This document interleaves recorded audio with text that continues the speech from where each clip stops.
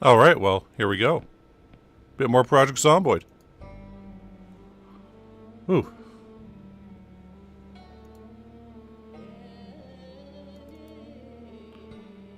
Apologies for the lateness. I keep having troubles getting up on Saturday. I don't know what it is.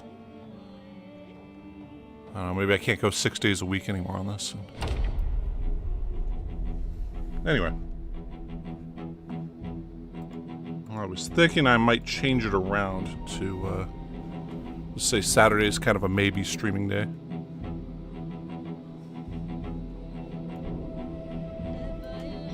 Anyway, so we got 12,335 zombies killed. I remember about 2,000 of them were over here, so...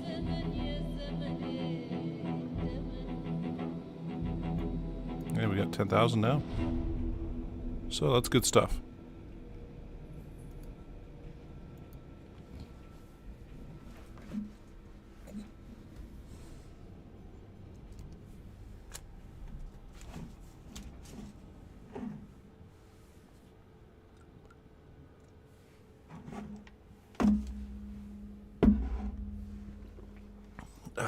Okay.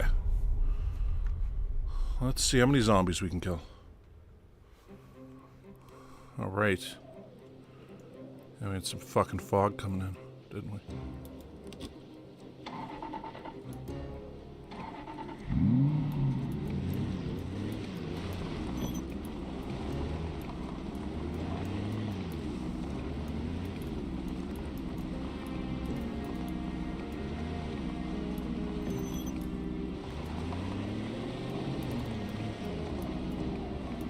I guess we'll, there are too many zombies up this way. At least not anymore. Just figuring, hey, we could check out those warehouses. Oh, there's a guy.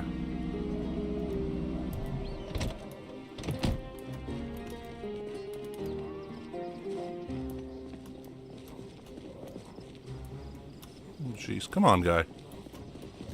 Get your path in order.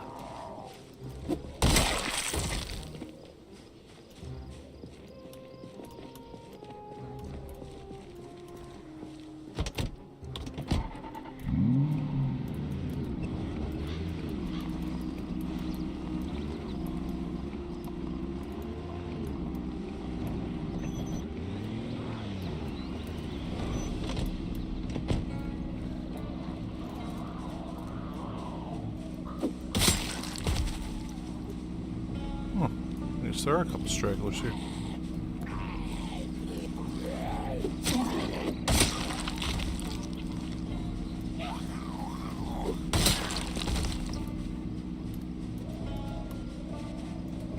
Oh, another one.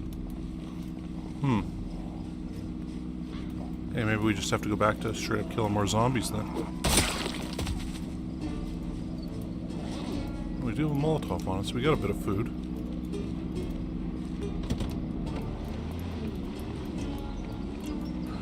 I just really don't like killing, particularly big groups in this kind of fog, because this is where you run into serious problems. Oh, hey, Barb. Yeah. Hey, Lystra. How you guys doing?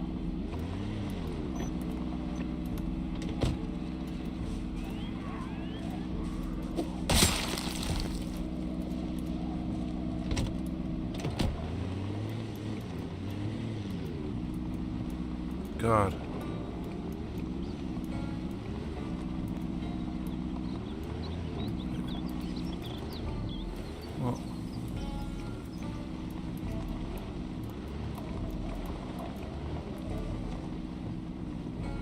Some zombies right there too. Okay, well, let's sneak up on them. Hopefully there aren't too many.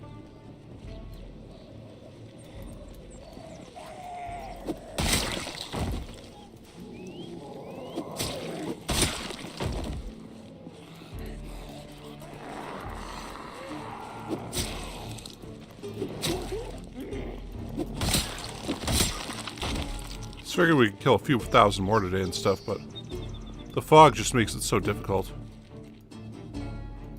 Okay, so, ooh, a wood axe? Okay. God, really set up to loot this particularly well, are we? Hatchet, okay. I'm just scared like looting this, having some fucking ankle biter. Yeah, like that come in right there.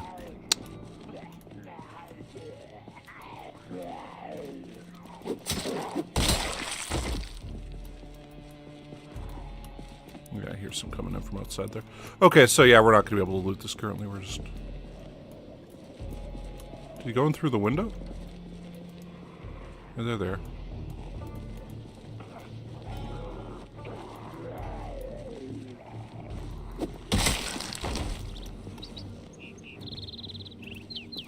He went back through the window. God.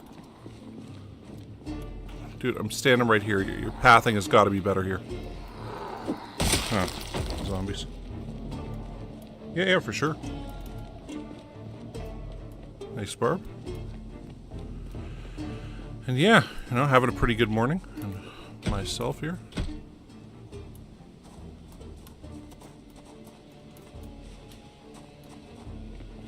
Hope yours is okay too, light strip.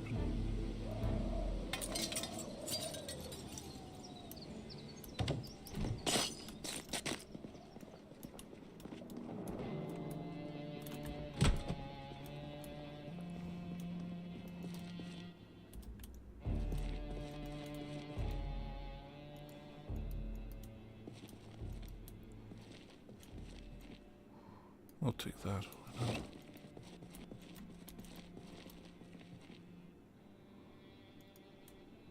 The thing is, you know, there's so much stuff here, but it's...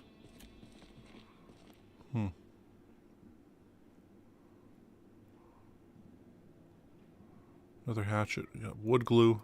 Take that wood glue. Wood glue's really good. Post malt. Garden hoe.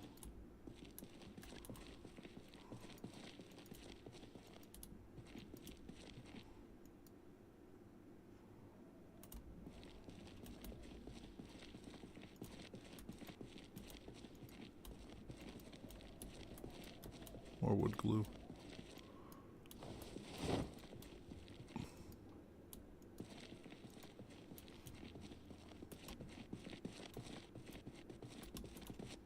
There's like, there could be one or two zombies right there. And won't know it till it's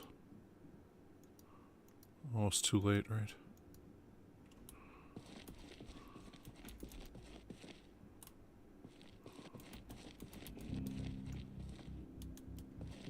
The change in music there kind of freaked me out a bit. Fucking antique oven, awesome.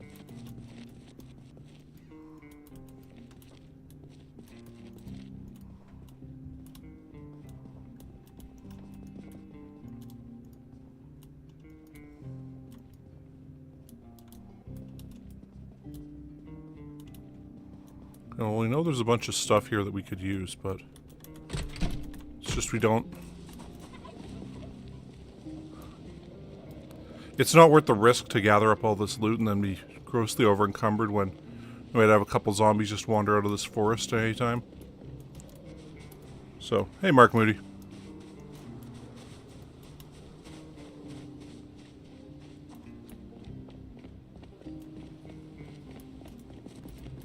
Same thing. I mean, there's got to be some good stuff here, right? But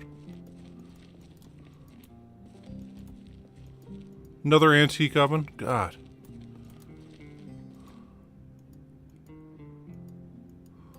I mean, there's going to be some good stuff all through there, too.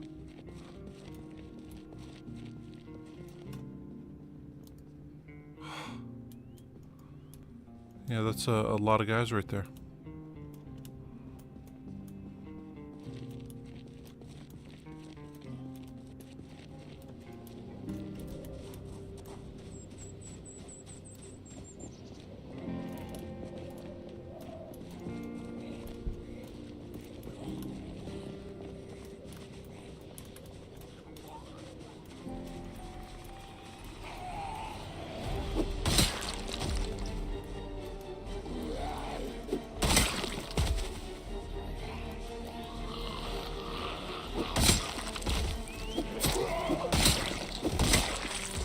No, I upped the frame rate, or the rendering ability on all this stuff, and it doesn't seem to actually be doing much of anything. I'm not sure if you guys noticed the game any different. But yeah, that was towards the end of last stream. It's like, oh, we didn't have all the graphic stuff maxed out. Maybe we should do that. So now we have done that, and I gotta say I'm not seeing any kind of difference at all.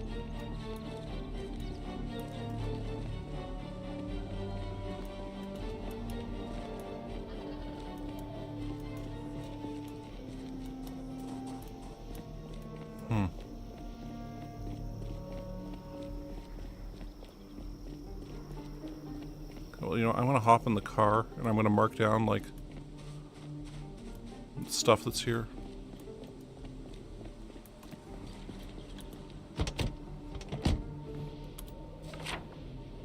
Okay, now we gotta pause it there, because don't want somebody sneaking up on us while we're doing this.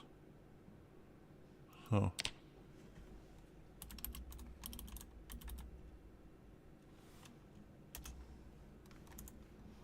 I'll just remember that there's 2 stoves there. Ah, jeez, I want to loot that, but... No, there's probably a bunch of zombies up in the storage facility there.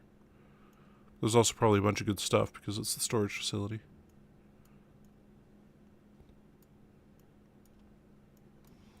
But we can't really do anything right now because it's just too foggy out.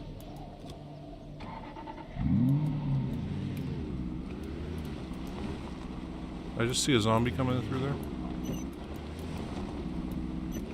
Oh well. Might have been just the change in light.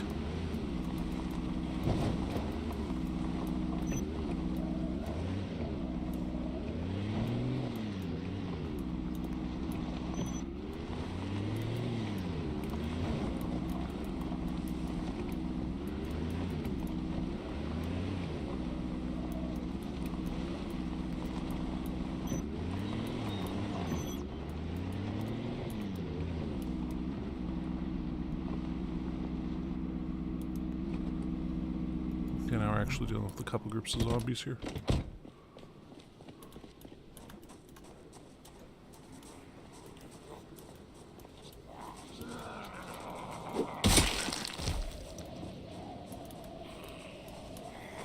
I'll take these guys down with spears.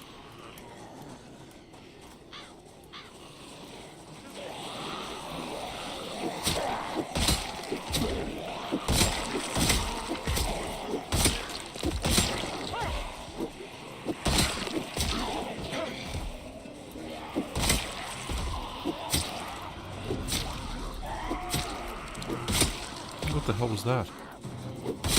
A weird drop in frame rate there.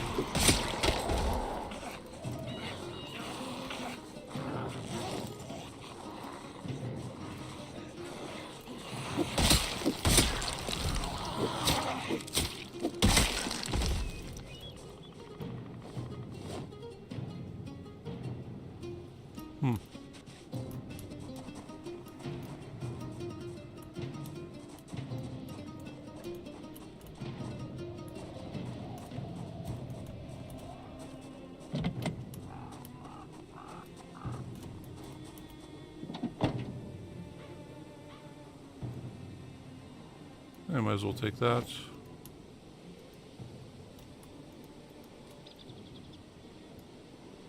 A few more medical supplies.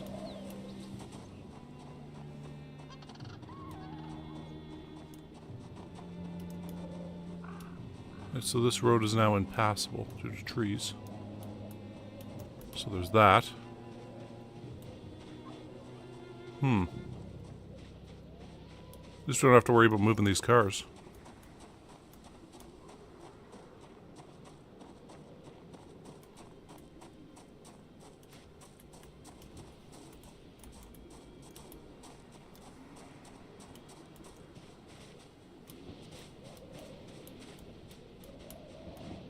Well, we can see again. That's wonderful.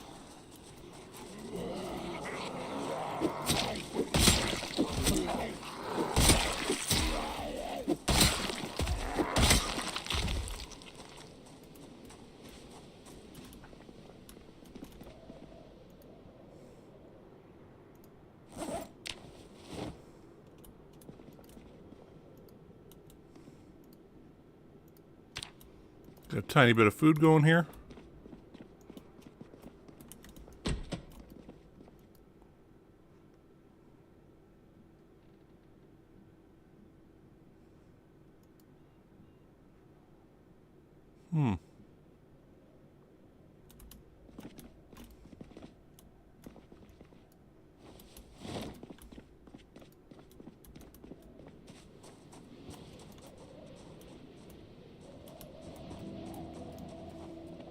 Okay, we grabbed David the Gnome there last time.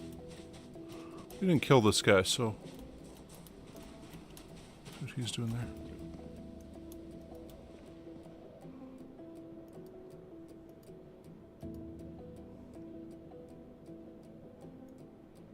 What is...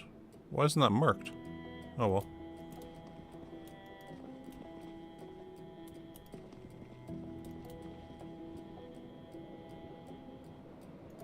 Got a bit more food here.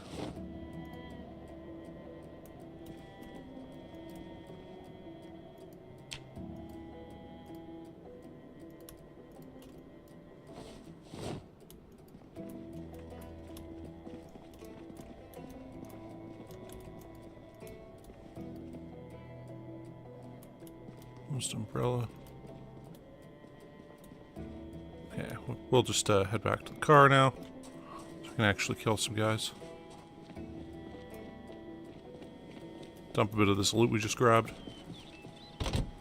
Oh, hey Chrysler, how's it going? Ooh,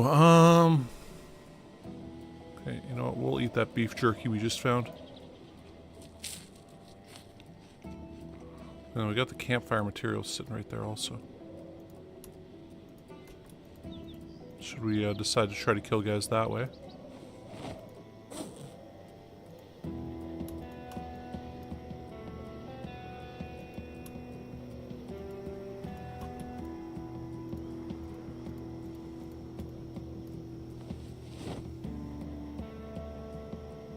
The trauma bag will have a fair bit of good medical supplies in it.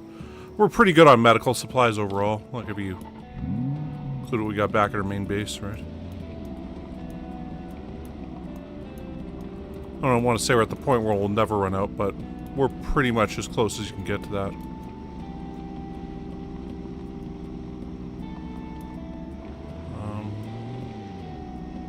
Okay, so there are a few staggering groups around here.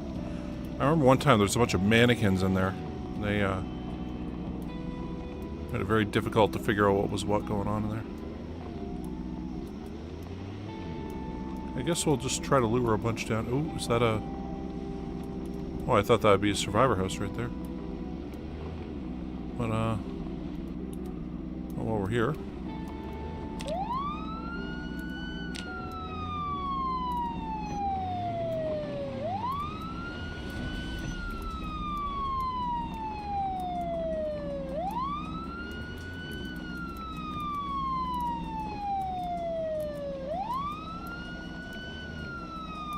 a couple over there. I'm worried about guys coming up from here. I think I just saw one there.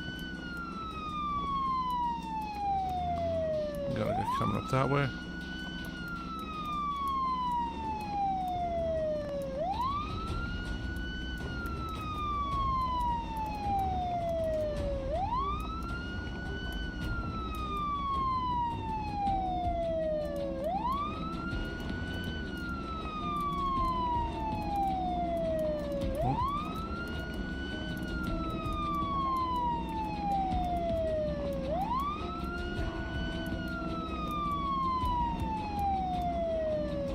Come on, you guys, get out of there. We're going for a party down by the trailer park. You're all invited. This party's gonna be real hot.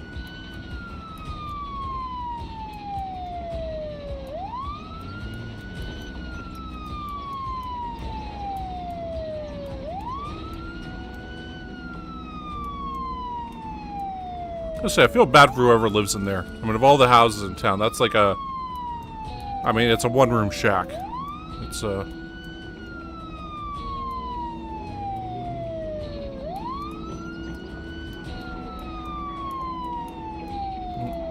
Smoke a cigarette.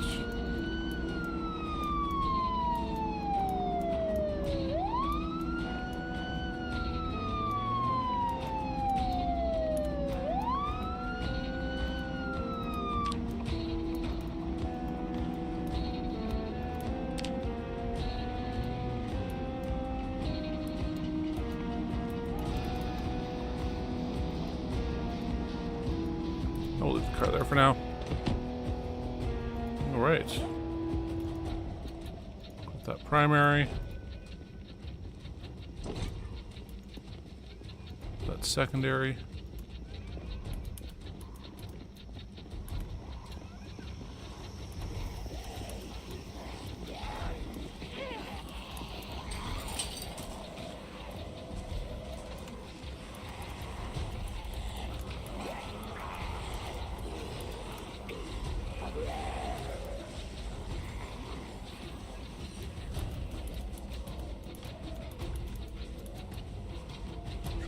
Guys coming up this way.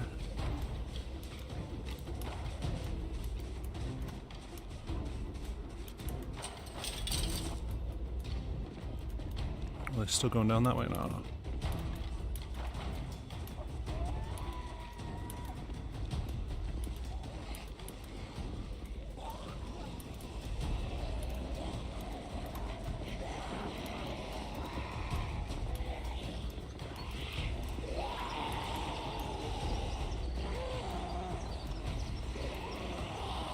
Huh. Didn't think a guy would be there still.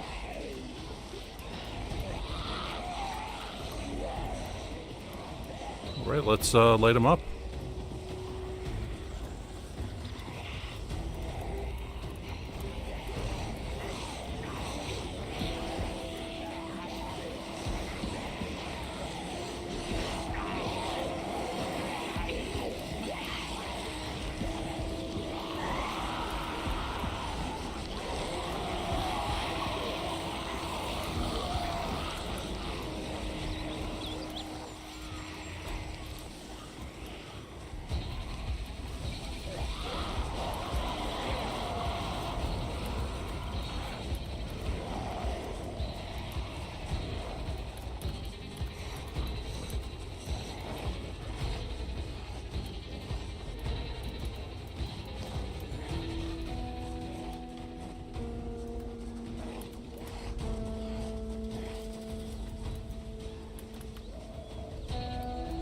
I'll get them to go through these trees here. Hopefully they'll burn some of them down. I don't have to deal with them anymore.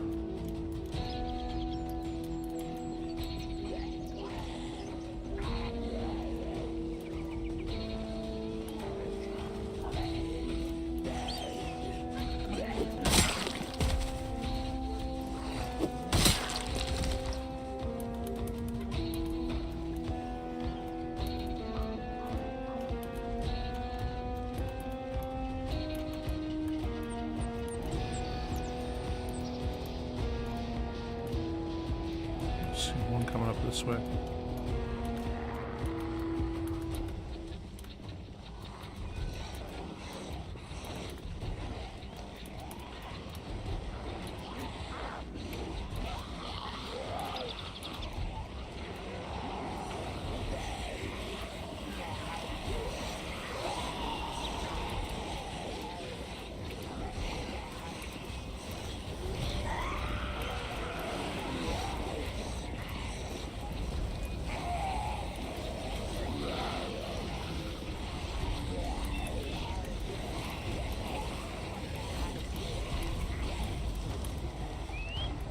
We can head on up this way.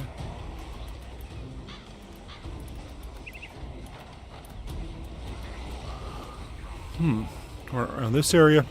Well, lighting all these guys up here. Come on.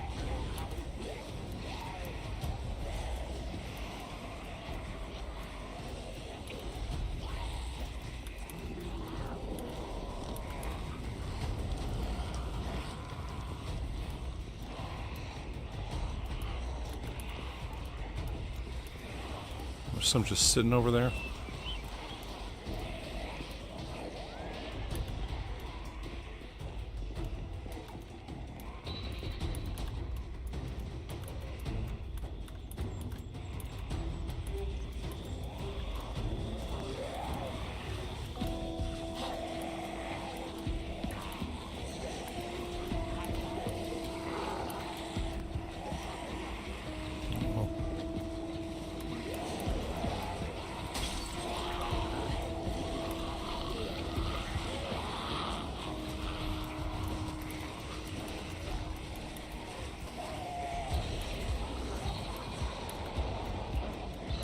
jeez. I didn't think there'd be guys over this way.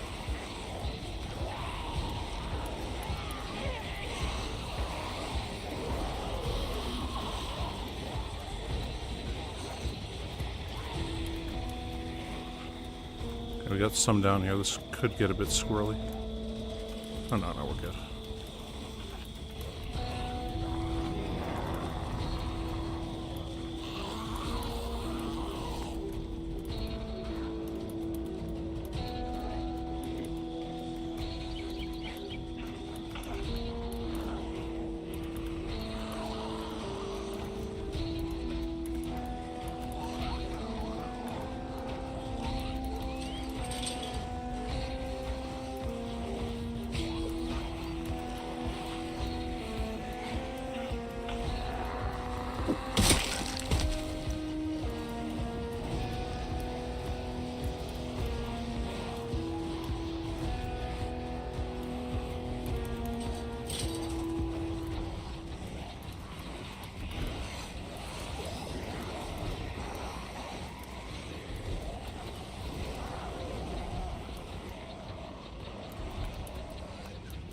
Guess we got one guy there. Oh, he's still on fire. How'd you not set all them trees on fire? Well, that's kind of weird. I would have swore he would have done that. Yeah. Burn, baby, burn.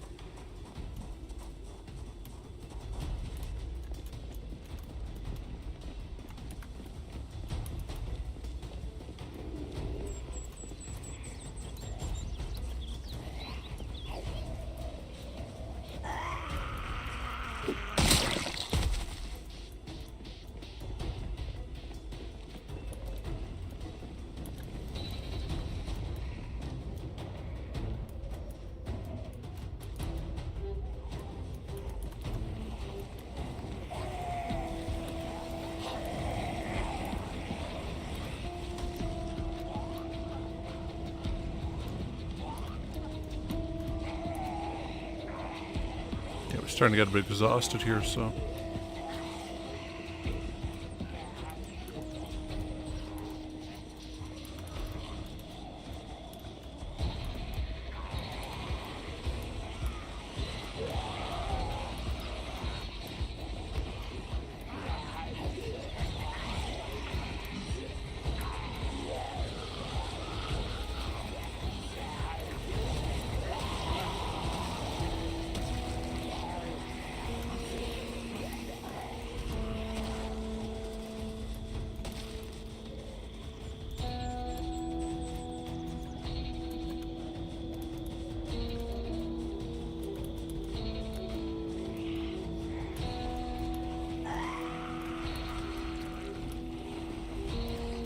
Damn.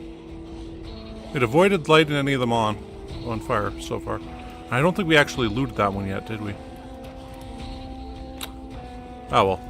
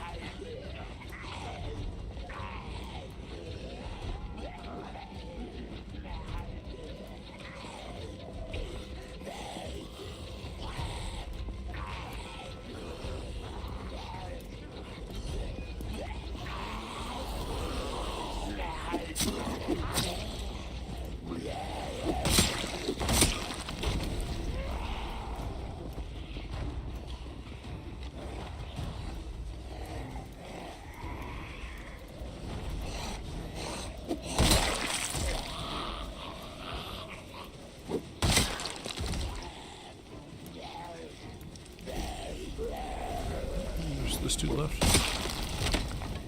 That's it. Okay. So the big swath of guys gone. Did not mean to dump the empty bottle there. Just trying to just get rid of that spear that's broken. Okay, well.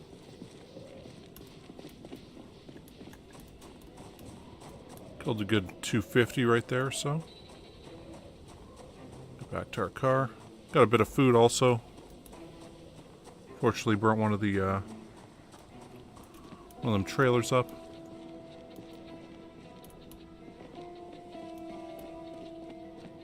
Are those zombies that are on fire? Yeah, they are.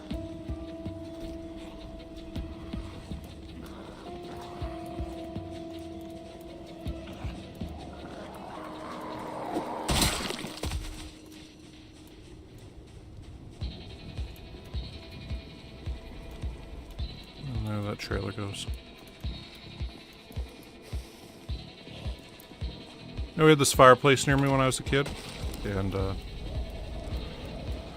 they had this trailer in the back of it. Like, they had a big trailer and then 2 cars, and they'd all been burnt, right? And it was like, as a kid, they would take us there to show us fire safety stuff. And anyway, I always remember that burnt trailer as like a thing. Because somebody threw an ashtray into the garbage can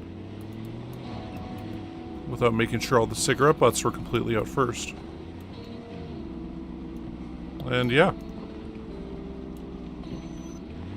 Those are corpses, right? Okay, yeah.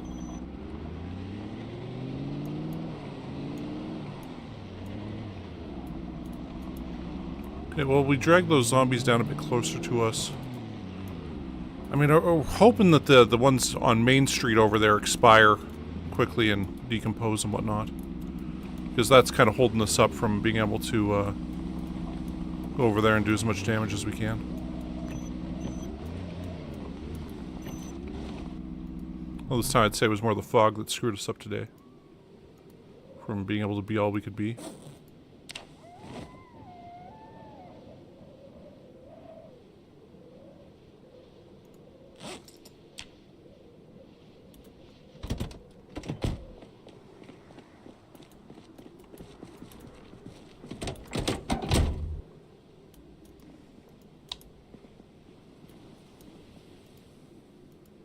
Okay, we got a gun cleaning kit and some wood glue. There it is.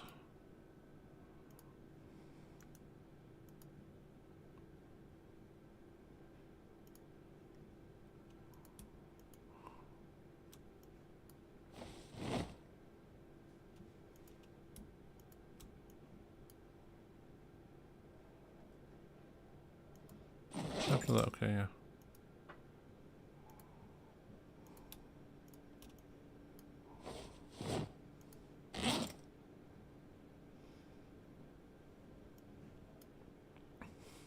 Oh, there's no room in there for it. Wow.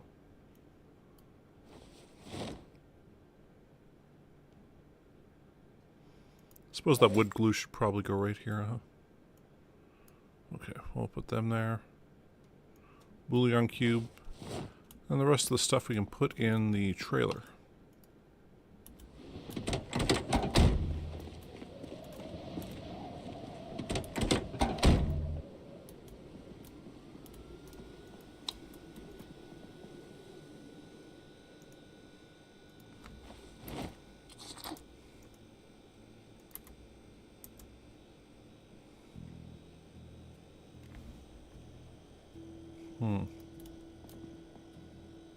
So we're at 80? Okay. What we'll do here is we'll fill all that. Put these cooking bags, or these cooking pots here. With the dried kidney beans.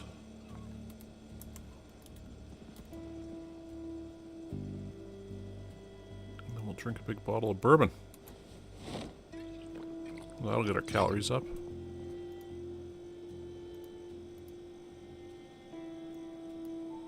That there, we'll put all these canned goods here.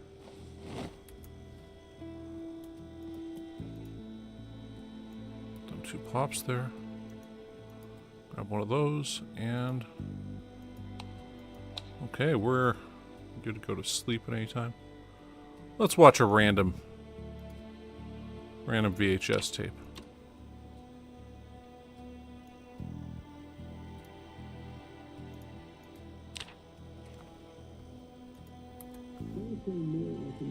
Jaunty music, evidence. Okay, so that's a courtroom drama.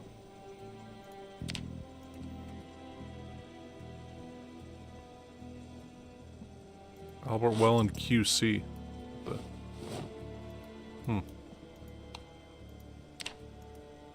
Wonder what show they decide to imitate with all these things.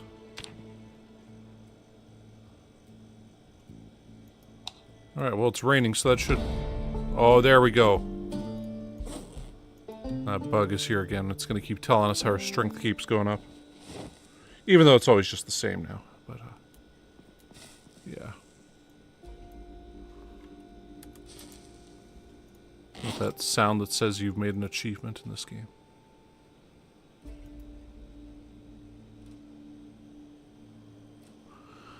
Okay, well, I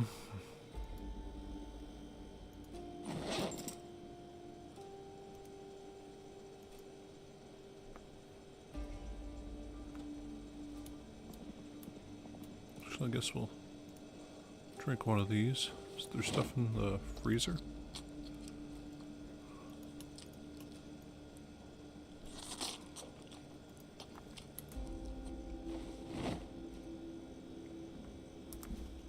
Okay.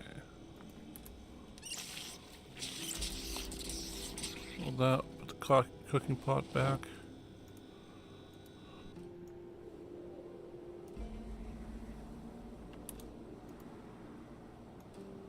Okay, I must have quit raining. I'm like, was it raining in one part of the map but not the other? I didn't know that was possible.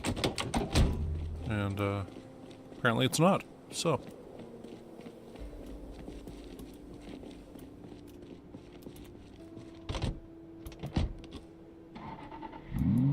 What are you doing down here?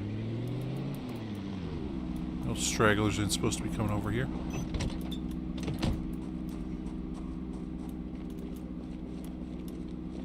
It does look like we're starting to get rid of the corpses here and everything. So there's none in the immediate vicinity of the gas station anymore, except for this one right here.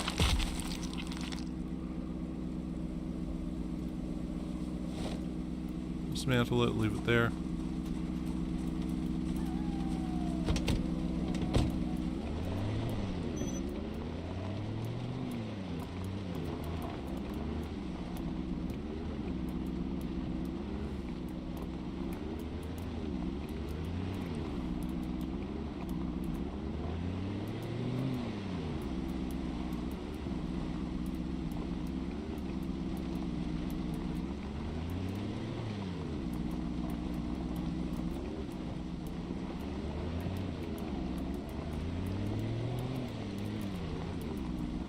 Kind of bad for the video store.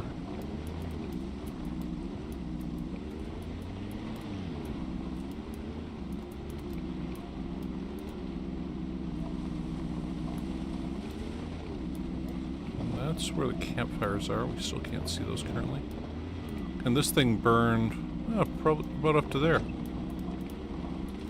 Go figure on that one.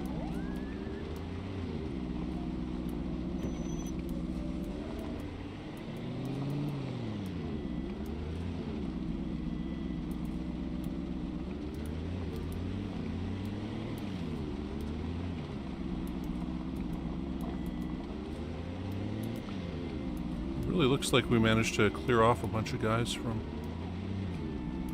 here. Oh, okay, here. Oh, now it's lagging. Now it's not liking us at all. Oh, we got a bunch of guys over there. Okay, well.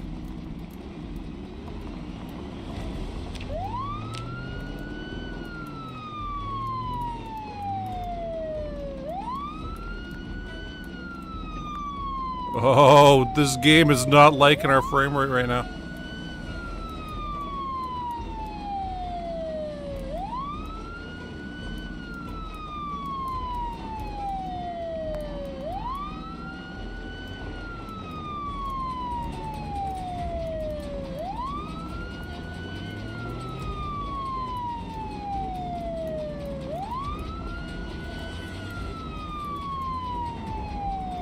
Oh, they're all on their way.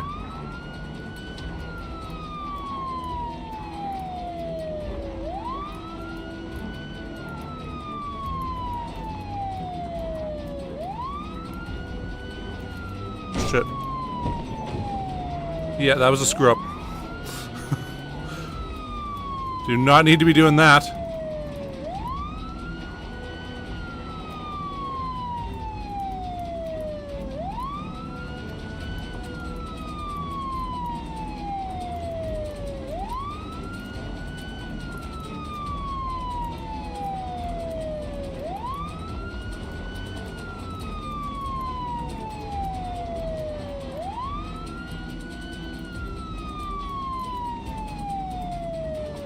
We hadn't even checked that out yet, had we?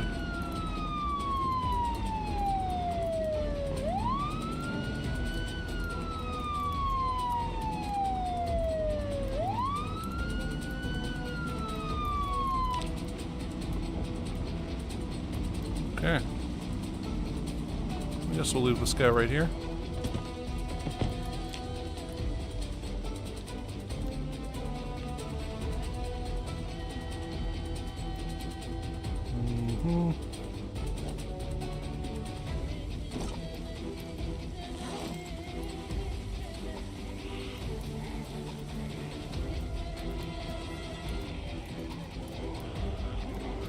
Yeah, we got most of the loot out of there beforehand.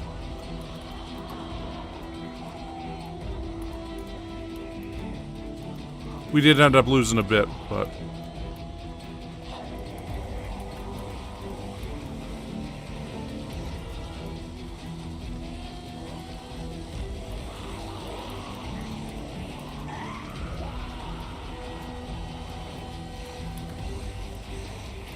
Okay, I think we've pretty much gathered on all these guys that we need.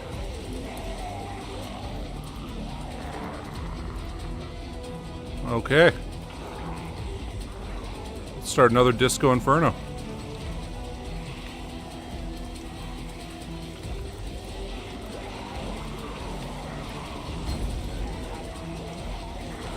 Okay, that took a bit longer than I was anticipating.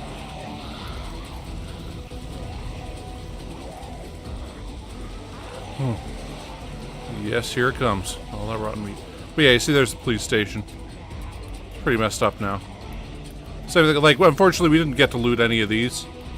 But it was like a clothing store and a law office and stuff like that, so it's... I mean, I'm trying to, like, you know, figure out what metric should we measure success with a Molotov cocktail by. I'm like, well, provided we would have spent a lot more resources otherwise to get this, then we'll say it's a success when we kill zombies with a Molotov. And I'm thinking, like, you know, we killed 5,000 zombies last stream with Molotovs mainly.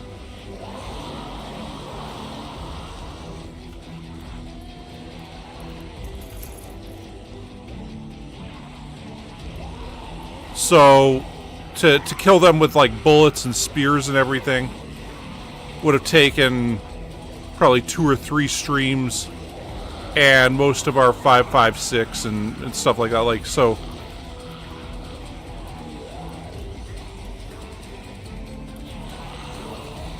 We did get the video store completely looted before burning zombies there.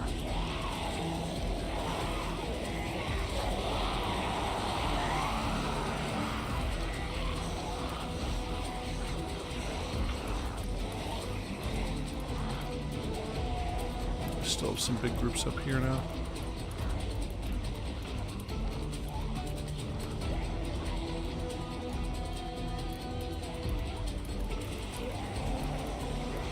I got these guys following us too.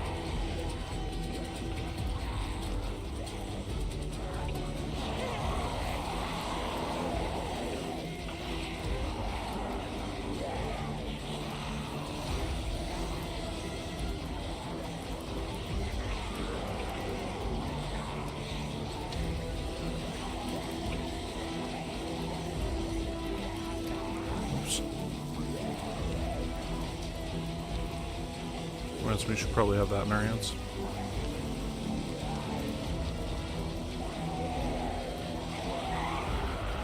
Really? Okay. Fair number are burning now, at least.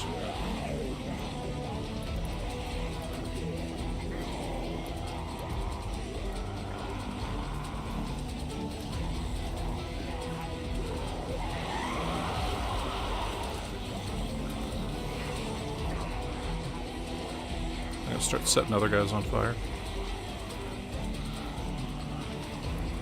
Yeah, we got that cop car that we're using to lure them all in from here also, so. Unfortunately, yeah, we burned a bit of the loot. But, once again, it was a net gain over what we would have had to spend to kill all the zombies. We did end up killing that way.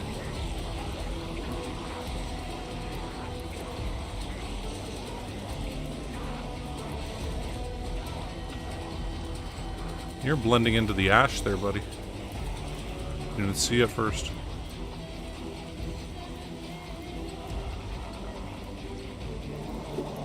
Whoa, lag.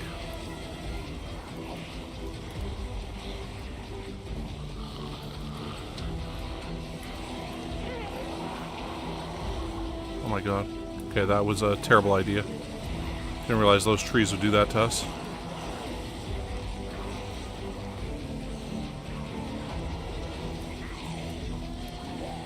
So I want to say we got like 500 or 600 on us right now. We'll bring them up over this way. We'll see if we can get more zombies out of here. There's some in the boutique store there.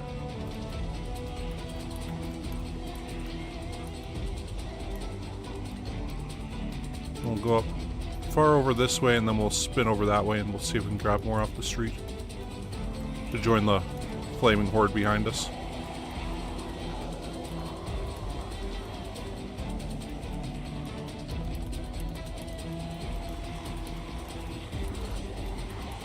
Oh yeah, come on you guys. So again, it's a party that everyone is invited to here.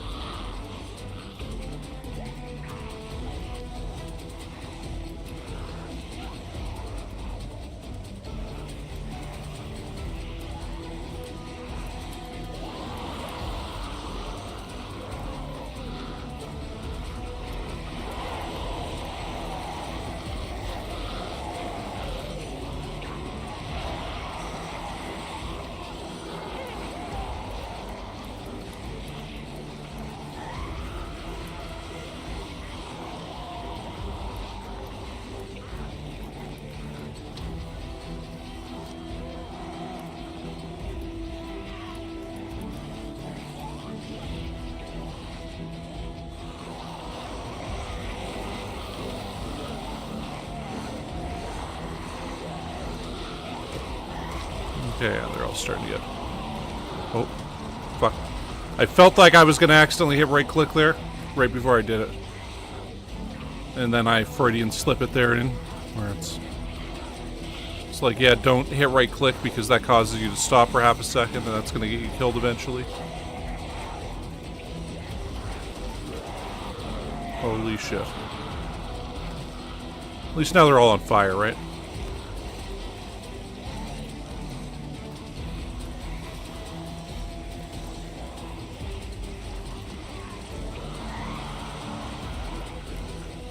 I'm not going to run through them again.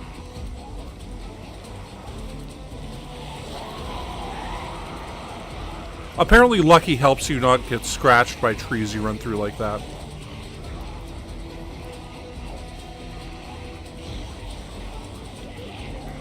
So, I was like, lucky isn't really doing anything. Apparently that's one of the big things it does. Well, let's eat some beef jerky while we're running around here. Oh, sweet. The rain's cleaning it. That and the fact the game is trying to render too much all at once here.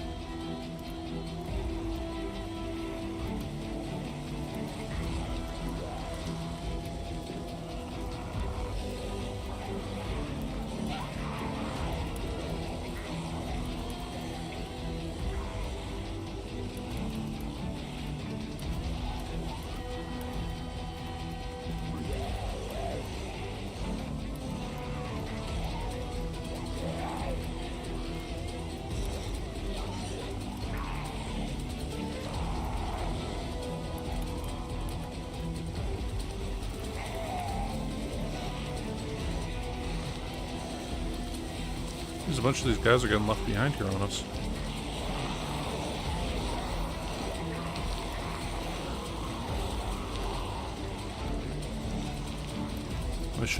They should be joining this burning horde right behind us.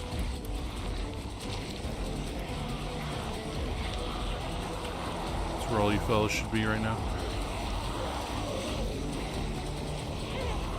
Okay, well,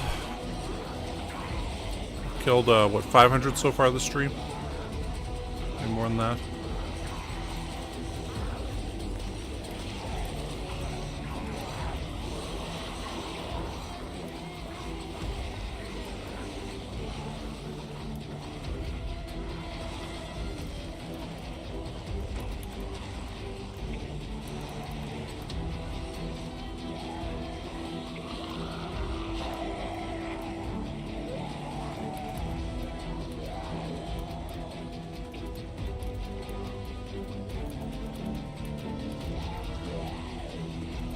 Coming down here.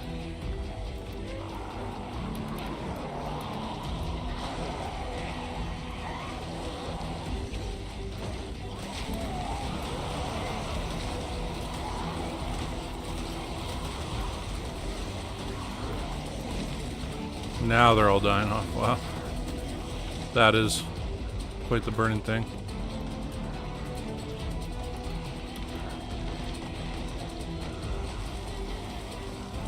We're gonna be up at 13,000 pretty quick here.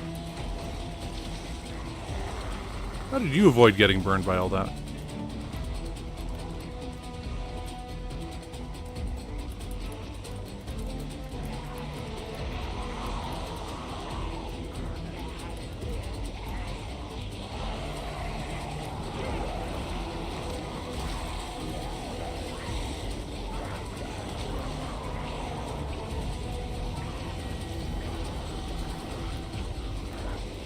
Error 4? I don't even know what the hell that means.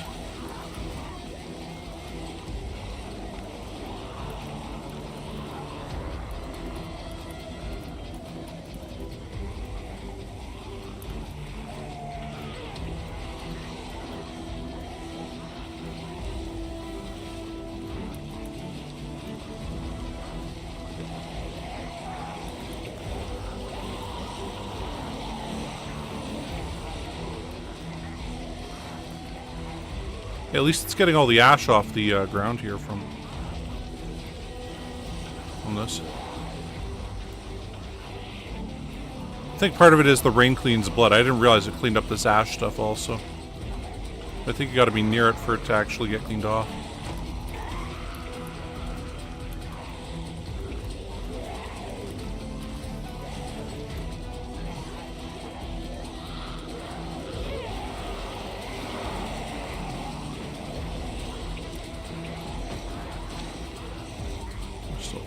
Sizable horde after us.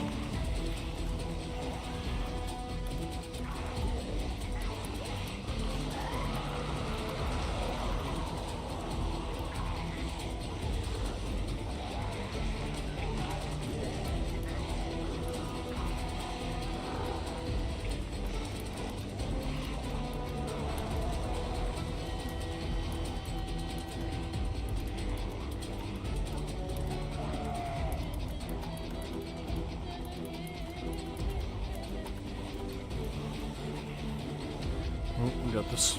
Oh, two guys there. Can still shoot this gap here. Ooh. Made it.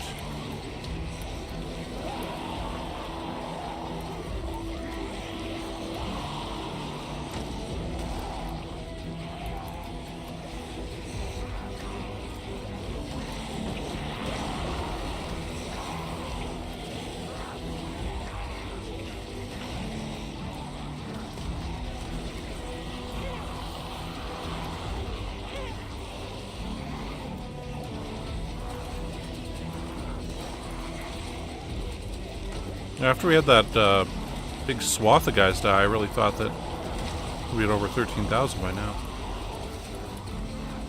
Apparently not.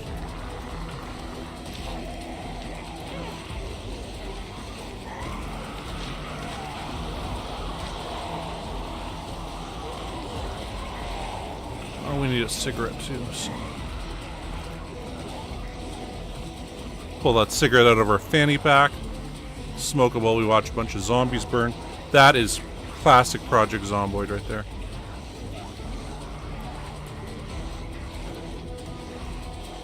Actually smoked that cigarette. Okay, I thought. Ran for half a second, might have messed things up.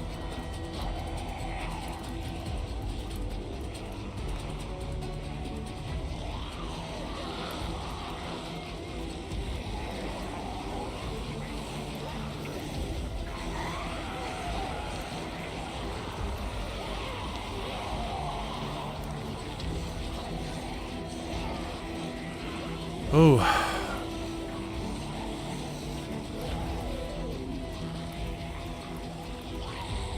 Oh, the noisemaker's still there. I guess this is where those campfires are, huh?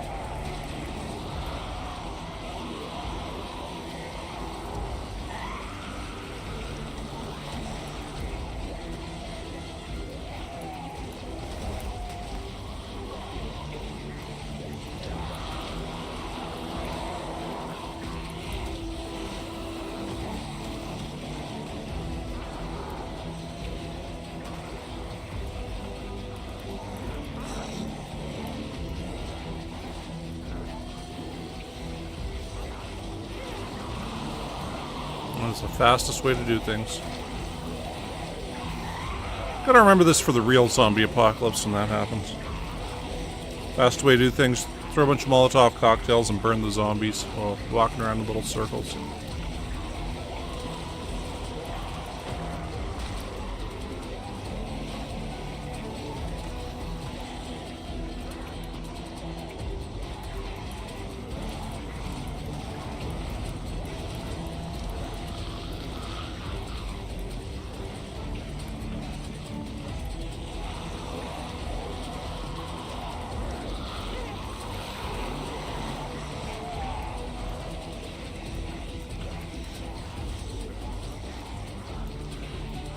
Yeah, that would cause problems.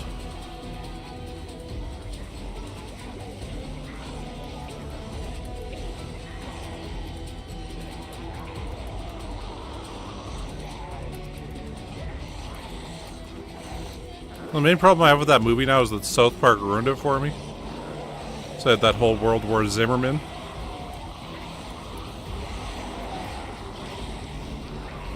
I was like, Token, I don't agree with the George Zimmerman verdict.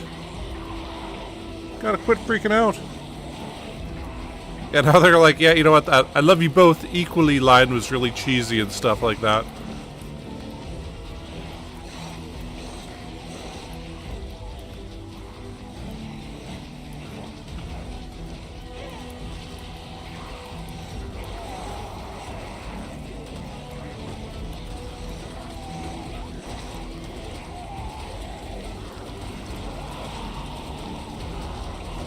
Hey, kudos to, what's his name, that Brooks guy. He, really made a shitload of money off of that at the right time. It's like zombies were just super hot at the time. And, I'm just, ah, damn, we're getting sick. Queasy now.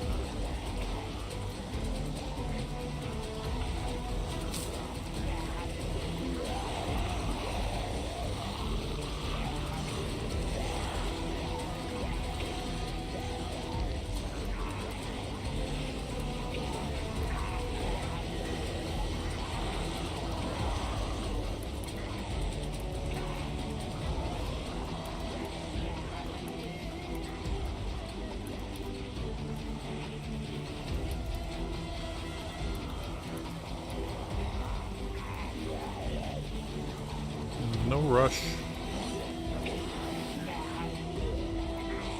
We'll try to get these guys here on this.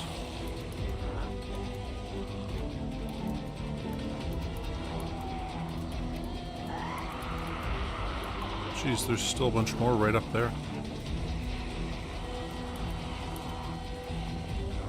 Wonder how many groups we managed to get coming down here.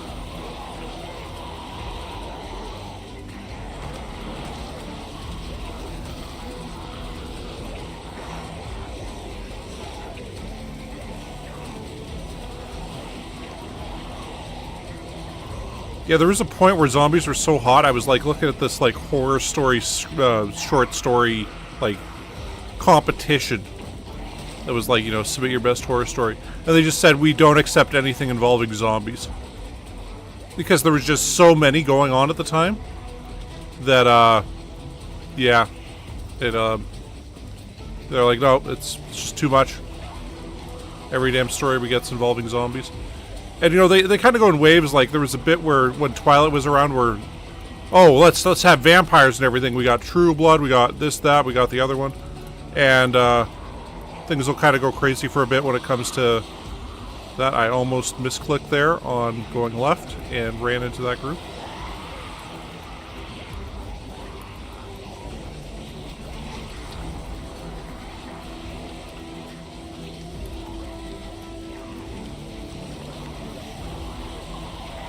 Wow.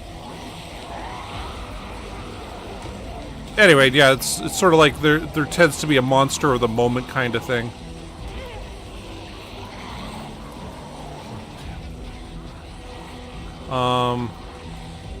You know, after Paranormal Activity came out, there was like a bunch of random ghost stuff that came out. A lot of Exorcist stuff all comes out at once. Killer robots will come around for a while, and yeah. Anyway.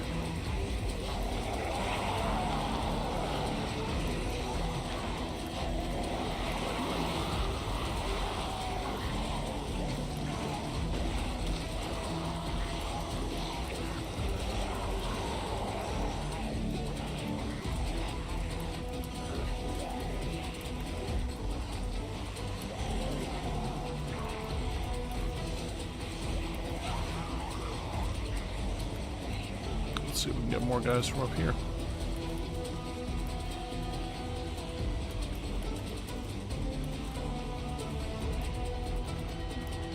Be able to run past these three here. Okay. Here we go. Whoa.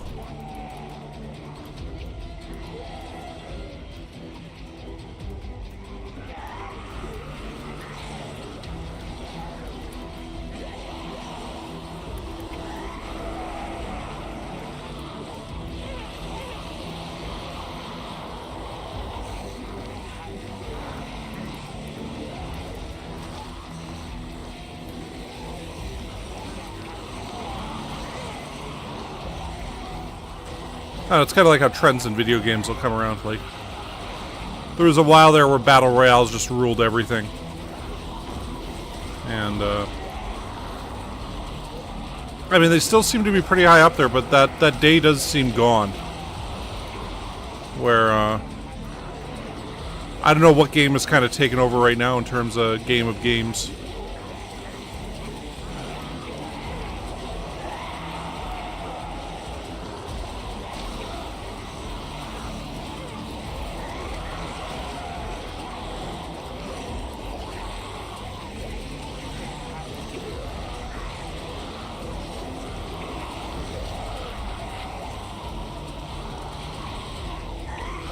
I guess Baldur's Gate 3 did kind of take over last year, but even there, it wasn't as dominant as it really could have been. Somebody's putting it this way, that like, okay, you know, Spider-Man 2 was really good and stuff, but Baldur's Gate 3 is going to be a game people talk about 20 years from now, and I'm like, damn, I really should play that. And, yeah. Yeah. Well, you know, and a lot of it is sign of the times where, like, okay, right now in the States, you know, presidential elections coming up. And if you do like a Pascal's wager of what's going to occur there,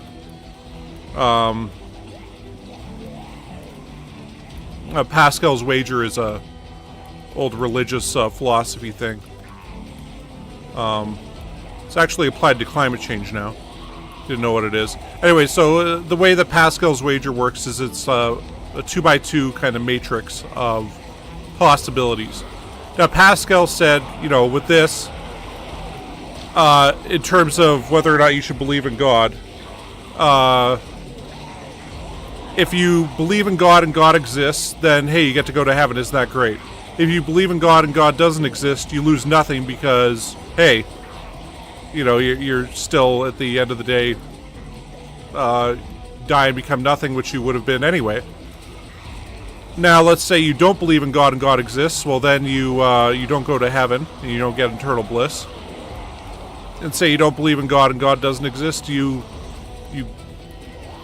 gain nothing from it. So essentially, you should just believe in God because you get there's a big advantage to believing in God in terms of the possibilities that can happen for you. Anyway, but if you do this with like the election, where okay, like let's say Matrix 1, Donald Trump wins, and he won the election, and okay, there's that. Matrix 2, Donald Trump doesn't win. Is there a world where he says, oh, I lost this one fair and square? Like, I mean, is that... I don't think that's even conceivable. Like, there's just no way. Now, let's say Joe Biden wins, and he legit wins. Okay, you know, Joe Biden loses. Maybe Joe Biden goes, okay, I lost fair and square, but I don't see Democratic supporters being like, okay, well, I guess we'll just have to deal with Trump for 4 years. I don't see that going down peacefully. Where it's like, okay, yeah, we dealt with this before, we'll deal with it again. This is a fair and legit election. Like, there's just no... They're like Zugzwing themselves, where no matter what happens, large swaths of the population aren't going to believe the results of the election.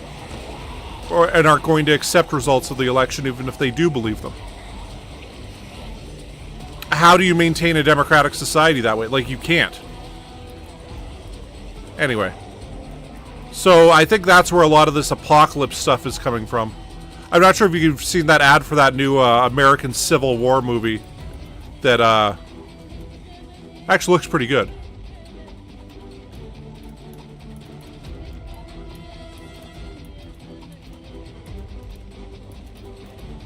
Okay, we gotta go this way now. Wanted to go up there and grab more of those guys from that group, but...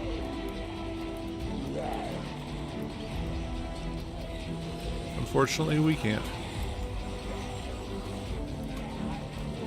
But yeah, so I mean, this is where this is coming from, because it's like, there's just no world where this turns out good.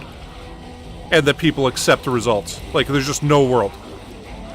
And, I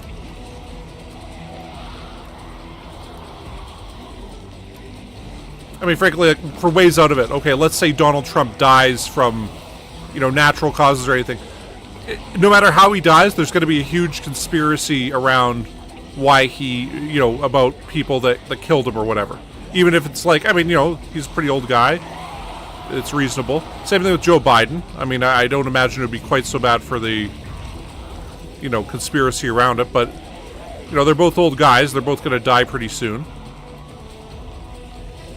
Like, where does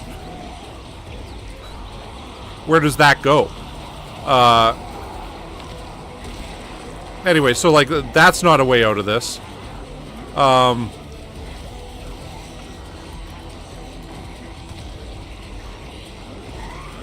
And, yeah, essentially they've, the states, they've kind of messed themselves up where there's just no proper way back. And, I mean, it's scary to think that, like, hey, look, this whole American experiment in, you know, democratic republic could be done come this November. And I mean, wasn't a big fan of Ronald Reagan, but they were right that America was, I mean, it still is kind of the shining light on on the big hill of democracy. But yeah, I don't see any way forward for where they are right now.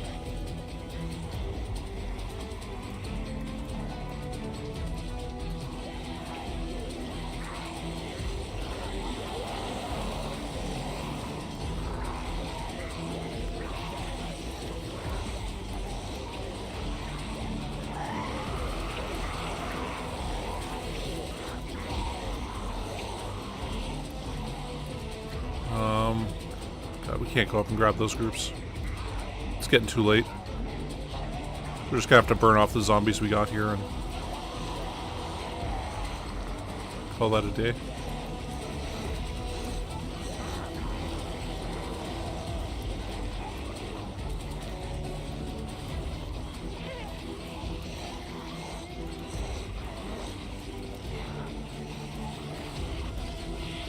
Yeah, well, Ann Coulter put it this way, that, like, with Donald Trump, he hasn't gained support since the last election. Like, there isn't somebody that said, I didn't support... I mean, maybe there's a couple, I guess. But there's very few people that are like, well, I didn't support Donald Trump in 2020, but I support him now. And, I mean, I'd argue kind of the same thing for Joe Biden, where there was a lot of enthusiasm for getting rid of Trump in 2020 from people, but not enthusiasm for Joe Biden. And now there's even less enthusiasm for Joe Biden, particularly over the Israeli-Palestinian issue. I mean, and stance on that, where do we go? Like what both candidates have just simply become less popular, and it's the choice between the two of them. I mean, how... It's like, I don't feel enthusiastic about America's future. Nor do, like, you know, as a Canadian here, I don't feel enthusiastic about Canada's future either. Because we're probably going to end up with Pierre Poilievre as our Prime Minister come next election. And he is offering essentially nonsense solutions for the real problems we have. Where do we go?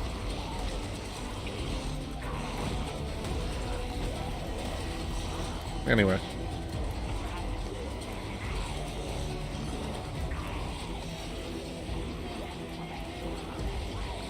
Yeah, and like that's the thing is like all over the world, it feels like, I mean, I bet you even in China right now, they're talking about how the future is going to be worse than it is right now. And it's like that. Like, I don't see any place in like some big hope that the future will be better. Except maybe Ukraine, but that's, you know, hey, we're going from a war zone to, depending on how well they do against the Russians this, you know, spring and stuff. And what exactly happens with the war. There's a possibility that things might be better, but it's only because things are so terrible right now that that there's any kind of possibility of things getting better there. Okay, I'm having a hard time seeing here. So I'm going to have to pull out the flashlight. And carry that and the gun around.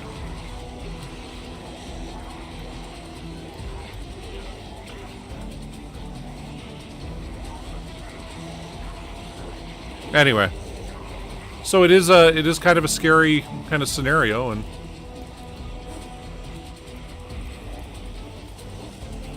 I mean it feels like we're kind of on the brink where if there's one other like super mega crises, things will really fall apart.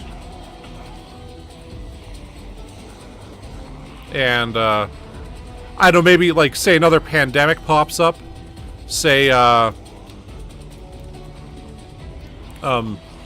say China decides now is the time to go grab Taiwan, which I don't think they will, but as much as they've improved their navy and stuff, apparently it's a lot of paper tiger stuff where they've, it shows that it's all good on paper, but there's a fair bit of corruption going on there, and things aren't quite as good as they would hope.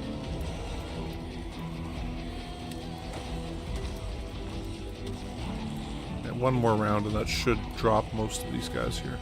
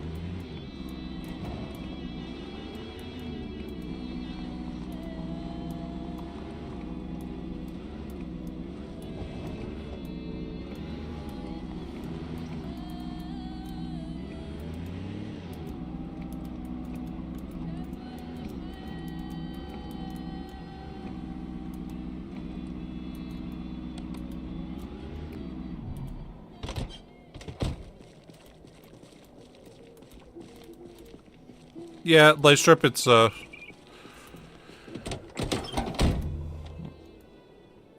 how they just need to have this image, and, I mean, I guess image does matter a lot in pretty much everything still, but, it's, yeah, I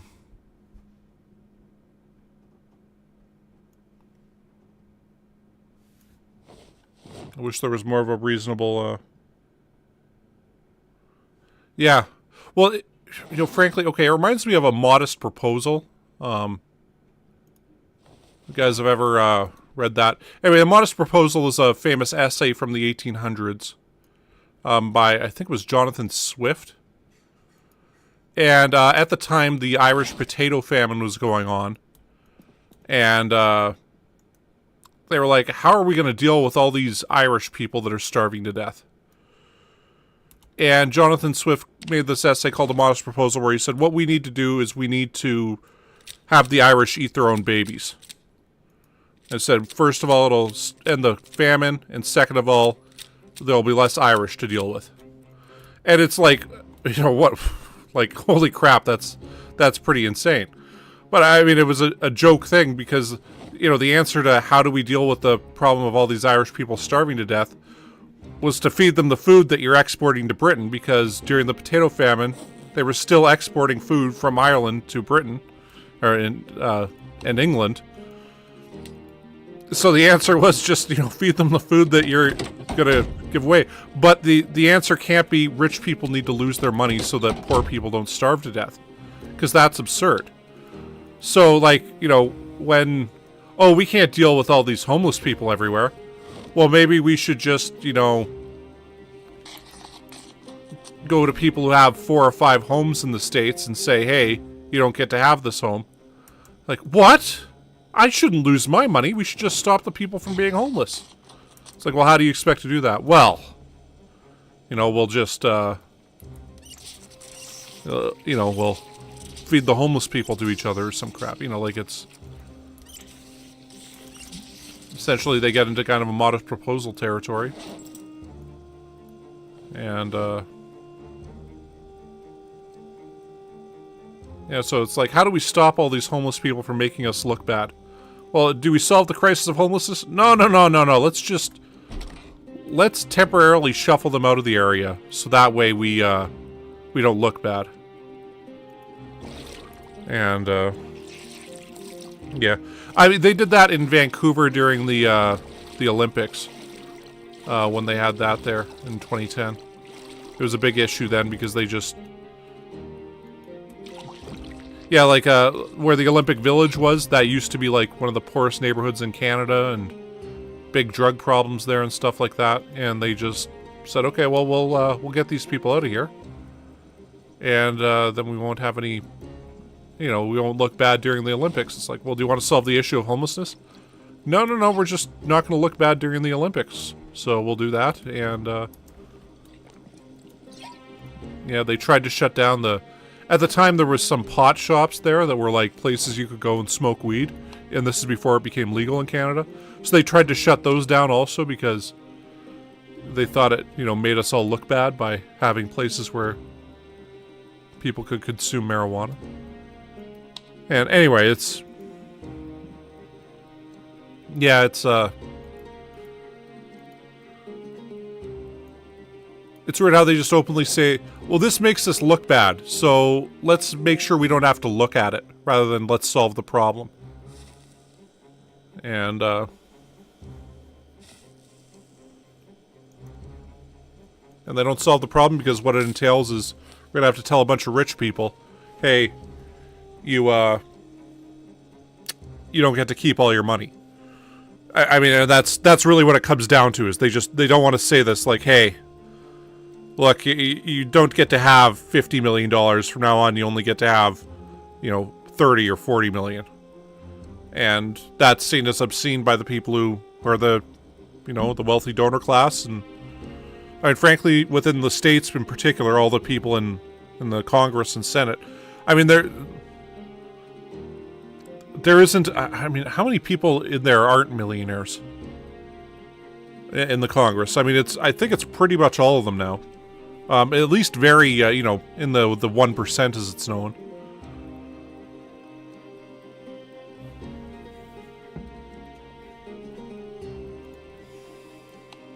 Anyway.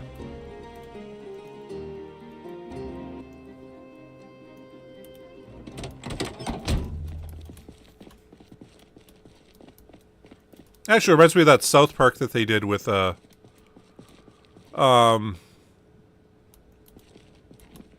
had the, it was like the priest sex abuse scandal thing, and, the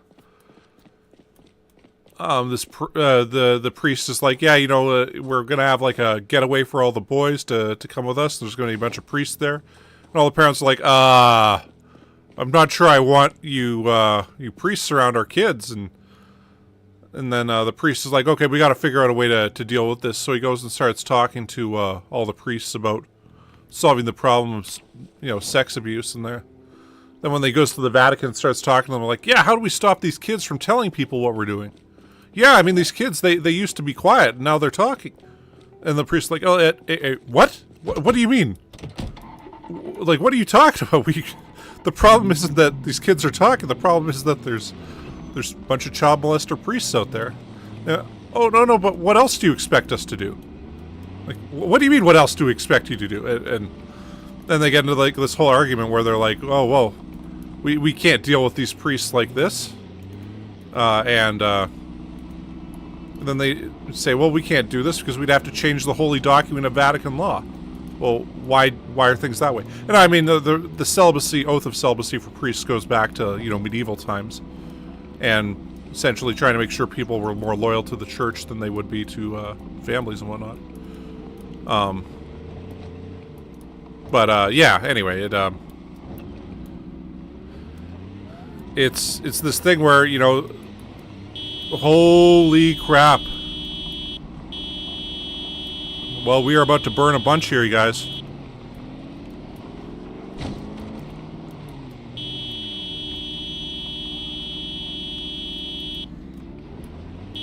Yeah, that is a bunch.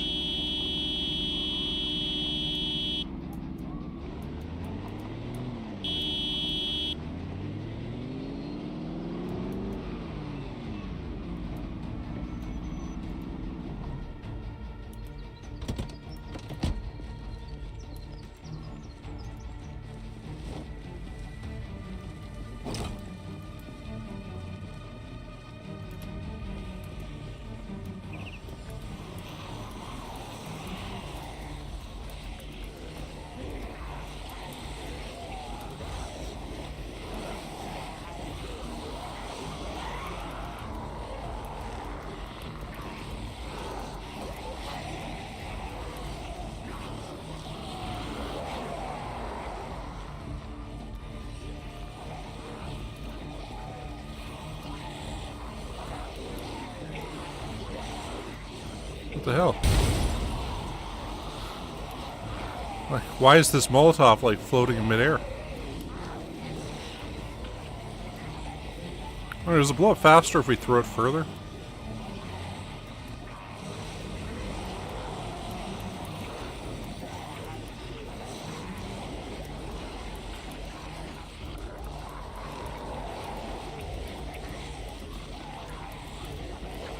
Okay, hold on. We got how many kills right now? 13,621. Okay. Let's see how big of a crowd we can get behind us this time.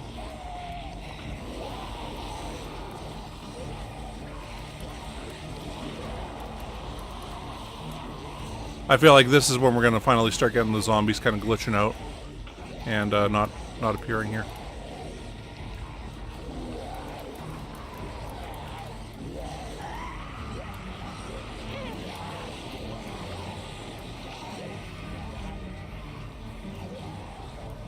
Yeah, there they are. You can see them at the back.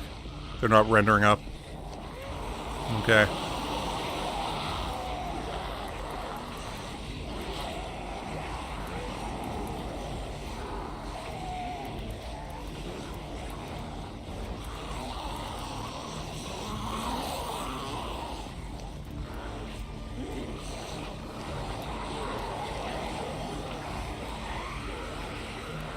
Yeah, that it is. Yeah, and you can see them. Oh my god.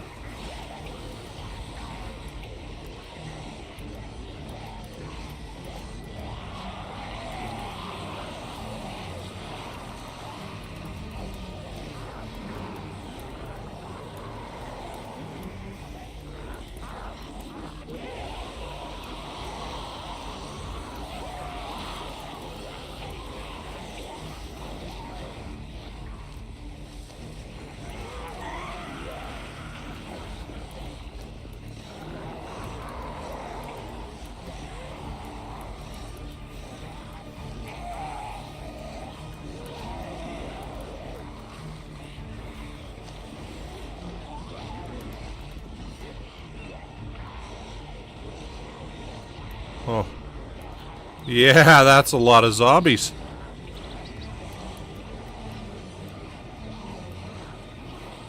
It's breaking the game a bit.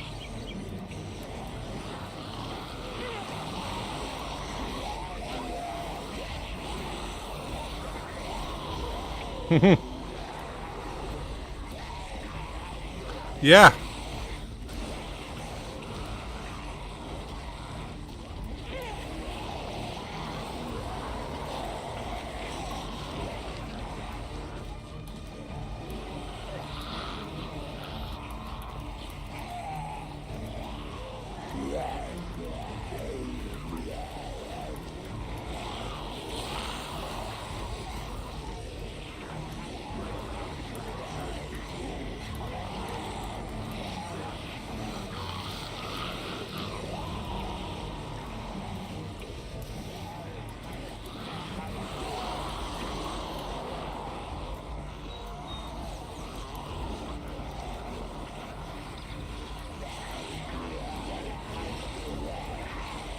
Yeah, I can't remember seeing this many before.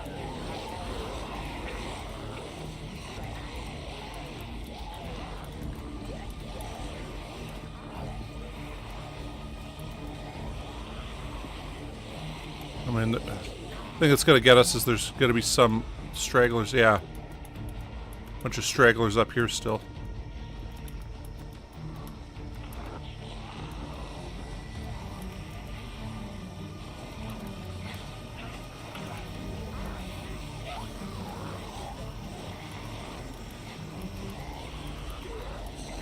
We're going to have to run back down and through here.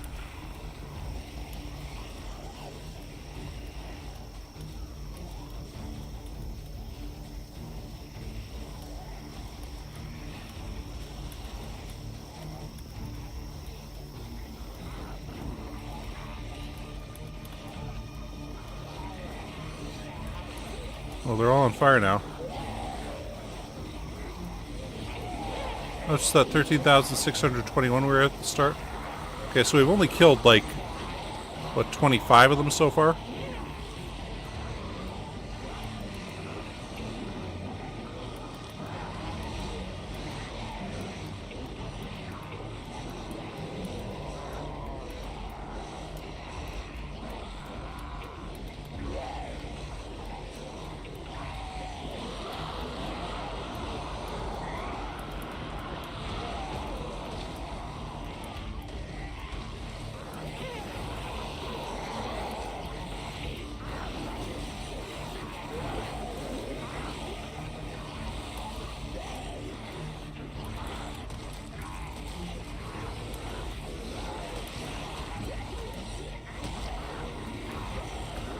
Ooh.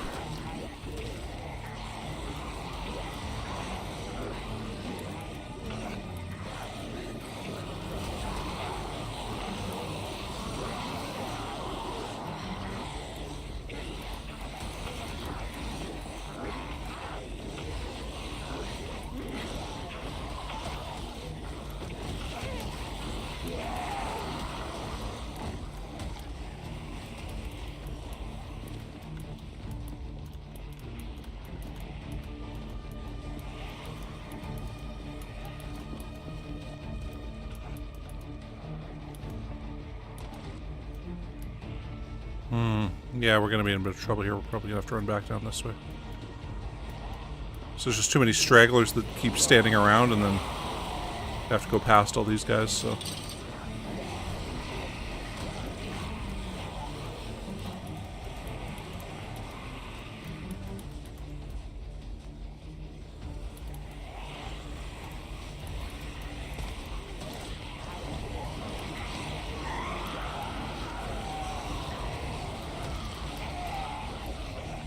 I wonder what the turkey would think if they saw this going on.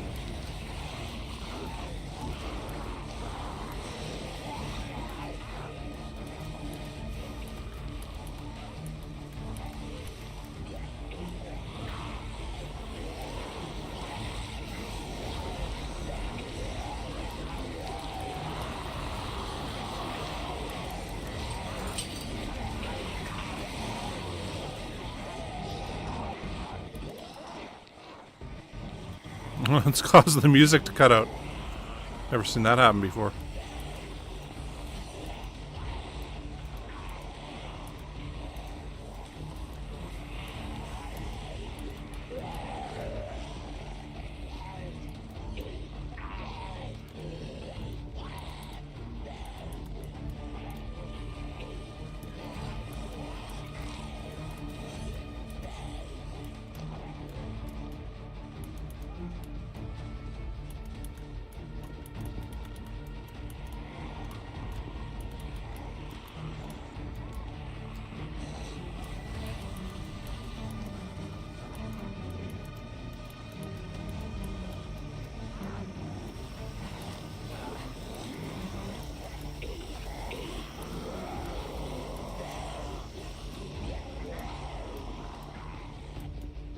I think we'll have to run up that gap pretty soon here.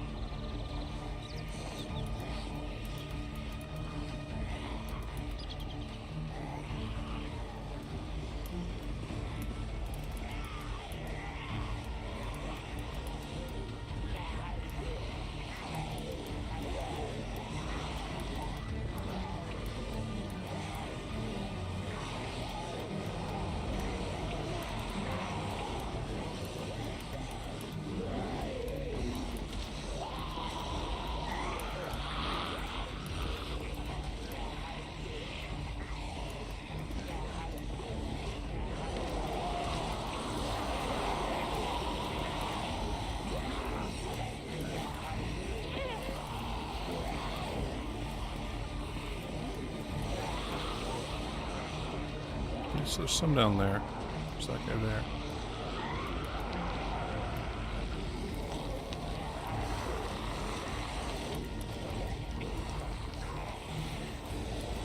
I'll try to get them away from that car, and then we're gonna hop in there again, and we'll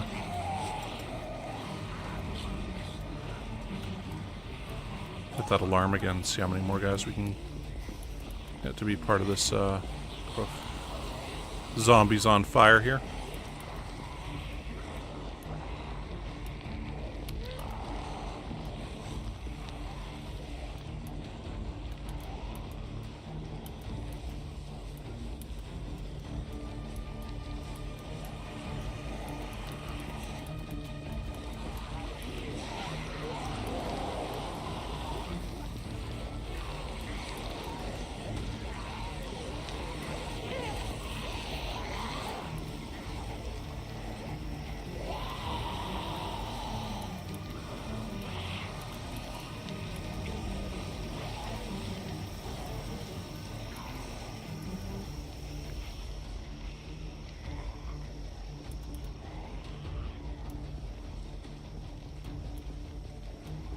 Okay, well, it's, guess they've set the fire station on, or the, police station on fire again.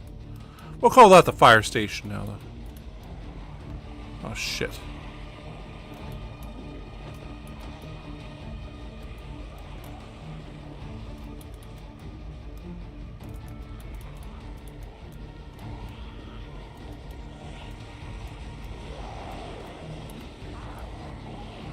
Okay, now the question is there a group right up here? I want to cross the street there, so that could become an issue.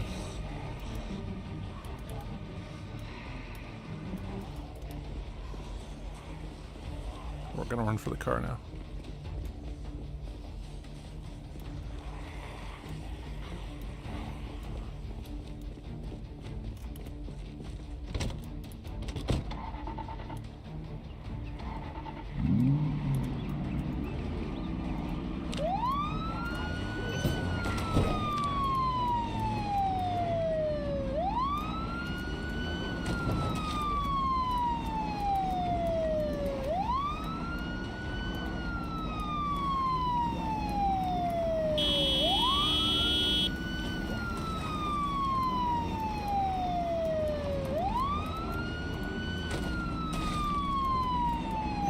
Shit.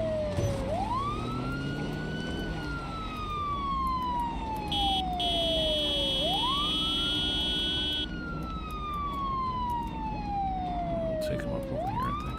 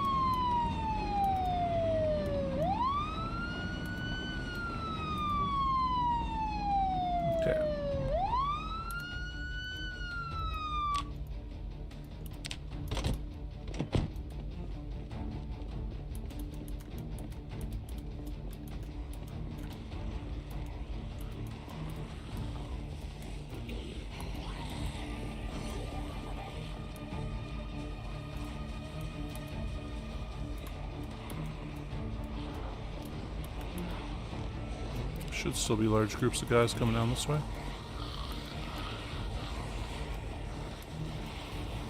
Okay, I think that the reflection coming off of the windshields is new with the increased graphics we said to use.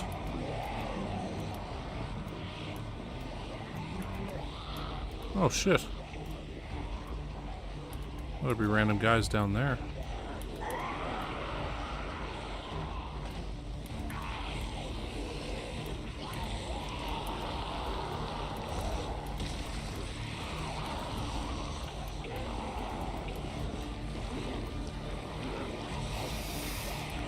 Oh.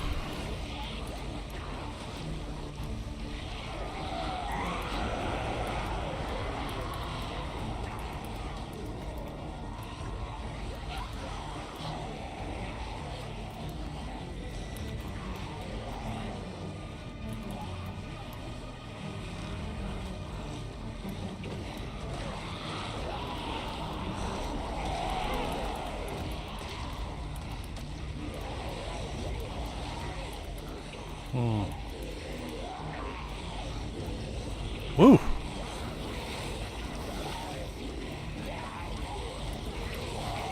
Question is, can we go... Nah, there's too many zombies coming out of there right now.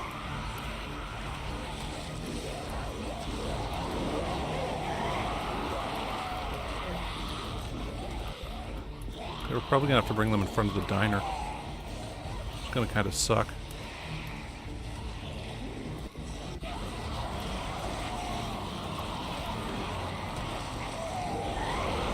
I've already killed well over 2,000 zombies this stream, so that's pretty awesome.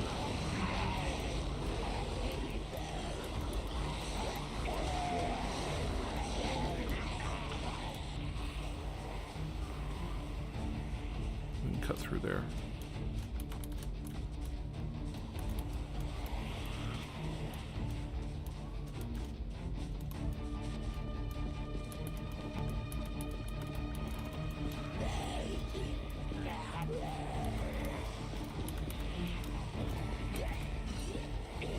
Hop in here and we'll go up there.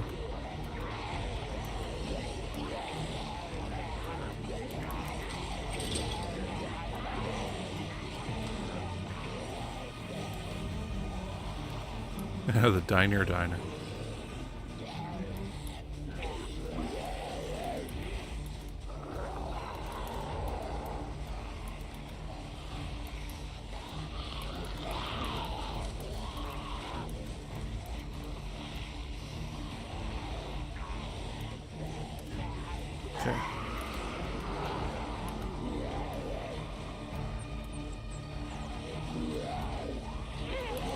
Okay, this is a bit squirrely.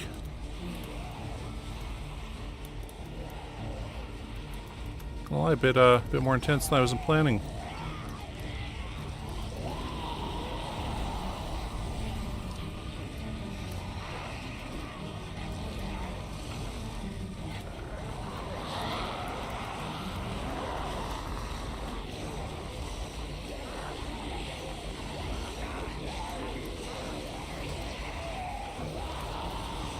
Oof.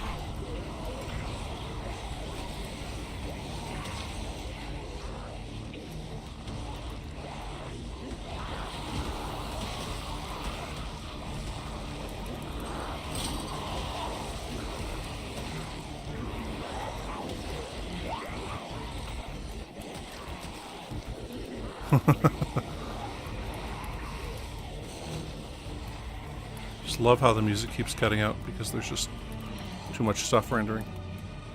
It's beautiful.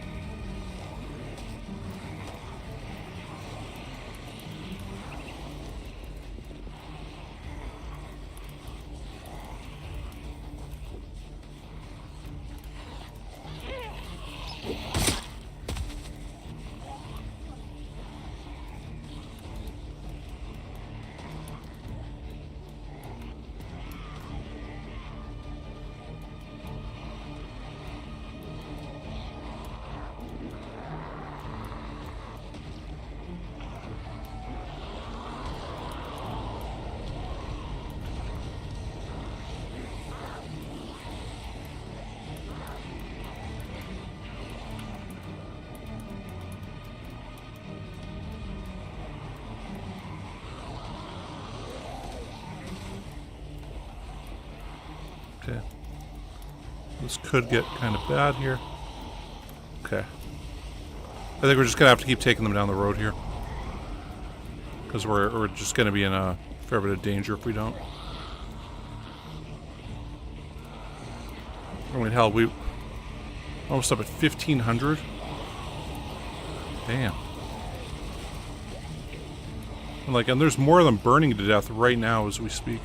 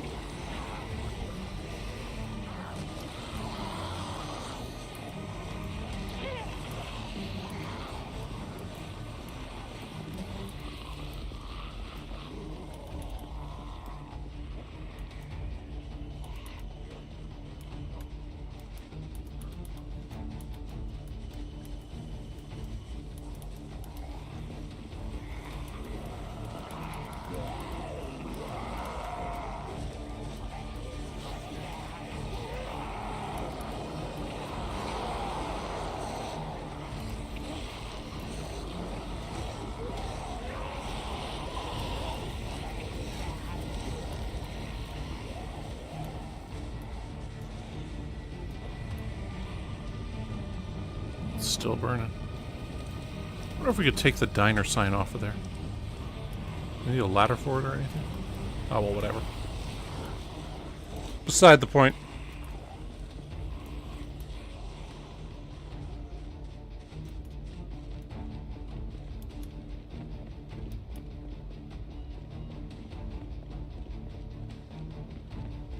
I think we can grab it.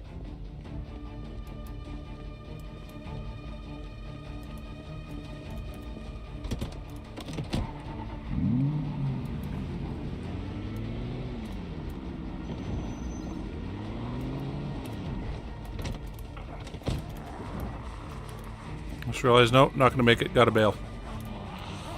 Got caught up on these fuckers here.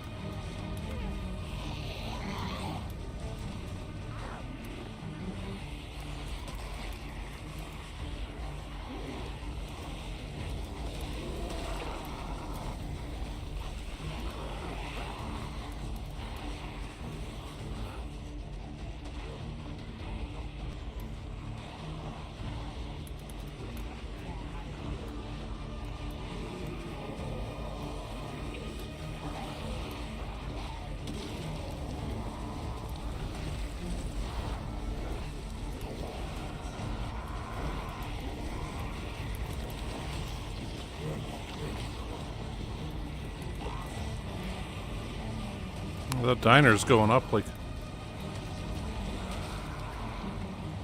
pretty crazy hot right now. Fuck, I wish we had some food on us.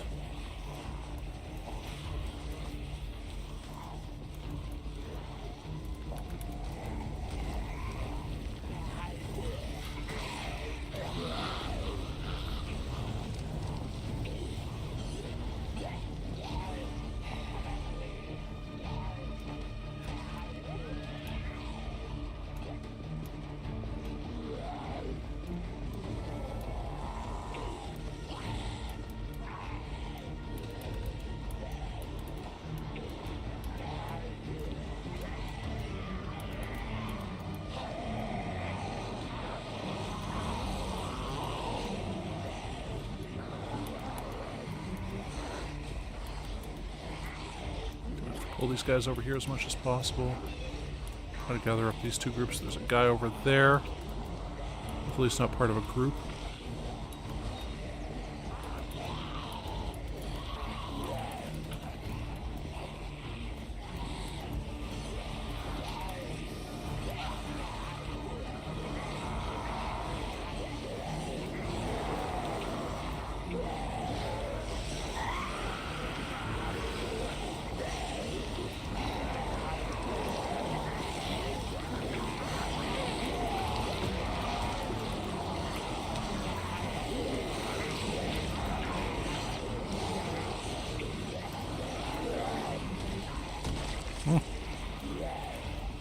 Dropped it roughly at the perfect time for us. 15,105. God. So we've gotten more than 1,500 today, that's for sure.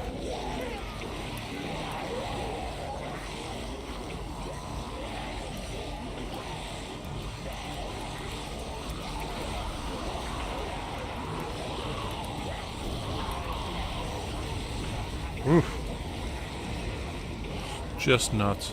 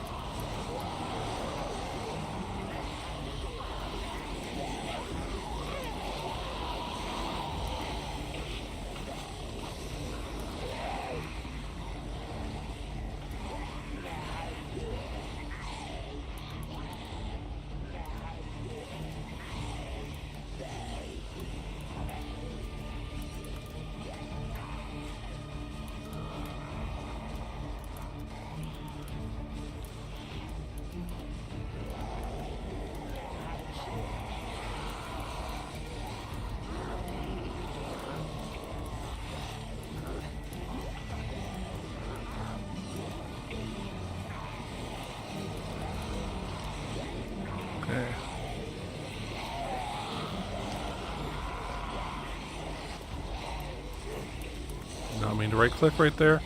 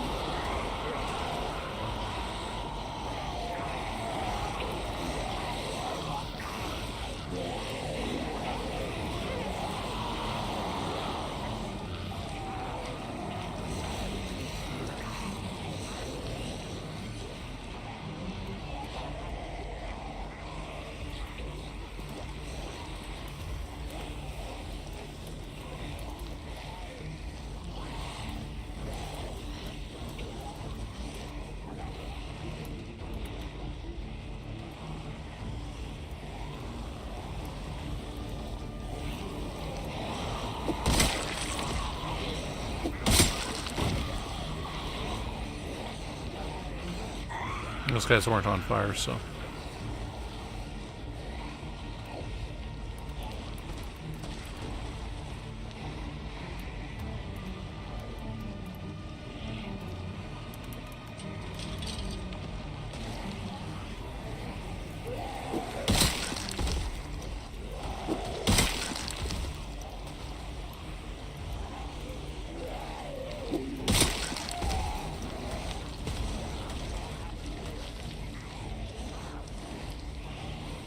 Okay.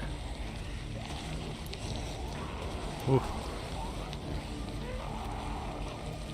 Coming up on what, 2,000 zombies killed today? So that'd be a new record for like in one day of in-game time.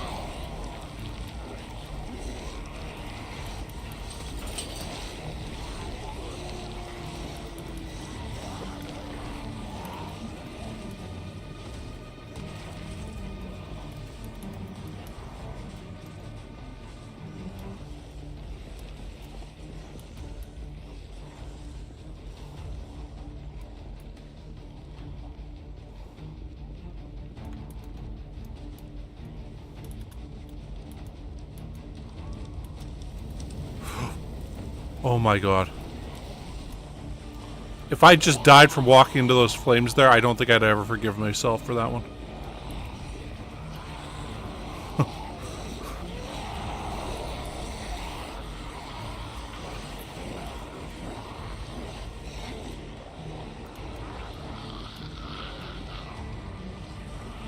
Don't want to go up and grab those guys currently.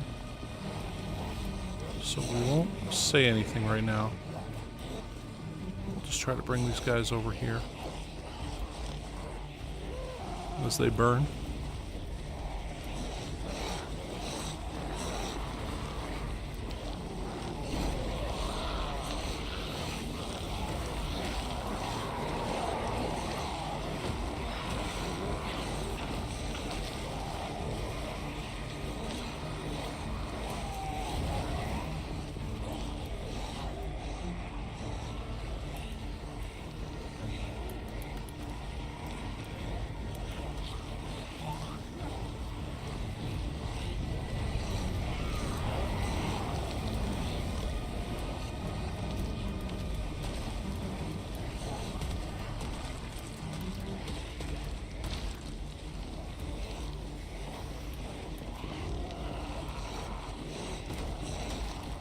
So just pull these guys kind of along here.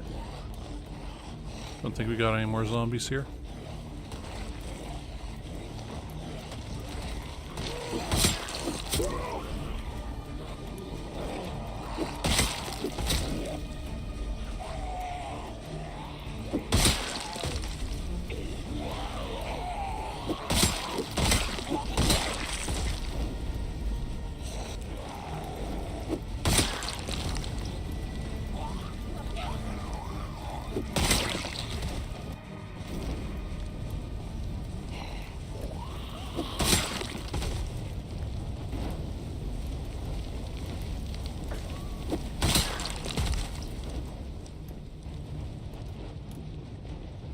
All right.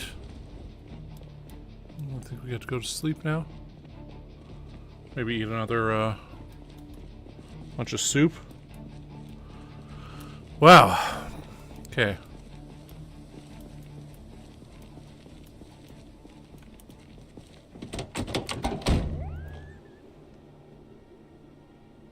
So at the start of the stream we had 12,335, so we're at 2,900 already for the stream. In terms of killed zombies. So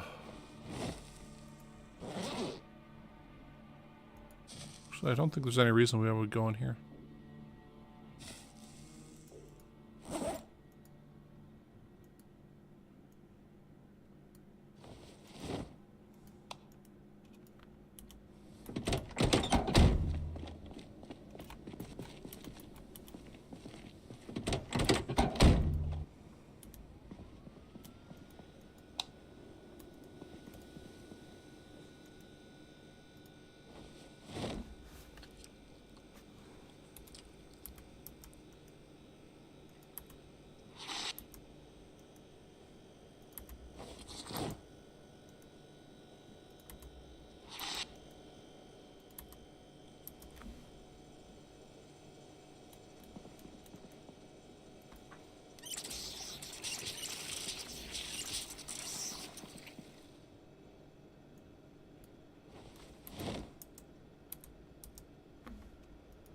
Hmm.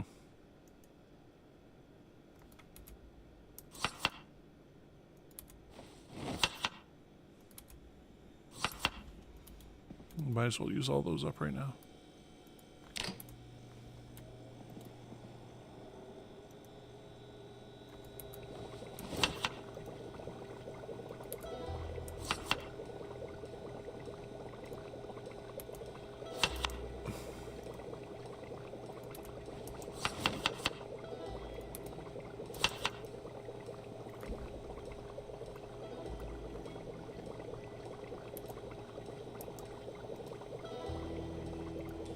Oh.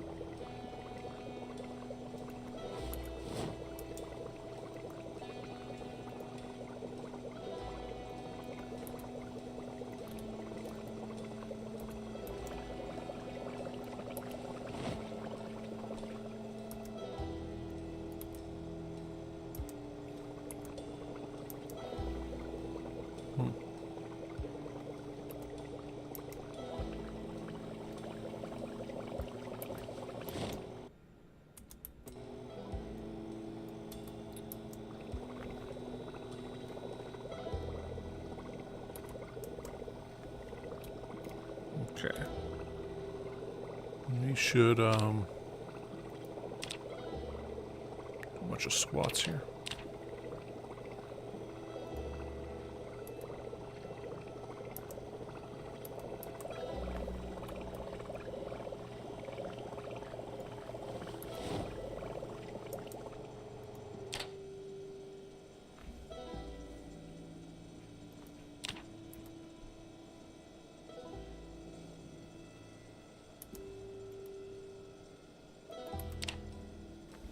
That's as much as we can do for now.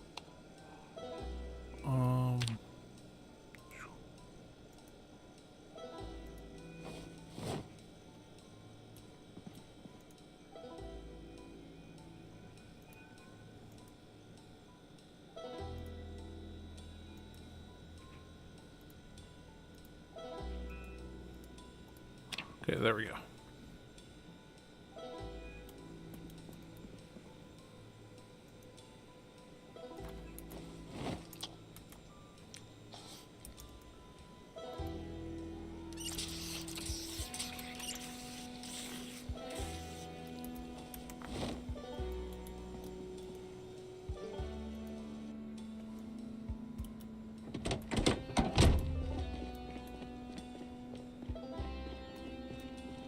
Oh, fucking strength. This is really weird how this happens. The hell?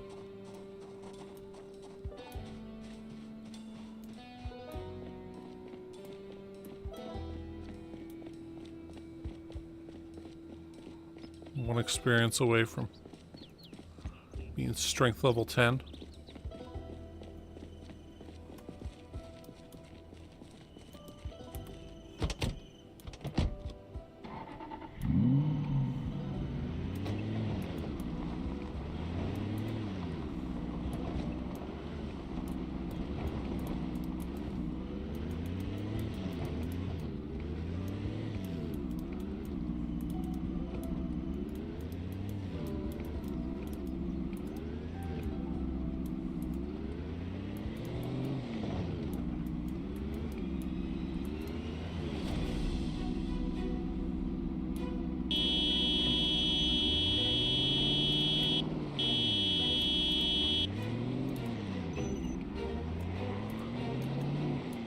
We're gonna have to actually drag these guys down even further now.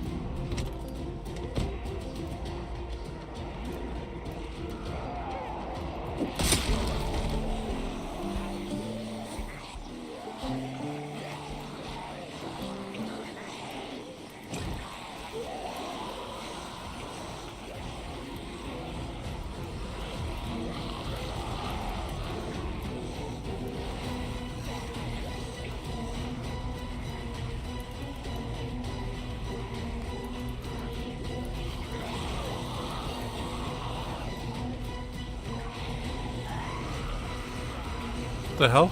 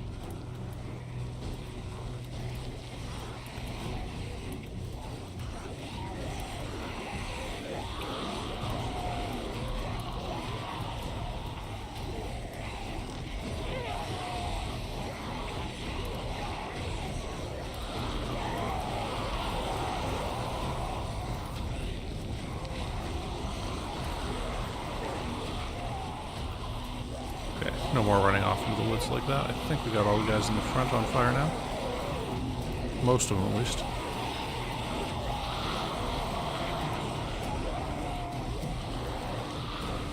Let's equip that in both hands.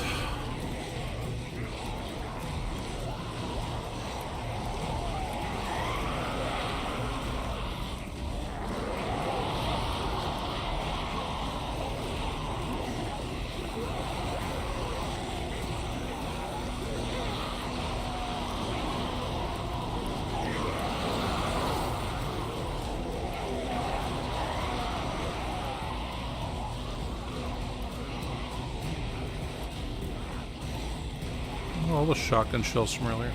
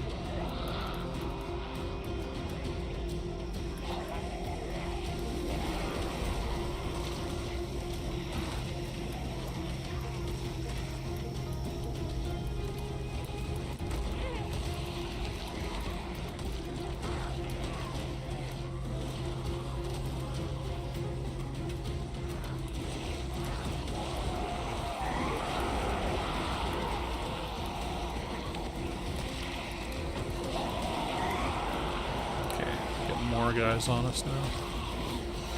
God, this is what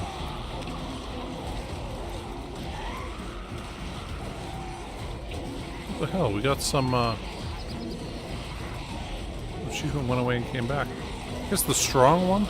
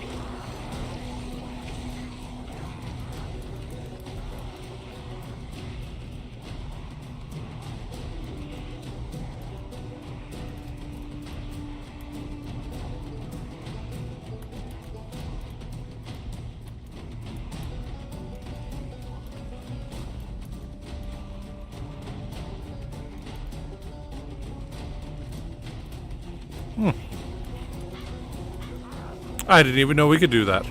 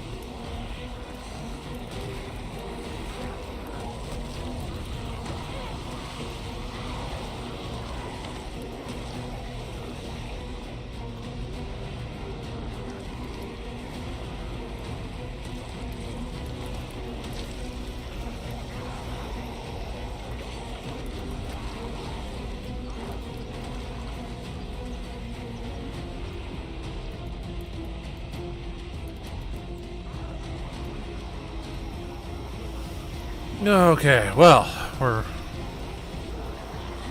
I mean, I think of how many kills do you think we can get up to this one stream?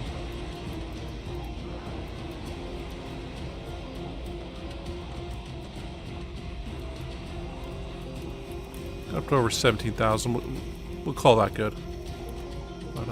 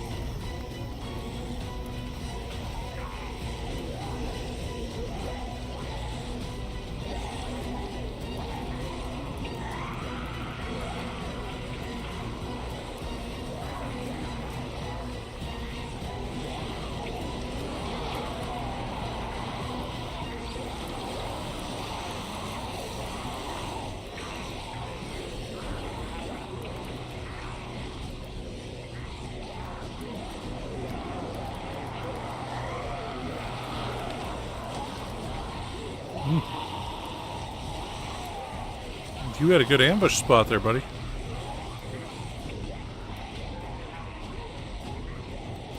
You're like a thinking zombie there.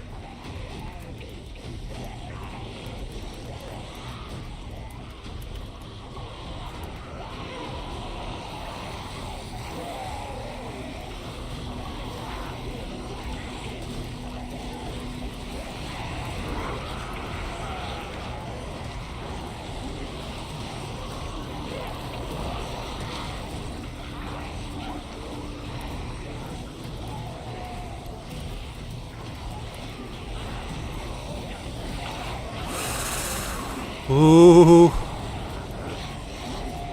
Gotta really be watching where I am.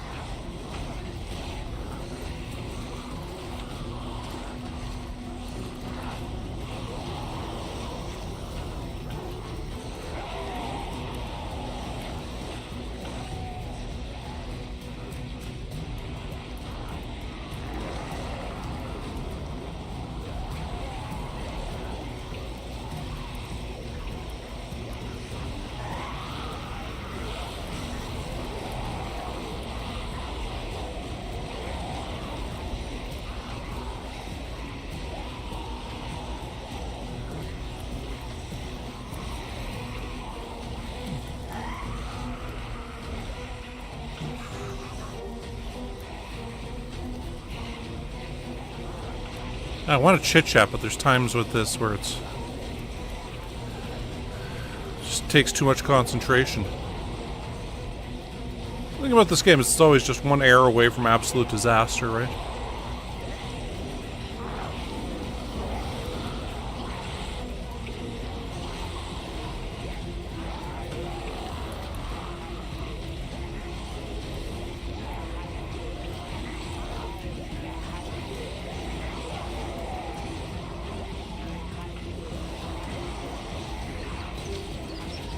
Yeah.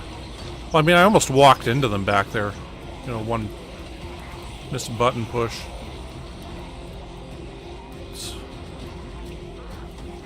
It's kind of scary. Well, especially like, okay, if we get hit by one of these guys, we'll start on fire. And after we start on fire, we'll burn and we'll probably even lose our keys and stuff like that.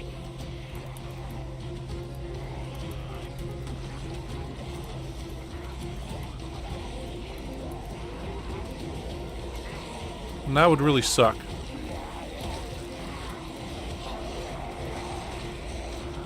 Given we've got plenty of hot-wired vehicles and stuff, but then we'd have to go through and hot-wire all of our vehicles. For that we need, you know, mechanics 3, electrician 1 or whatever, or mechanics 2, electrician 1. I mean, you get the mechanics easy enough from the VHS tapes and stuff, but...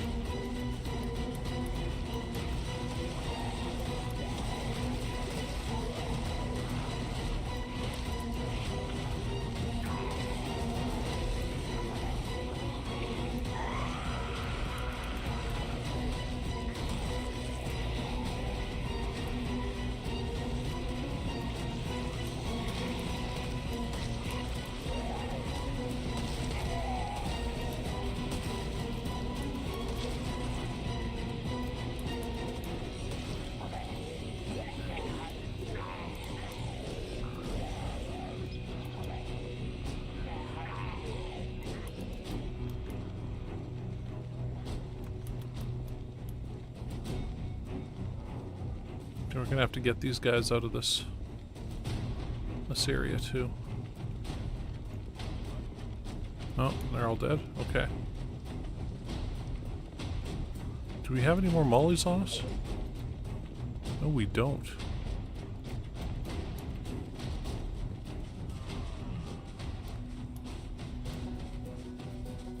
I think we're gonna have to grab the Fjord Mustard. We gotta go there no matter what. That's got Molotovs on it, so... I think we could take it, honk the horn over here, and... a whole bunch of guys. Plus it's got these chips right here.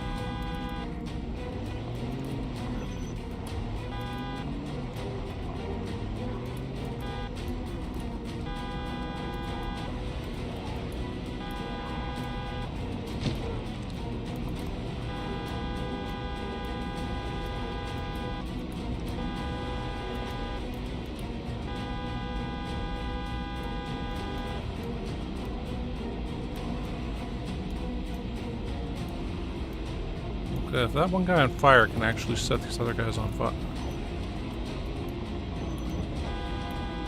Other Zomboids on fire, that would actually be kind of helpful to us.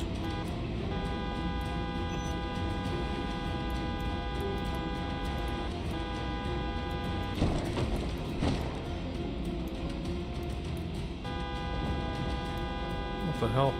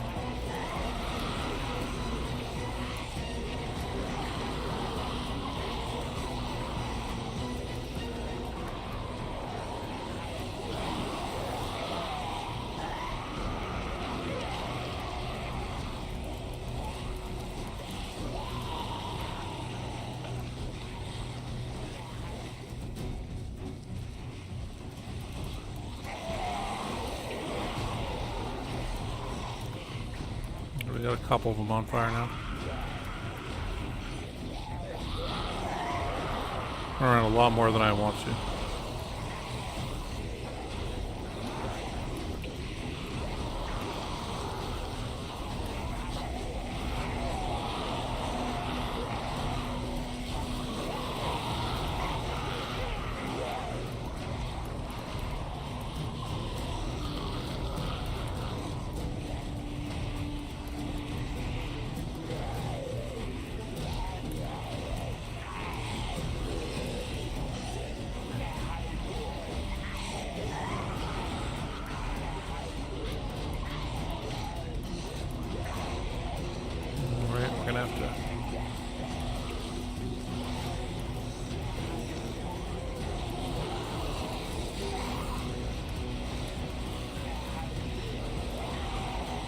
Do things this way.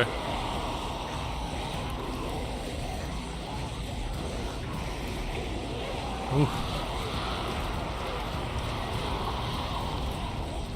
Okay, I feel like some of these guys were on fire before, but then the fires went out.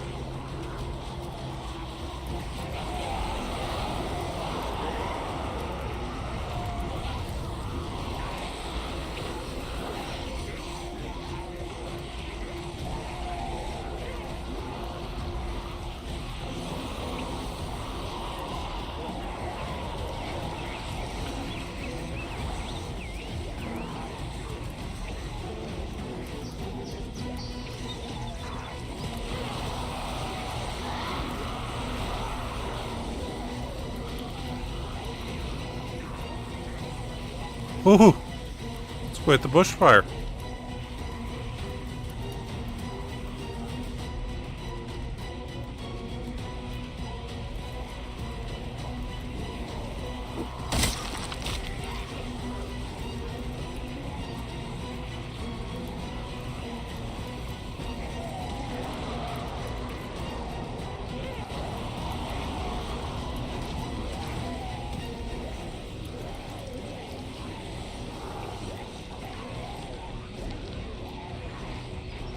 So I guess there's guys still off in the woods here. Probably from groups we brought down earlier that, didn't quite die.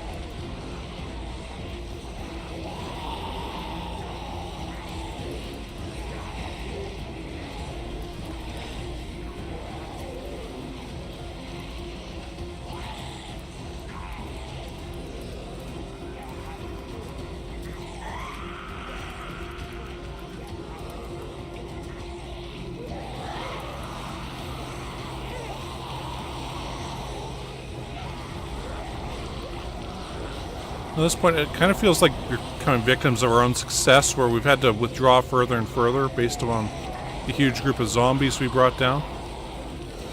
But once we get back into Muldraugh proper, we're going to be able to go really far up that road. And,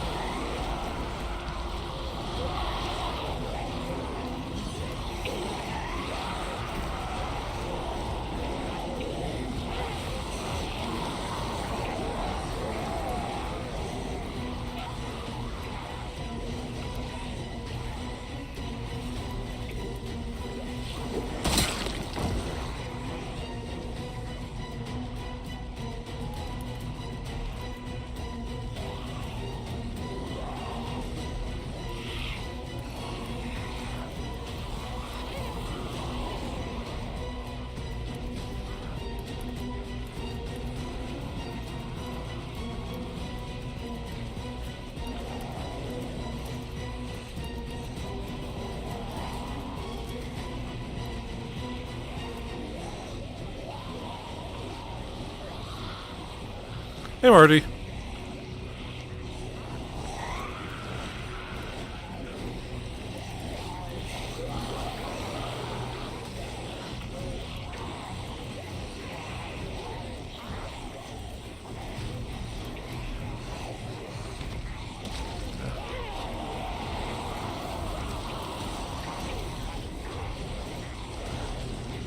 I don't think we're going to be able to make it back to Apocalypto tonight.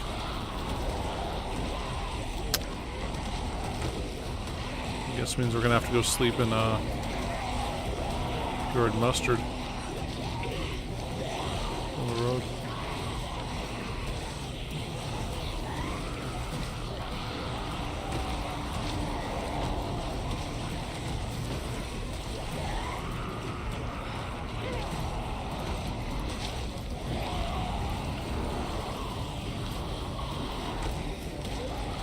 Oh, Canada here. How's things in India?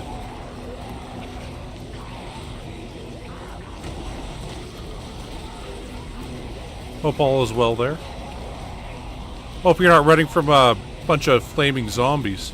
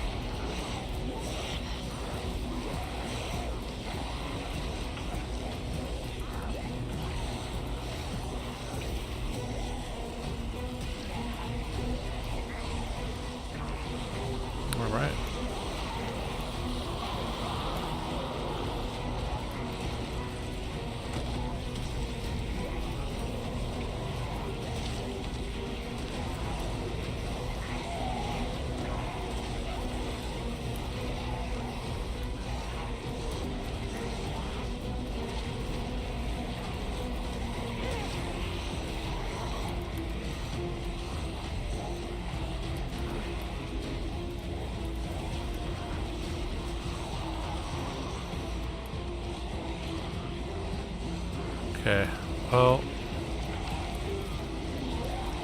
I mean, I hope we're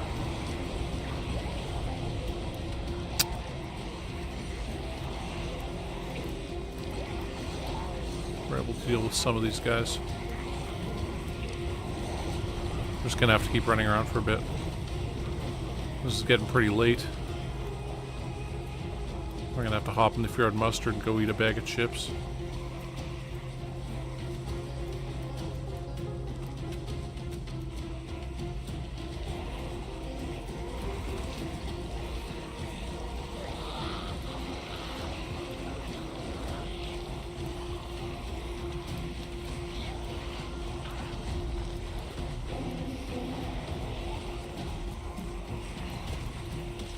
Gotta say, I don't really know much of like anything about the Indian military. Except I was watching this thing that was like guys seeing if they met the height requirements, and they'd like walk up to this bar, and if they hit it with their head, they'd get to go in the military, and if they didn't, they'd be sent home immediately. And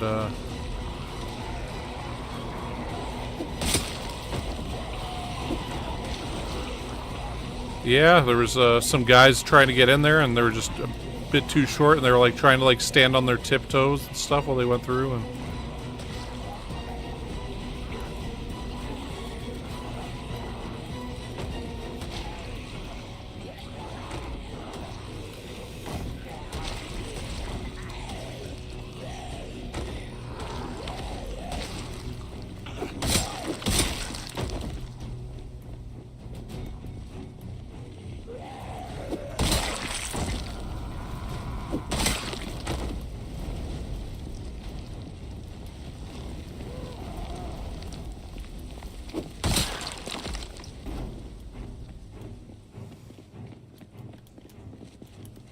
okay.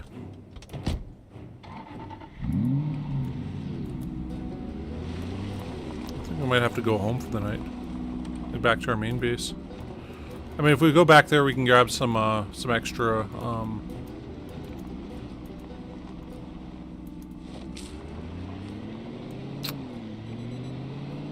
extra dried food and stuff. We'll be able to sleep there, get a good night's sleep, and then head back out first thing in the morning.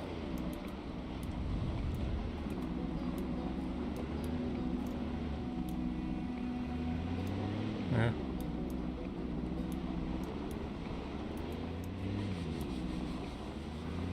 Yeah. I remember seeing this video and it was just like, yeah, I was just like guy after guy like walking up to this bar and like, do you make it? Yes or no? It's no, that's it, you're going home. Yeah, I think we're just gonna have to drive back to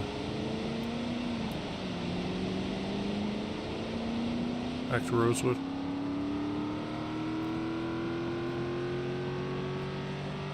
It's pitch black, middle of the night, zombie apocalypse. We're going 130 down the road here. We got half a pack of cigarettes. We're wearing sunglasses at night.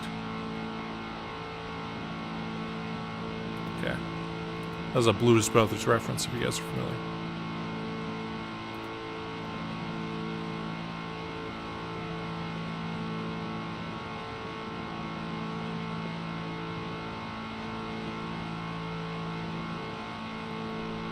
But yeah, for us here in Canada, it's weird. There's been like a little spat between the Canadian government and Indian government because,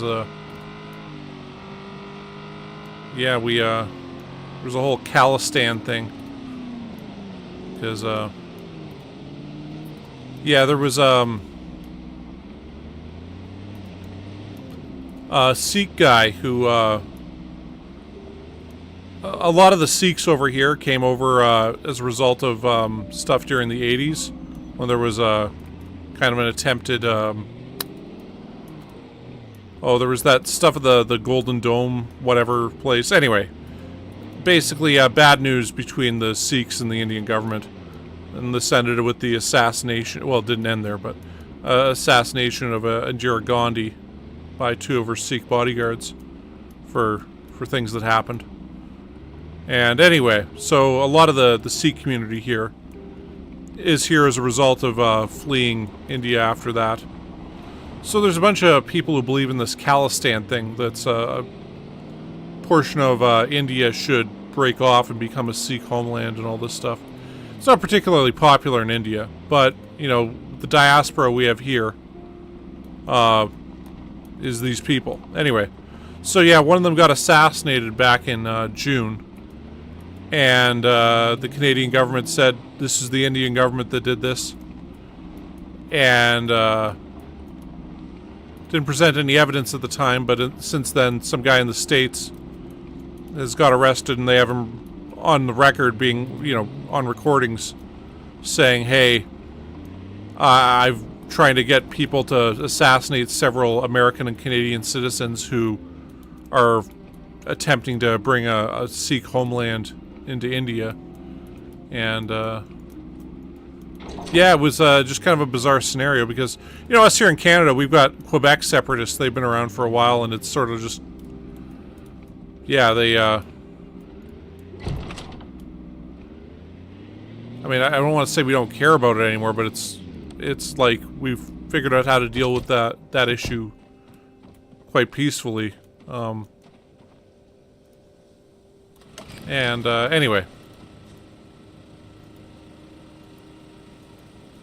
Yeah, so this caused a bit of a tiff between us and India, which I never thought we'd actually have. Should we eat some dog food? Yeah, let's eat some dog food.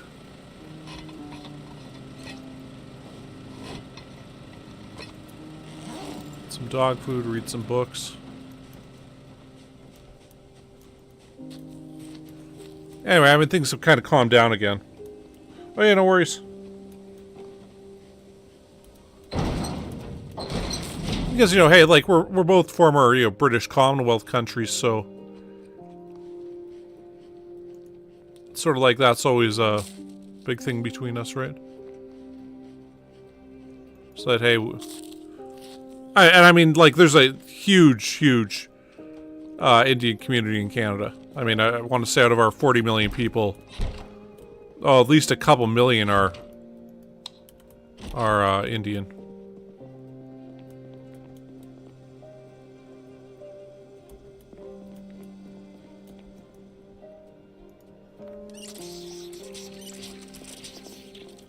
I guess, probably... I don't know how much. It's gonna bug me. We'll read this book, and I'm gonna look this up quickly.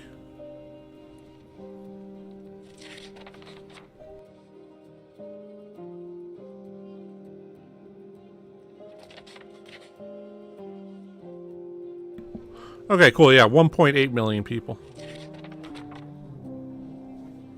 So, I mean, that's like 5% of our population, which is, you know,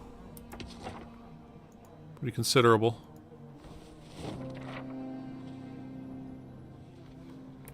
Yeah, I know. You see, America, it's, part of Canadian identity is, largely based on us not being American. And,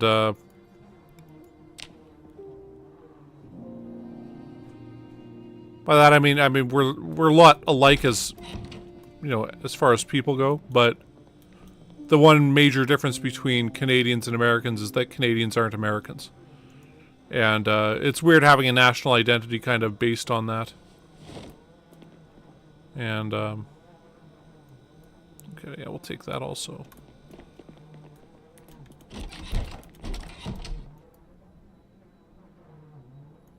Dump those there.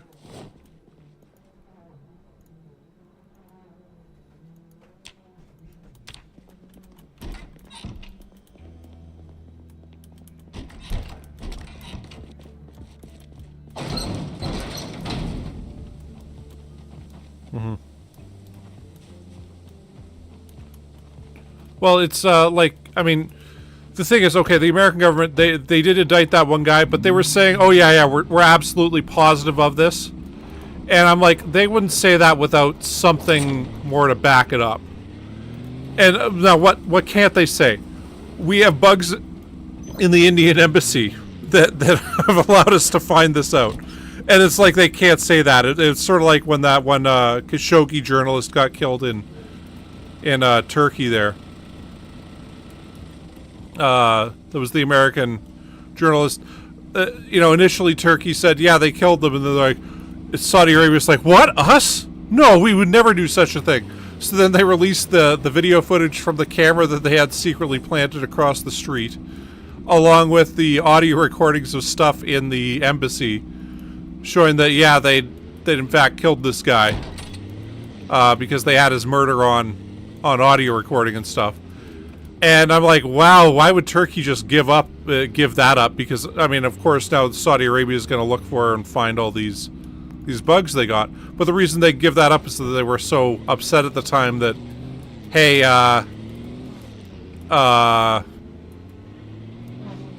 why the hell are you killing American residents on Turkish soil, Saudi Arabia? This is going to cause us a major headache. How dare you do this? So they gave that up. And like in Canada, the reason we found out about the who was behind this is because a journalist had a source in CSIS, which is our like Canadian Security Intelligence Services, that came out and said, hey, the Canadian government believes that this guy was killed by the Indian government, and they've got proof of it. And I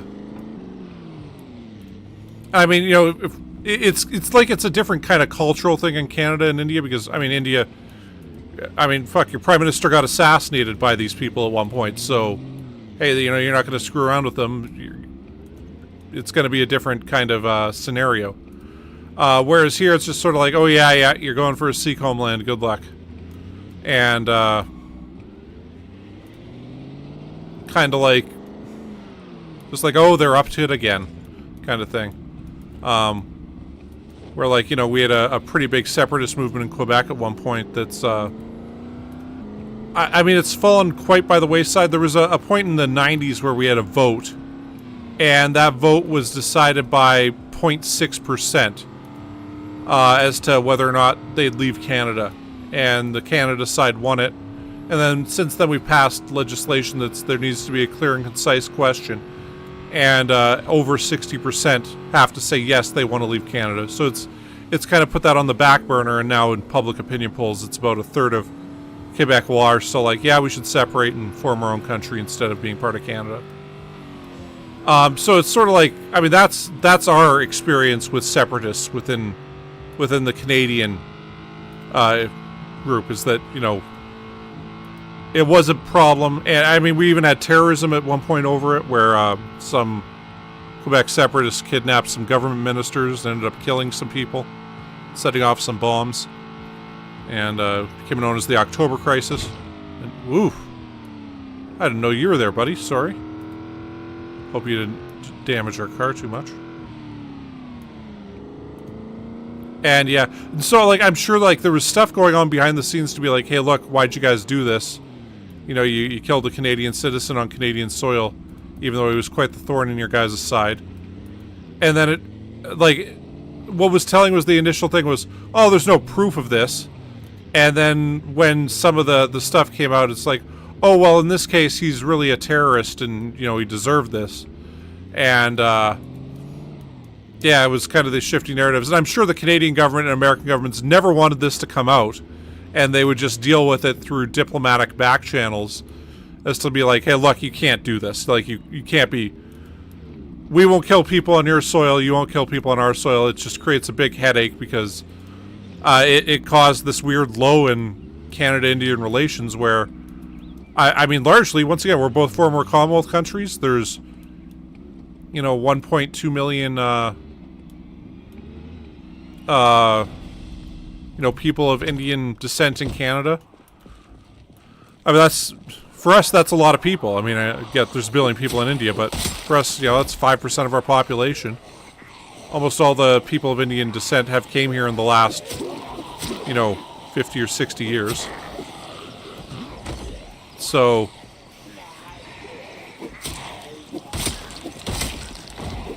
yeah, it's, I mean, we very much view each other as very good friends, and it's sort of like this is just,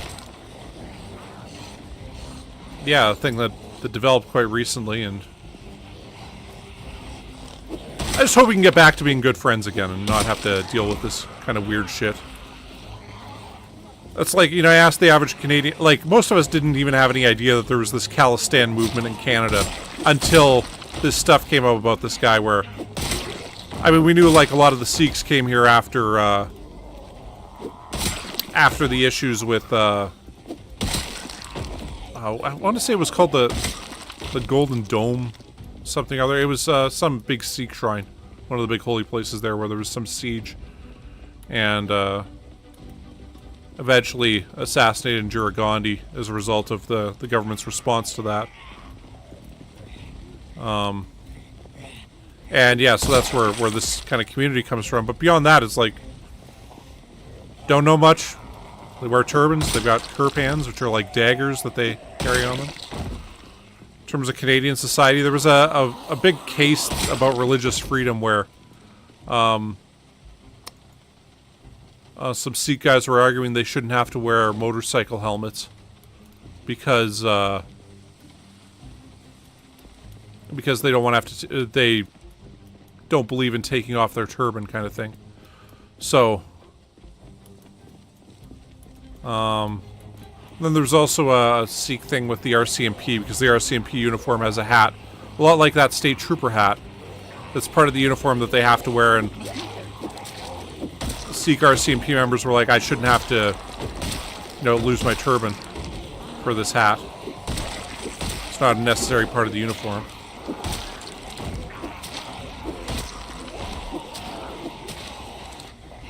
Yeah, Golden Temple.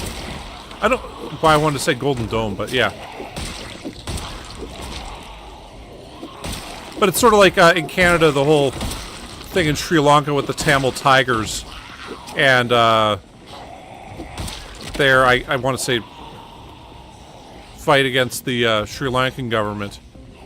That's led to a lot of people from Sri Lanka being here that were former Tamil Tigers.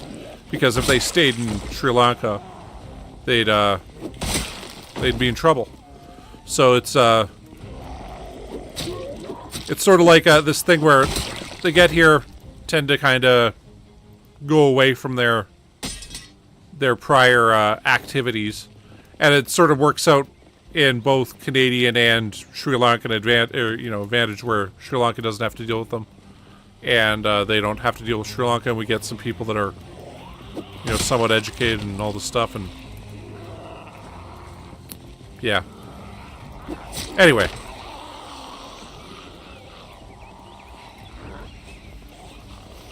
Yo, put that in both hands.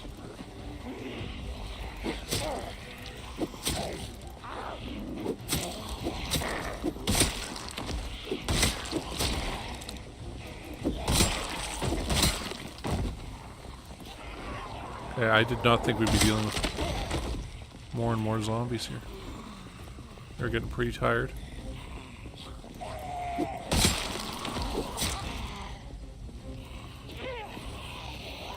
Oh, right now it's daytime. It's, I want to say... Hold on, it's 1:39 p.m.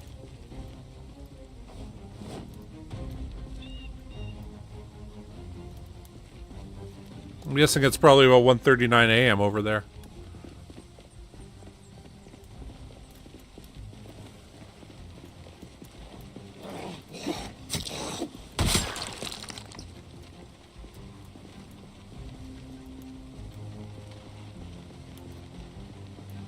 Oh, like mid-afternoon.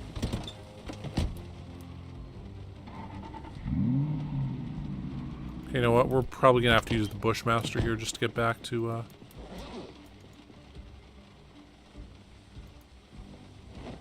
get back to our Apocalypto bus. Oh man, I meant to grab a bunch of dried goods. Oh well.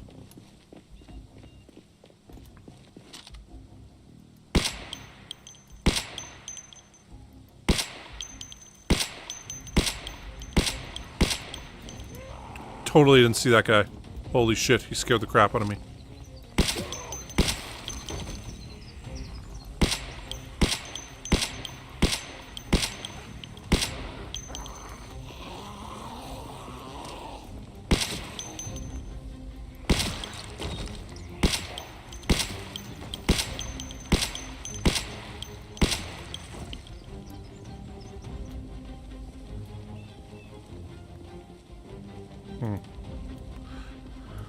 Yeah, it's 1:30 p.m.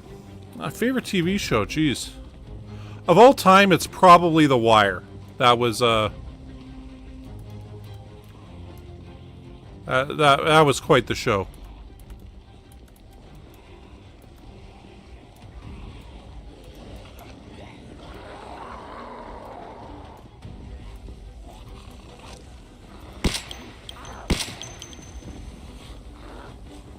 Okay, this is going to be a bit of a doozy.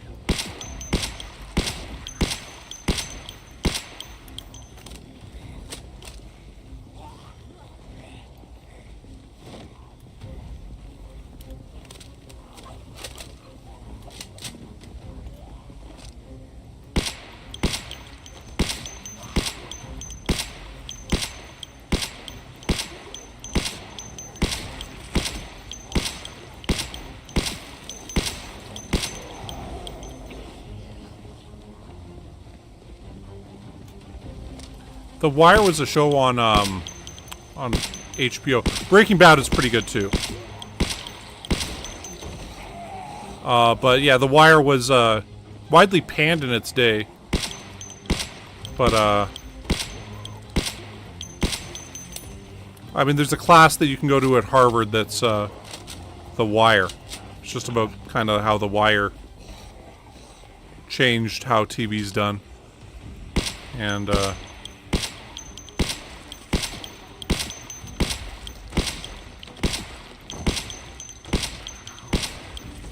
it's got very distinct seasons. Like, the very first season is about cops and drug dealers. Then the second season's about cops, drug dealers, and the port workers that are bringing the drugs in. Then the third season is about the cops, the drug dealers, and city council, and how drugs are dealt with there. And actually, what happens is one police captain has a one of his officers gets shot during a stupid drug buy where he was basically shot over $20 worth of heroin, and he's got 6 weeks to retirement. So he decides, you know what, he's going to try something. So he essentially tells the drug dealers, hey, look, if you deal drugs within these 3 areas that are just kind of places of the city that are kind of abandoned, the cops won't do anything about it. But if you go anywhere else, they're gonna arrest you for the, you know, slightest provocation. And he essentially legalizes drugs in 3 areas within Baltimore.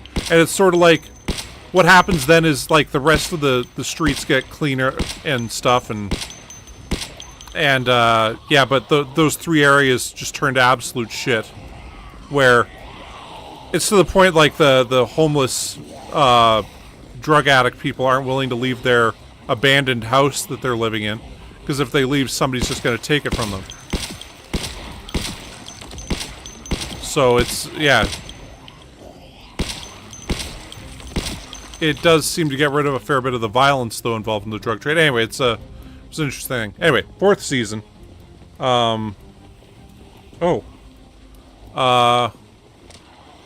It depends where you live. Like, different cities have different kind of standards. Where I live at in Saskatoon, you want to live decent, you're probably looking at, after tax, $3,000 a month. I mean, and then you wouldn't even be living, like, you know, high off the hog or anything.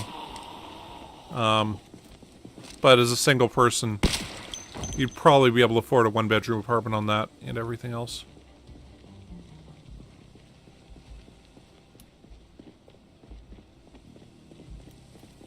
But yeah, 4th season of The Wire was, the school system. And kind of like, who's going to be the next drug dealer, who's going to be the next drug enforcer, who's going to be the next snitch, all that stuff. And who's the next drug addict. And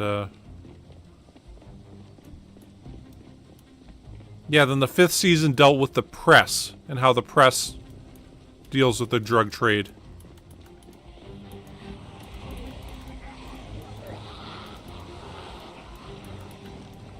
We really should just use another Molotov again. Is Bushmaster ain't gonna do enough.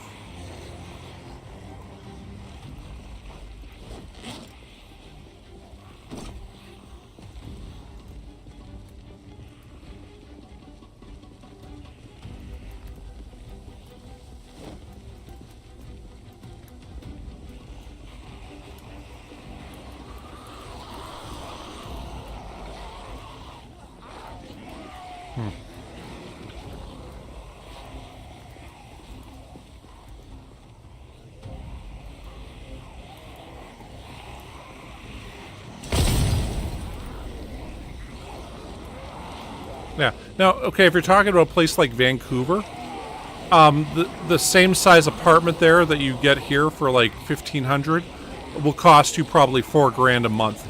in rent. They've had a huge housing crisis there.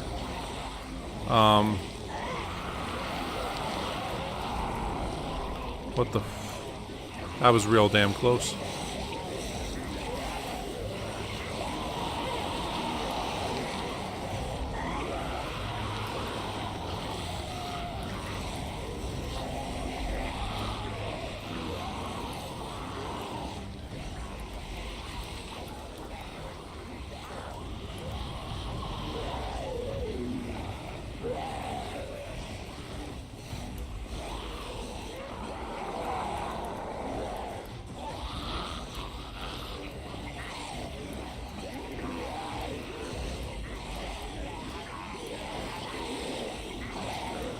Oh yeah, no problem, no problem.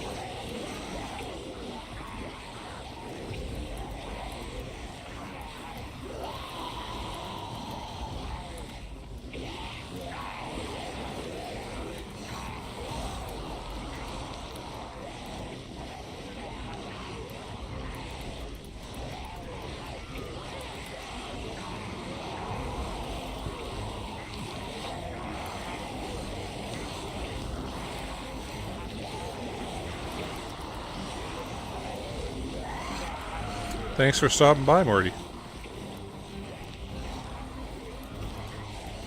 It does feel weird saying goodnight right now, but I understand it's nighttime there. Anyway, if you guys have never seen The Wire, by all means check it out. It's one of those shows. It's one that's so good that I wish I could forget all about it so I could watch it again.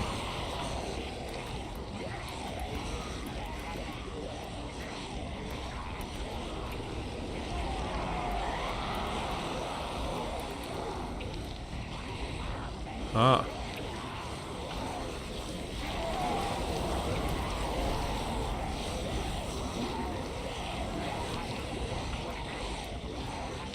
I'm guessing, are you in LA right now, Lystra, or are you still in Colorado Springs? You guys must get crazy rains in LA. Seeing like the LA River and stuff like that.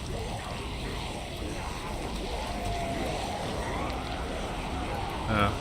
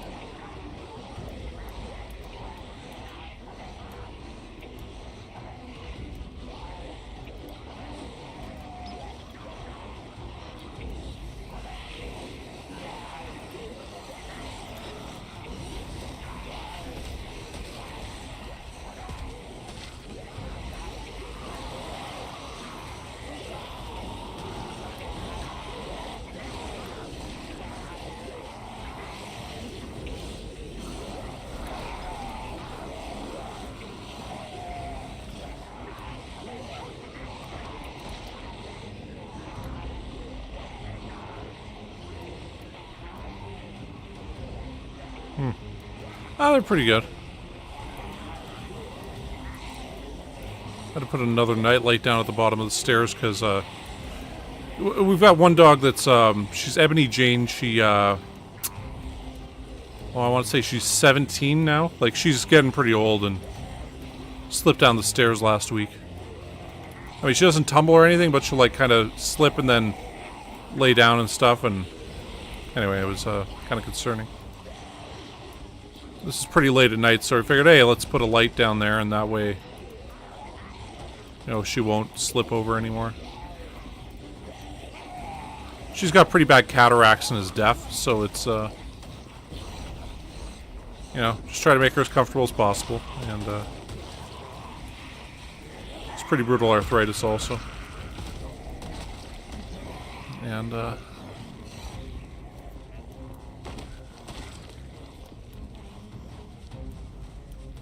So it's great seeing her. When she gets all happy, she tries to like jump up on stuff and doesn't seem to realize she can't really do that anymore. And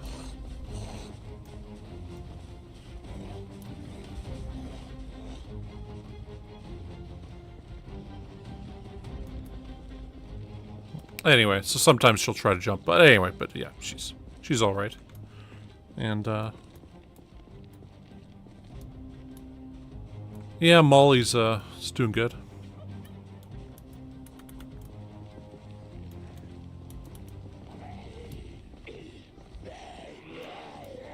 She's not actually here right now. She usually like lays down next to me while I'm streaming and stuff. And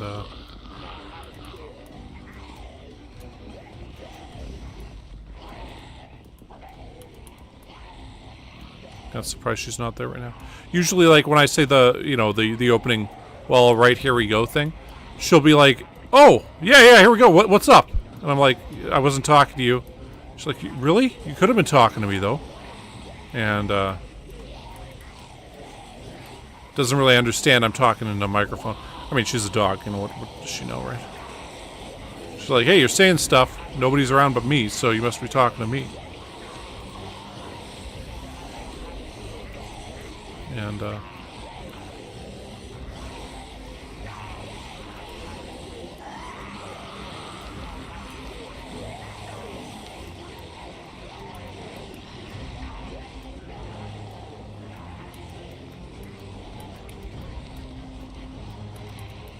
I think we can get all these guys out of here finally.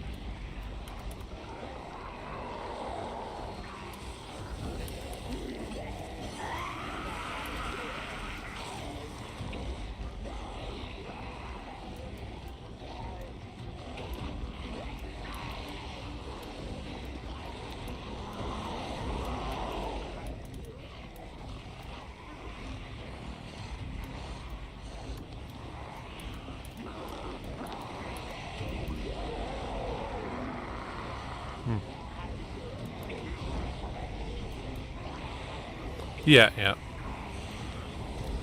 Well, she'll do that, and if she hears something outside, she'll go bark at it. And there's some rabbits in the neighborhood that show up every now and then. And I tell you, that's the most exciting thing she's ever seen. So. And these are some big damn rabbits. We didn't used to have rabbits like this around. I think it was because we had street cats and stuff, but then there's a street cat rescue group that, you know, they'll get street cats out, and then they'll also, when they're dealing with like a big group of cats, what they tend to do is they'll neuter the male whose group it is, and try to stop the street cats from being born. Because sometimes, I mean, they take care of everyone they can, but they can only do so much. However, their successful efforts at getting rid of the street cat issue and getting them, you know, adopted and everything, has led to a lot less cats outside. And this, of course, has led to the rabbit population being able to develop because there isn't their predator within this ecosystem going around anymore, right?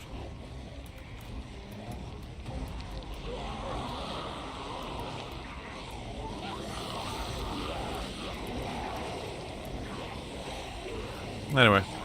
This reminds me of a whole Napoleon thing where when Napoleon took over Cairo way back when in the late 1700s, early 1800s there, they had a huge stray dog problem in the city. So he ordered his soldiers to go cull all the stray dogs and get rid of them. And after they did that, they had a big outbreak of cholera and plague because the dogs were killing all the rats in the city, and they were also eating all the garbage before it went rotten. So then they ended up with a bunch of rotten food and a bunch of rats in the city. And just totally unintended consequences that led to a bunch of people dying.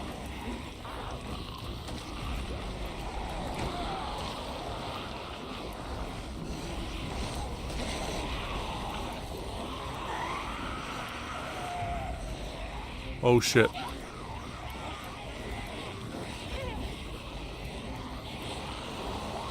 Didn't look far enough up that way.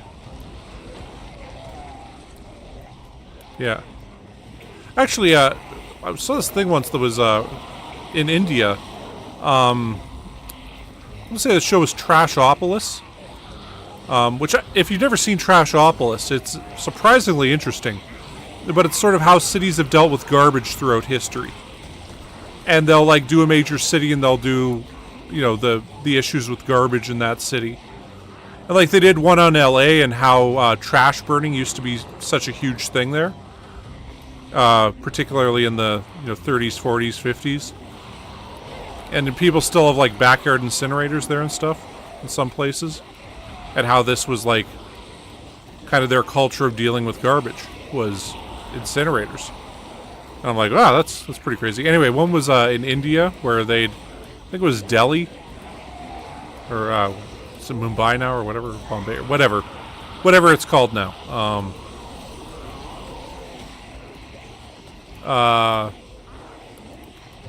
Yeah, and them dealing with some of the plague rats from the Black Plague that went through there. And these guys had this job, and it was to go around at night and kill all the rats. And they just went around with like a 10-foot pole, and whenever they saw a rat, they'd smack it with this pole, and then they'd go grab the rat with their toes and their bare feet, and throw it into a cart, and they'd count how many rats they killed in a night. And that's how they get paid. I'm like, what a crazy way of doing things. And they're like, we've tried other ways of dealing with them, and this is just the fastest way. And they, walk down like the middle of the street in twos and threes and stuff, and just kill rats that are in the area. And that's how they keep the rat population down. Anyway. Like right now, we're doing this to keep the zombie population down, right? For me, the thing that really made it feel bizarre was I'm like, why are you guys all barefoot doing this? But it's just, this way they don't have to bend down to pick up more rats, or pick up rats off the ground and throw them. It's safer to keep them away from their hands. Because, you touch your face and stuff, and anyway, but you wouldn't do that with the toes. And, yeah, the amount of time they save by just picking these rats up with their toes and hurling them, allows them to kill, like, 100 more rats a night. I'm like, what? Like, who figured that one out? It's like, guys, just hear me out. What if we went around barefoot and picked up the rats with our toes? And,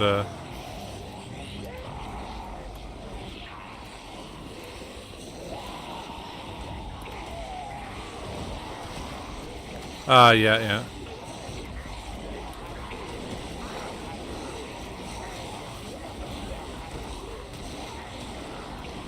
Yeah, skunks are pretty crazy. I was at this resort in Mexico, on the Yucatan. It's like one of them all-inclusives. And, they had like their dining establishment was kind of outdoors. Like it had windows next to it that were like, there was like a little crack where it was open. And, it's hard to describe. But it's almost like you could slide the windows open. Oh shit. But if they were closed, there was still like a 1-inch or so gap between the window and where it was closed. Anyway, these raccoons would come up and stick their paws through and like look at you like you're eating French fries. I love French fries. They're my favorite. Could you give me some French fries? And anyway, yeah, this British family was saying, "Oh, look at the raccoons, and all this stuff." And they brought their kid over, and I'm like, I hate to tell you this, but you should keep your kid away from these raccoons. And like, oh, they're so cute. And it's like, well, yeah, I get they're cute, but if they scratch your kid, what they have to do to figure out whether or not the raccoon's got rabies is saw its brain in half, which involves killing it. So if it touches your kid in any way, you're going to have to probably put this raccoon down. So yeah, you want to stay away from it. because it can be bad news otherwise. Now the raccoon's probably not rabid, but the only way you can find that out is by doing that. Learned that one from Billy the Exterminator. So why it is you want to make sure raccoons don't scratch you. Because they'll probably be okay, but if they're rabid, then you're in trouble. And, anyway. See, like here we don't have to deal with raccoons. I don't think we've got skunks here. Really the only things of concern here are, like, coyotes. And even then that's kind of a minor concern. Like, small kids gotta worry about that. The joys of the temperatures being so low here that most things can't live here.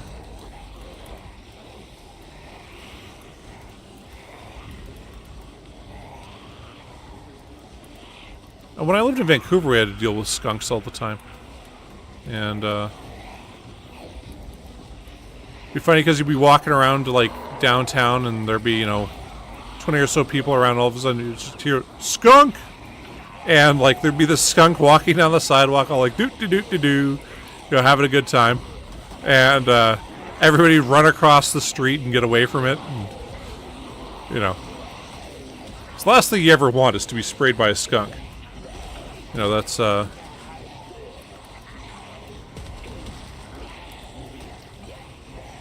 one of those things. I was watching this one show, I forget what it was called, but it was like the guy was like a redneck exterminator. And it was like in like rural Missouri or rural Kansas or something. Anyway, and like he'd use like hillbilly tactics to get rid of pests and stuff. And this guy had this skunk that was like taking honey from his bees. And he was explaining how skunks would, you know, go to these beehives the beekeepers have and like chew a little hole in it, and then they just stick their paws in and start grabbing honey out and eating it. And he goes into this whole story about how they used to call him Stinky Pete when he was a kid because he gets sprayed by skunks and couldn't get the smell away from them. So he's like, and I've hated skunks ever since then. But what he does to get rid of this skunk is he like lays beneath these beehives with like blankets all over him. And then when the skunk finally comes to get more honey, he just runs out and is like, "Ooh, get you," and like tries to like throw this blanket over the skunk and misses. Anyway, the skunk ended up spraying him. And I remember seeing it and being like, what craziness is this? And I forget the name of that show. But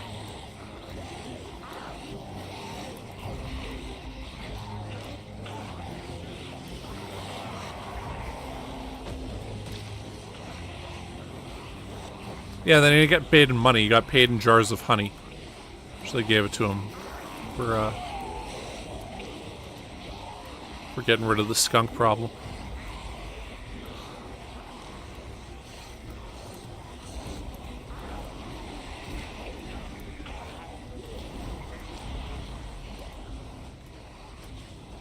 I guess we have porcupines here. A friend of mine's boxer dog got into a tussle with some porcupines, and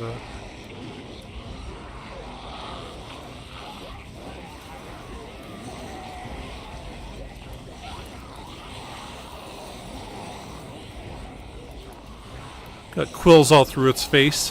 It was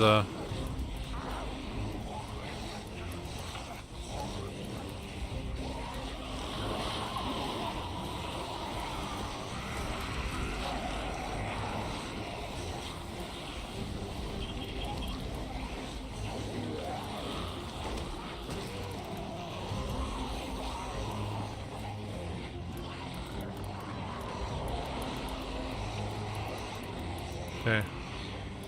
I don't mean to be grabbing all these guys onto us here.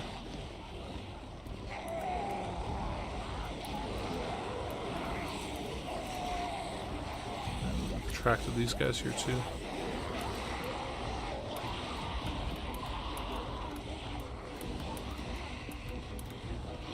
I guess we'll just do what we can.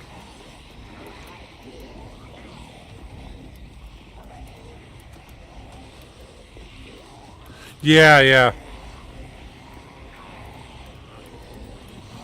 There's wild boars here also. They're actually becoming quite the nuisance. Feral hogs and whatnot.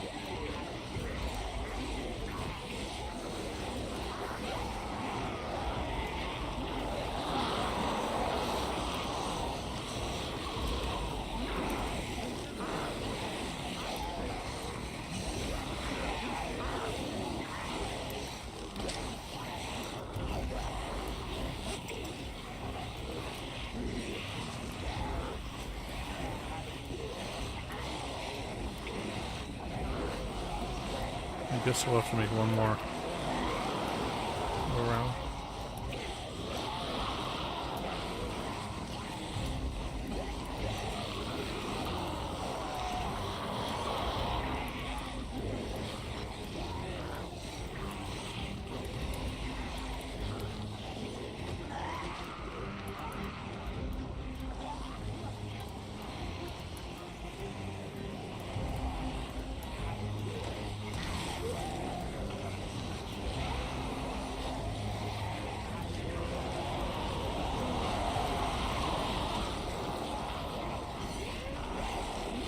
Really want to get back soon here.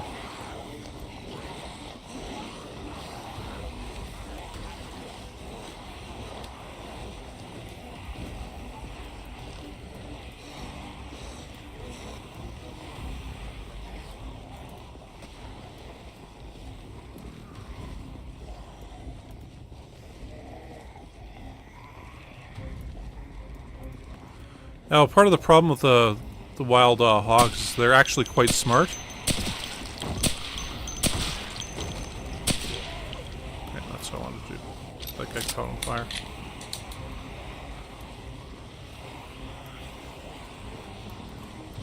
Let's go down this way.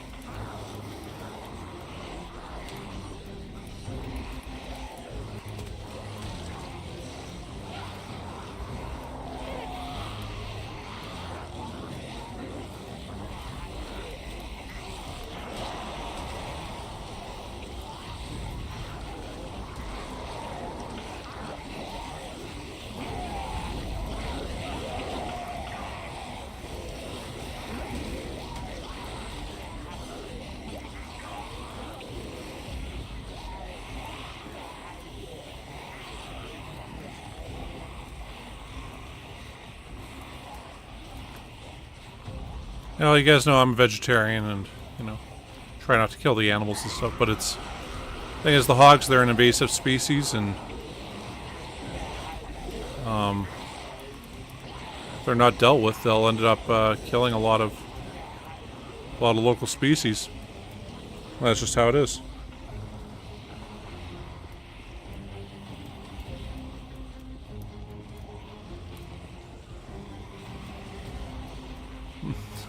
Like, she's got rabies. What the heck?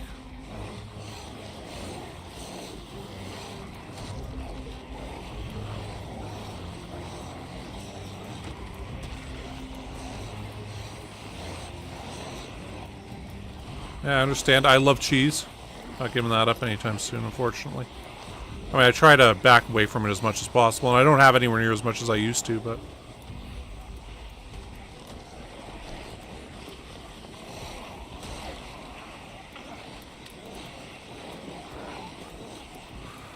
Jeez.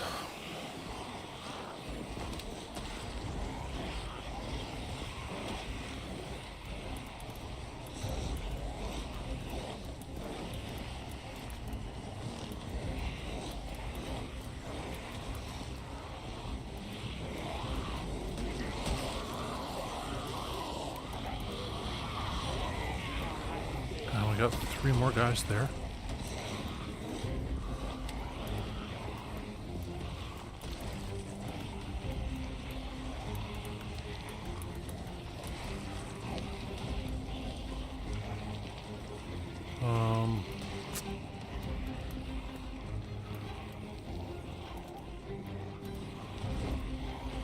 Kind of got caught here doing this. Don't want to be circling this area anymore. But it's like...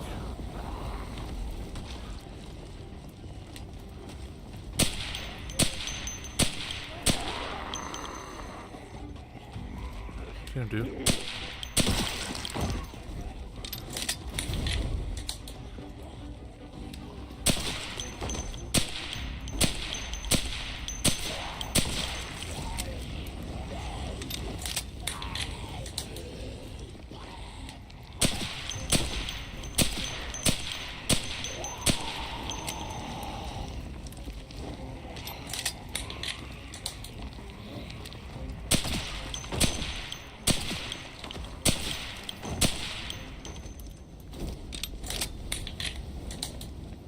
Okay. Ooh.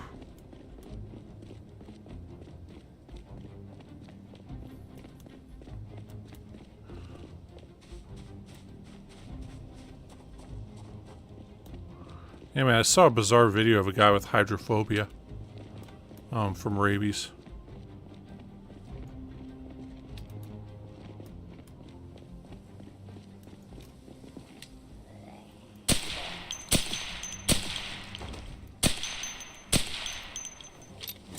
Shit.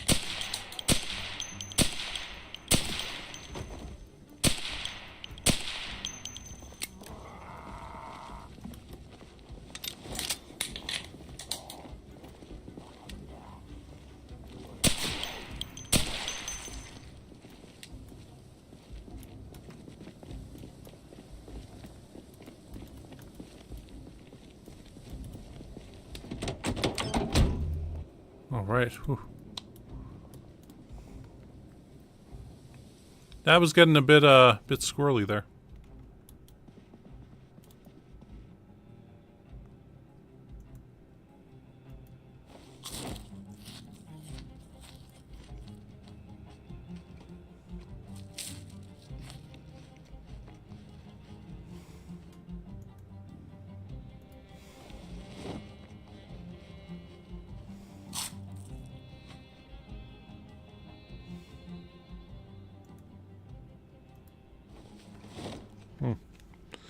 Yeah, thank you. Yeah. Oh. Ooh. Okay, so let's see how many we've killed so far.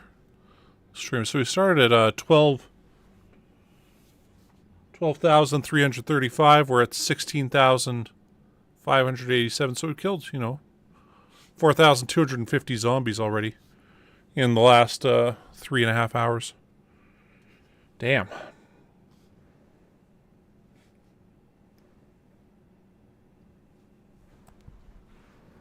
Oh, okay. Cool. So, got in here. We were gonna grab some.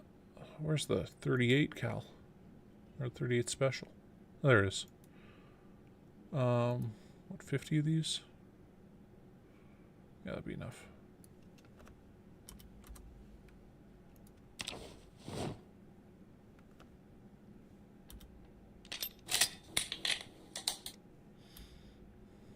Yeah, it's pretty crazy to see how many we've got today so far. Okay, there we go. So we got all those refilled. Put those back in our backpack.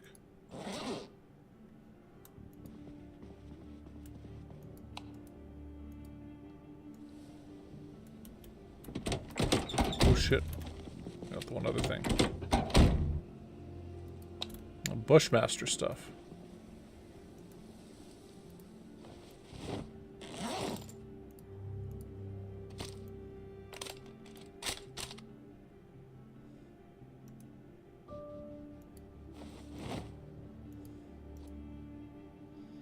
Went through what, like, is it 2 clips?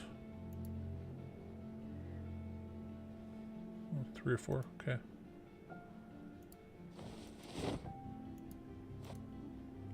Let's do that.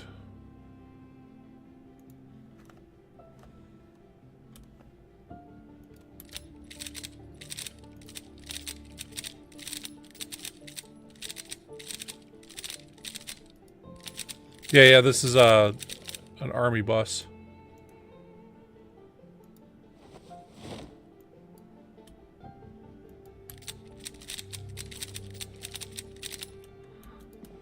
Yeah, we do have a trailer behind it. And, oh, hi, by the way, Mr. Lotus and, Kelvin. Yeah, so, hold on, we'll put this back here. Oh, okay. We have this trailer here, too. In this trailer, we've got a bed and stuff, too. Oh, damn it. Of course, this would happen.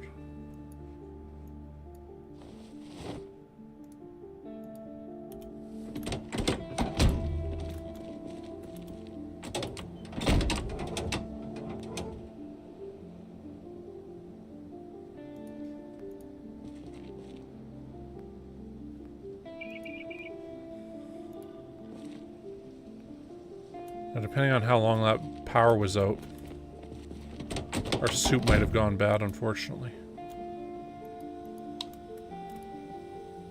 Oh, no, it's still fresh. Okay. Alright. Awesome.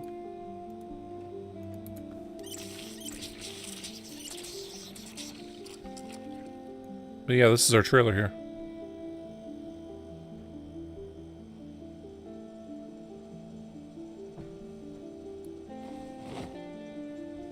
Yeah, this is Fiddlin' Ben's the 8th. As you can see, we can go like this, and we can see all of our previous ones. I didn't realize it was numbering them there, like, because, you know, we've gone with the same character name. And, anyway. So I started putting the VII. So we're at 8 right now. And currently we got 120,215 zombie kills between all 8 characters. So, I mean, the goal is to get to 1 million. That's the big... you know, at that point, we'll declare victory. Not sure how much longer it'll take, but... Right. This car battery back here.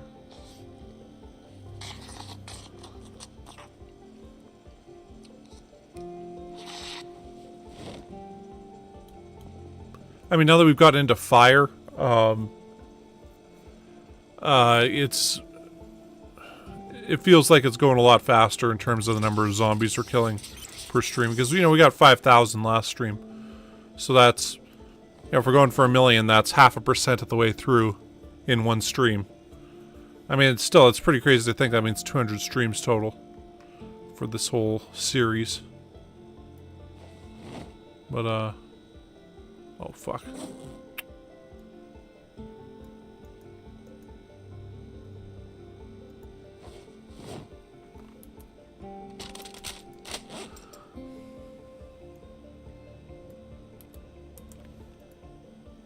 But once we get into Louisville, I feel like there'll be a new level of zombies coming at us in terms of the numbers, so.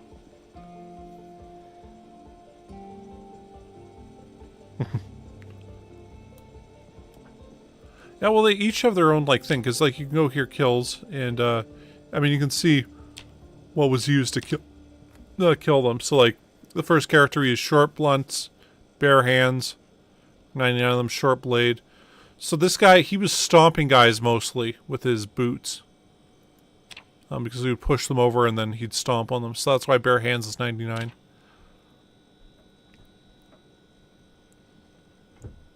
This one's still a lot of boot kills, but we got really good with the spear with this guy, so he had 4,200 and some. This guy, spear, bare hands, had some of the first firearm skills. And if I remember right, this was the guy that got bit because the bus was parked weird, and we couldn't see where the zombie was. And, yeah. And yeah, this guy got killed getting in the back of a container truck. Actually, yeah, the first guy was killed because I was at a sink in a house with the door open, and I decided to fast forward washing ourselves off, and a zombie came up behind us and killed us, so it's like, okay, well, probably shouldn't have just fast forwarded there randomly without realizing that there was a zombie in the area. Anyway. This guy got killed at the courthouse in Rosewood, where he tried to, we went into the courthouse area and didn't realize there was 2 zombies next to us. And that was that. Anyway, this guy got killed in that tent near the army surplus thing up in Doe Valley because he took a swing with a spear and missed. And yeah, that was that for him. 6 was the one who lasted the longest, right? He's got 58,862, so almost half of our kills. And yeah, he got bit in Riverside there. From some guy coming out next to a tree. But like, as you can see him, that's 53,474 spear kills. I mean, he was a spear master.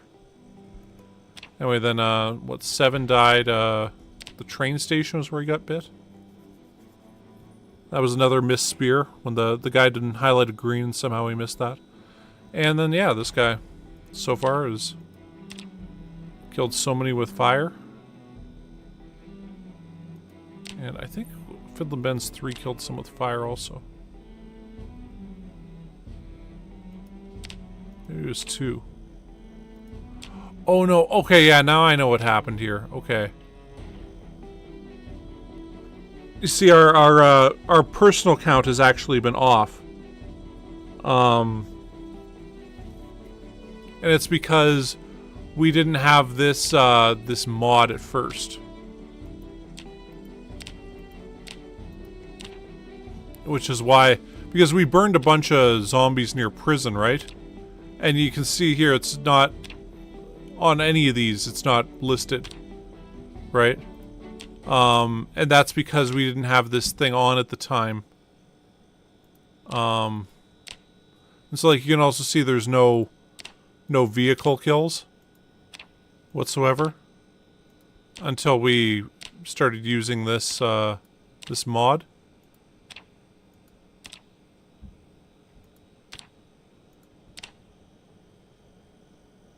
Actually, I guess it's just not coming up for any of them.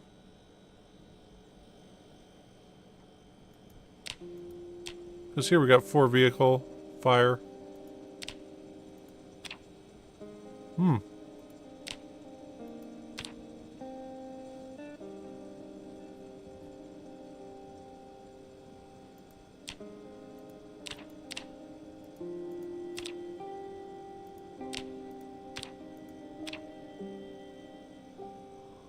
Okay, well this might be an issue where it doesn't show that after the fact, but oh well. We've been keeping count. It's in the description. What count we were at with the previous characters. And that includes ones burned. Anyway. I want to see something here. Okay. So we checked that out. We found 2 old-timey stoves. We, yeah, we got pretty far up there. And I mean, I think we basically called all those guys down. Probably called some in from across the road also. Ah. You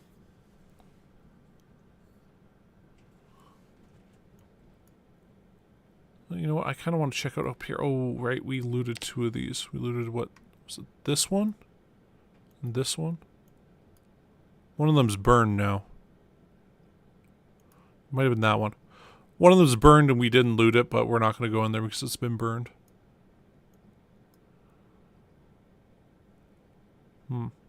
Yeah, we can't go up that road because it's covered with trees now. So that's unfortunate. Let's try to get over to that thing. See if we can make it there now. Check out the storage area and everything.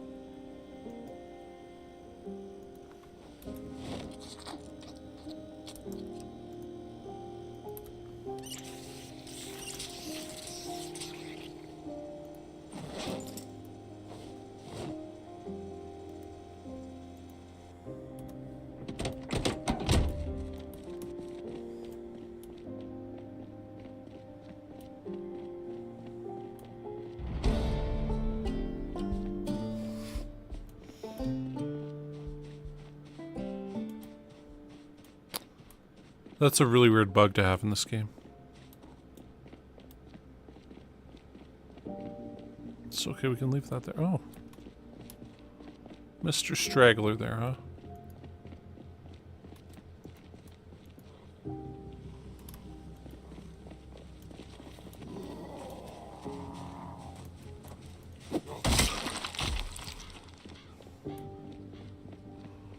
Another guy down here. Our car's down here still, right? Yeah, there it is.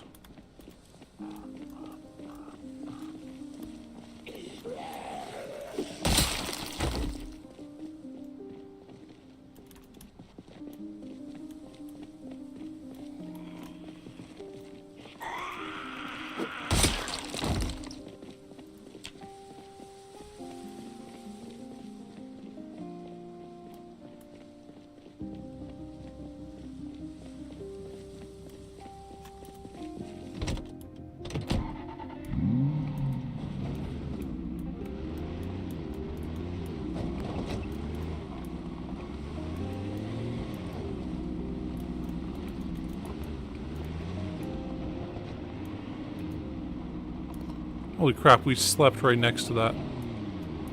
A big group of zombies right there. Oh. Should get rid of them. This will hopefully be the last in the area. And given we did accidentally bring them all down here. Well, accidentally on purpose.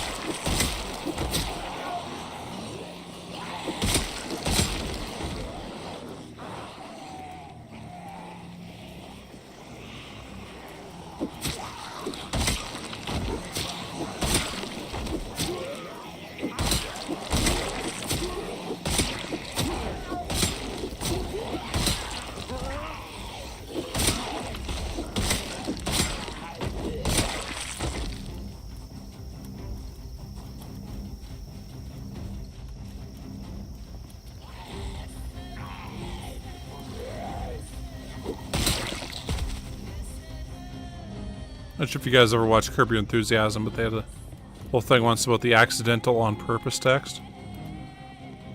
And, Jeff wanted to go see a football game, but it was like, my wife won't let me. It's like, what you need to do is send her a text that says, sorry guys, I can't go to the football game. I'm gonna hang out with my wife. You know, make sure she's good for, you know, this weekend, and I love her and enjoy spending time with her, so I'm gonna go do that. You send it to her and be like, oops, sorry, I meant to send that to the guys. And then she'll be like, oh, well, no, you're so awesome that you should go out and go see the football game with them. And it's like, that's great. That's the accidental on purpose text. And, yeah, and of course he sends it to her and she's like, Larry, you put him up to that fucking thing? How fucking stupid do you think I am? Like I'm gonna fall for that shit. And, anyway.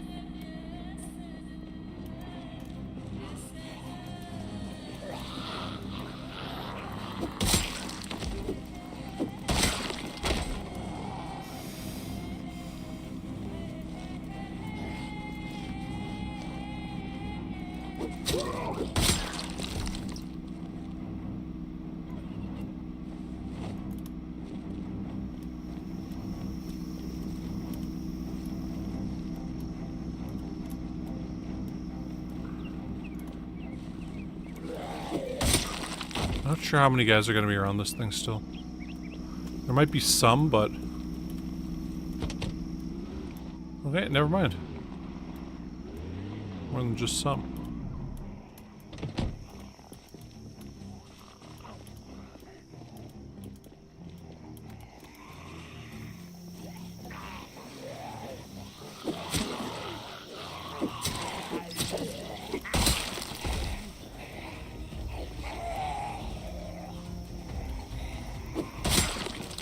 there's even more coming out now. Damn, I really thought we'd cleared most of these guys out here. We probably got the trailers cleared out, but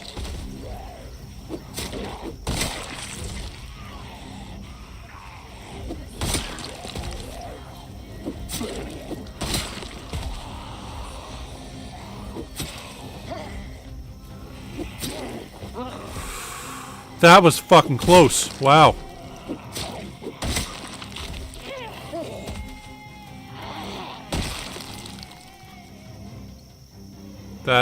Wow, that was a total miss. Okay. Old 1897s. Remember them from Modern Warfare 2?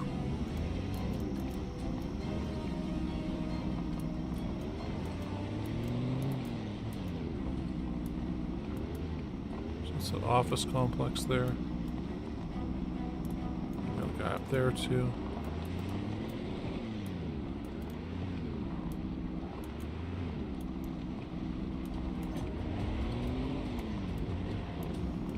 I think we're just gonna have to go burn more.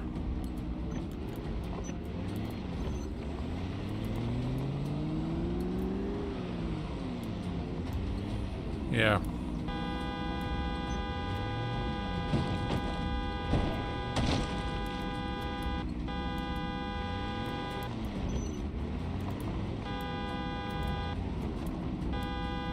We thought we'd be able to loot this thing right now. I guess we just gotta go kill more zombies.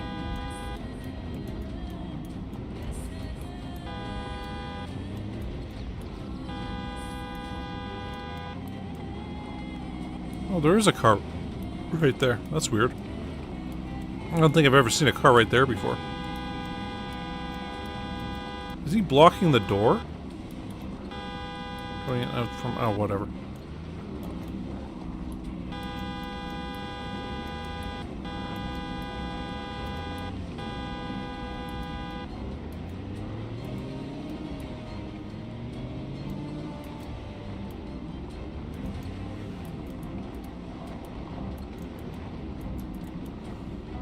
Not seeing any guys here. Trailer park. Oh, okay, no, there's some. There's one at least.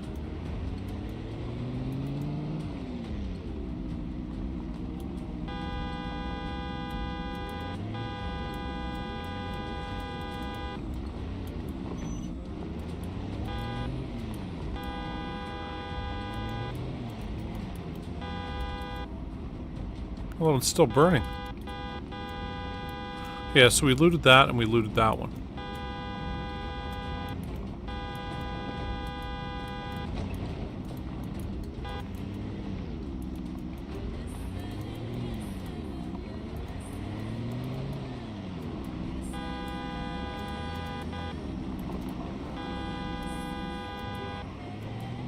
Okay, cool. I think we've stirred up enough of a hornet's nest. We'll head down here, park the vehicle, and then we'll go back up and deal with those guys.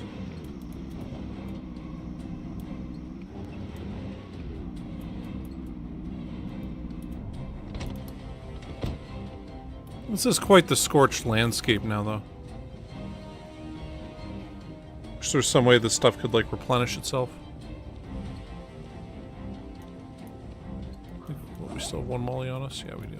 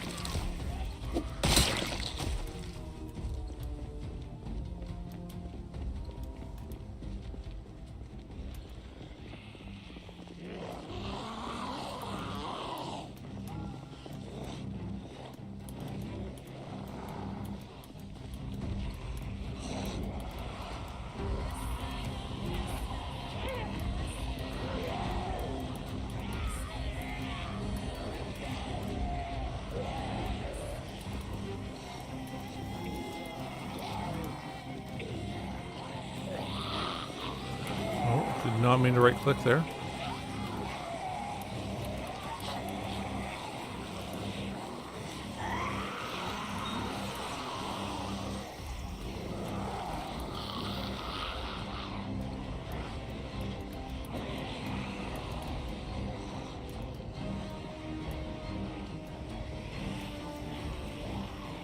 Okay, we'll get one more Molotov in here.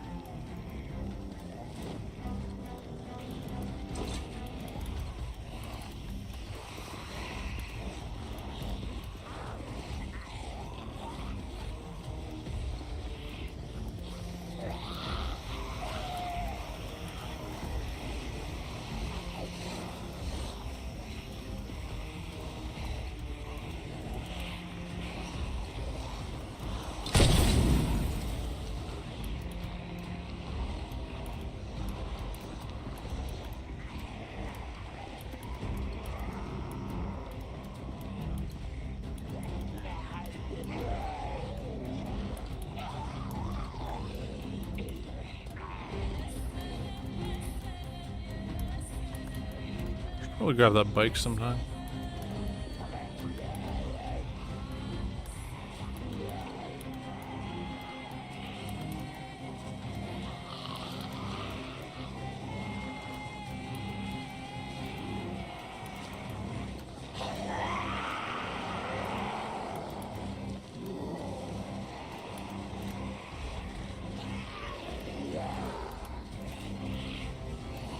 That's a nightstick, okay. I don't mean to be running around too much doing this, but...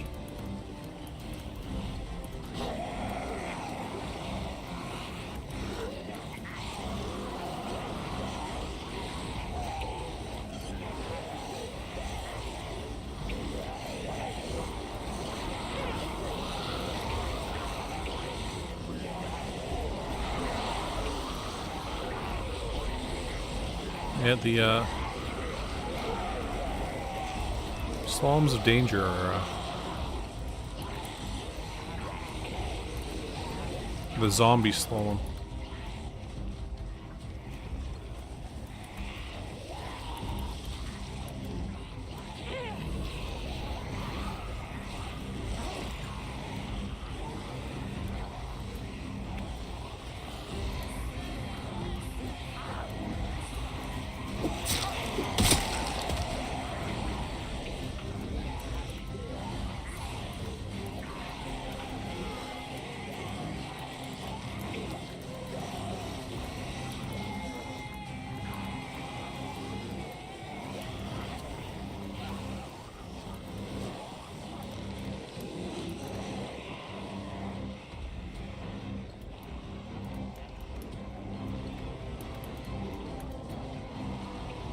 So we'll go over here, we'll lure up these guys here.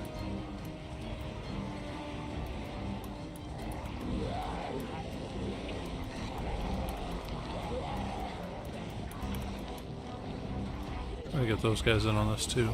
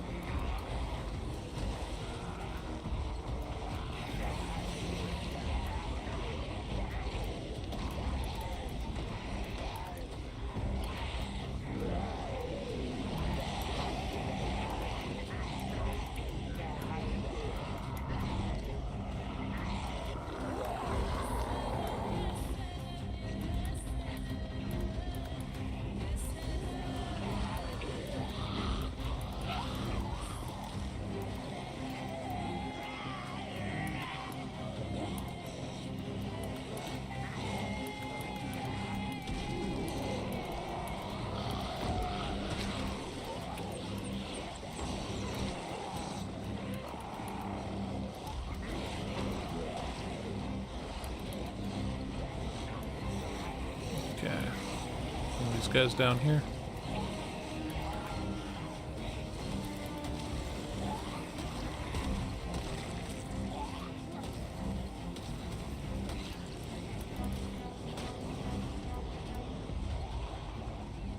Ah. Coming up on 17,000 there. Or, no, never mind. 300 away. I don't know why I thought we were at like 16,900 there.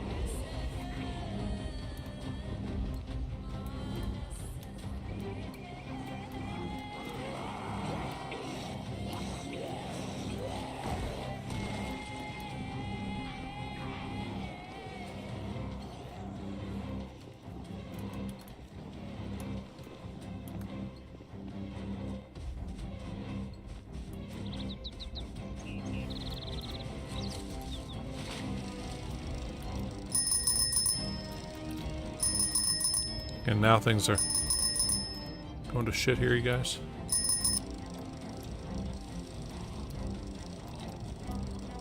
I don't know what kind of condition this bike's in here. No, we should just leave it here for now. What the oh, that was fucked up, man. I'm like, what? Are we stuck on the bike? Did that just happen? And he, like, kind of sat down there for half a second. And, ugh. Freaked me right out.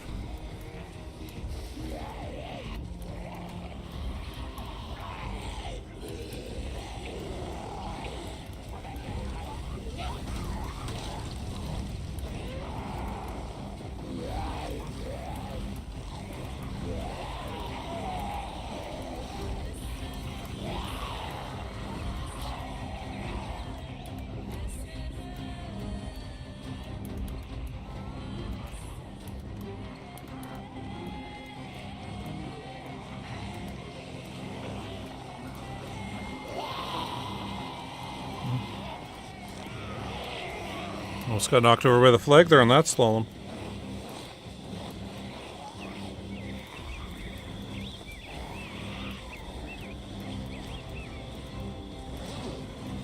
Ooh.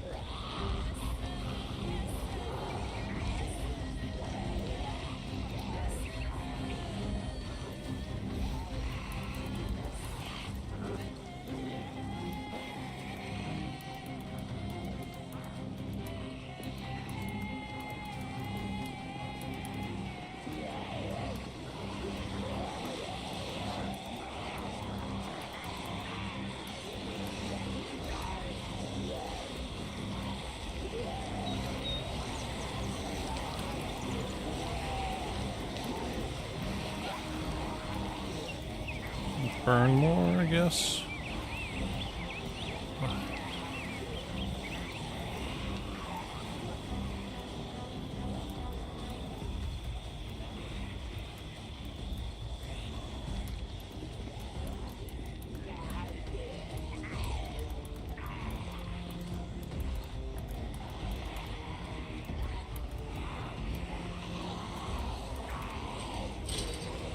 Oh shit. Like, why can't we see straight ahead? Oh, some random trees.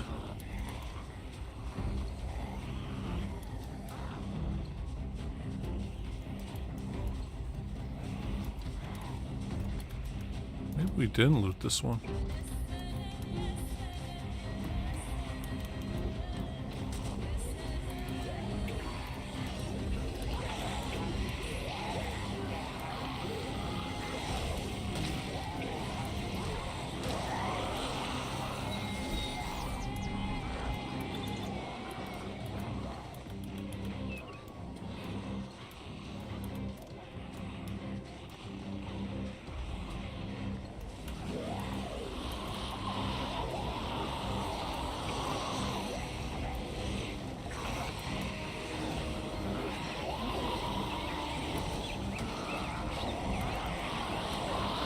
I don't know how much easier this would be with better fitness.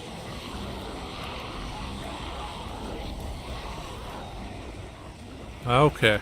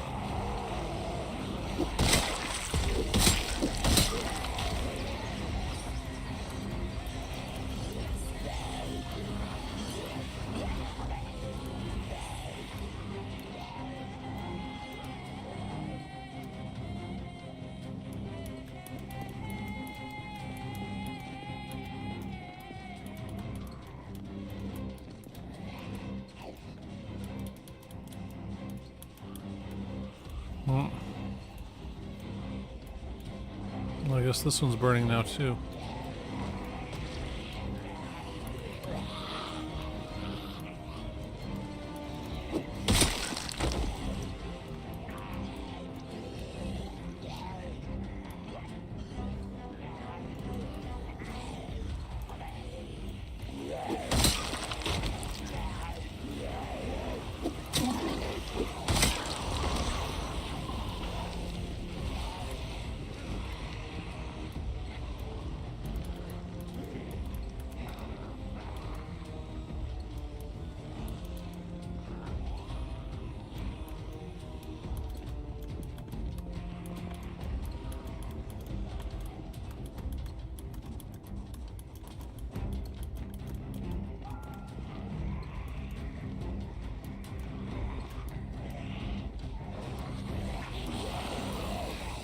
Jeez, it's just another day of burning zombies.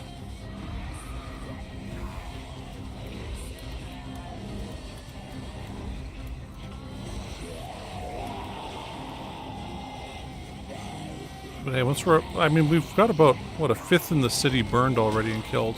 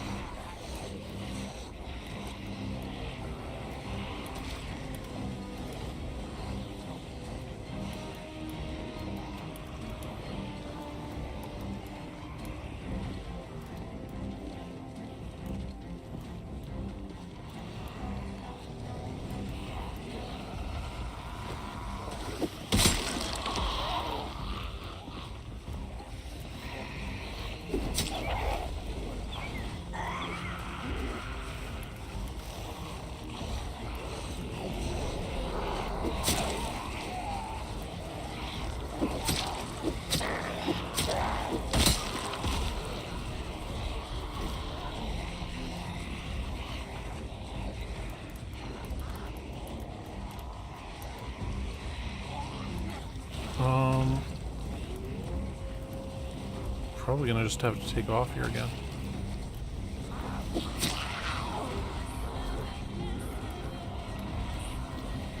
Because, like, I mean, what, we got maybe an hour of sunlight left?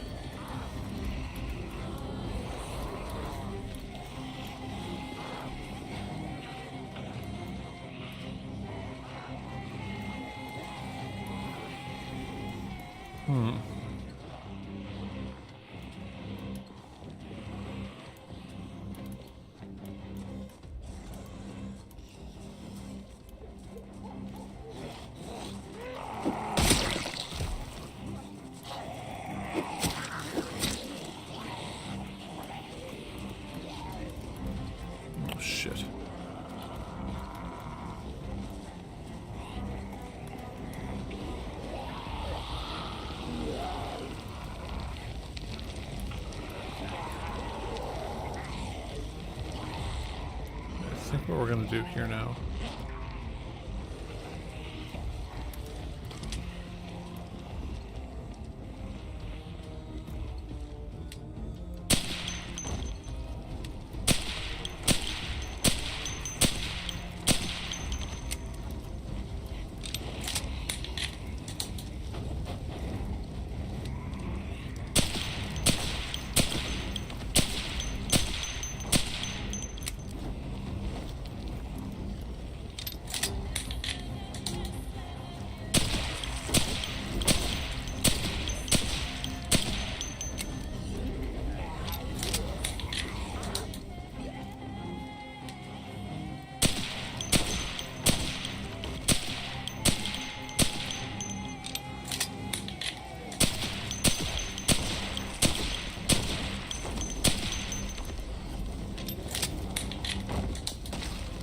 Just died at the sight of us. Wow. Okay. Well, 16,935. And that's what, 46,000 for the stream? And I think that's about all I got in me today, guys. Yeah, I think I'm going to say Saturday from now on is maybe I'll stream, maybe I won't kind of thing. Because I don't know if it's the 6 days a week or whatever, but I just feel absolutely burnt. And that's not a pun like that I meant for all this. But it's just I feel really burnt out.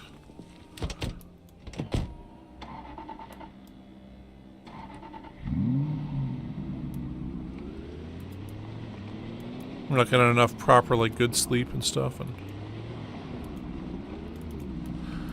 yeah, I mean, I'll usually stream Saturdays. I do like streaming Saturdays. Tends to be a bit more of an audience and, you know, and everything. But,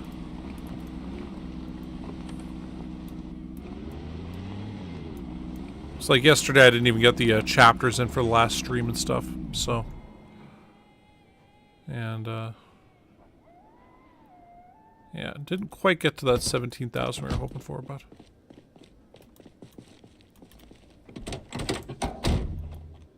You know, we got a lot more dead zombies. And it's like next week if we manage to kill, say, you know, 4,000 zombies a stream. Which isn't, I mean, it isn't unheard of, but, well, let's go 50. I think we only need 30, but whatever. Oops.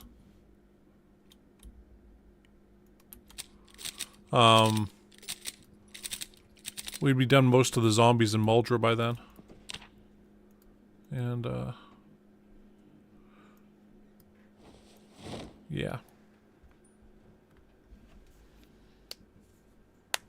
Yeah, well, I mean, as much as it's work, I mean, I have to view it as work and stuff like that. Kind of keeps me going a bit, doing a bit extra and everything.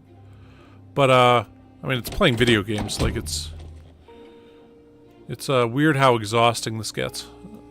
You know, when it, like, I'll do this for fun, but it's sort of like, I mean, I imagine that would be like, you know, working at a warehouse lifting heavy stuff compared to going to the gym. You know, like, it is just one of those things.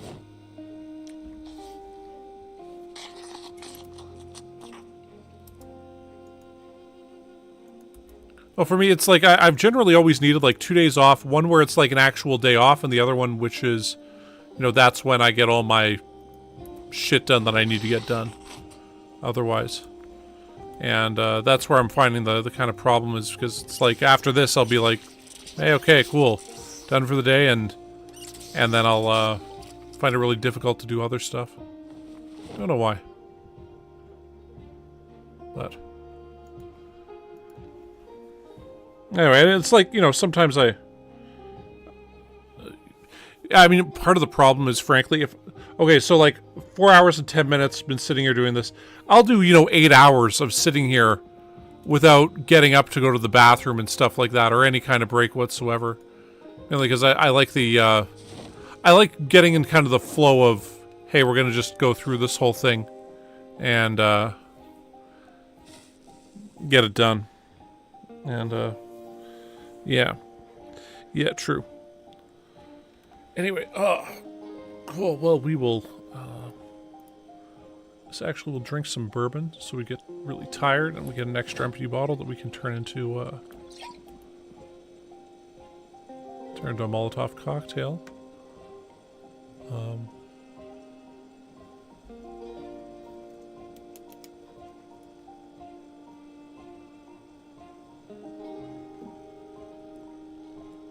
So yeah, we're at 79 pounds now.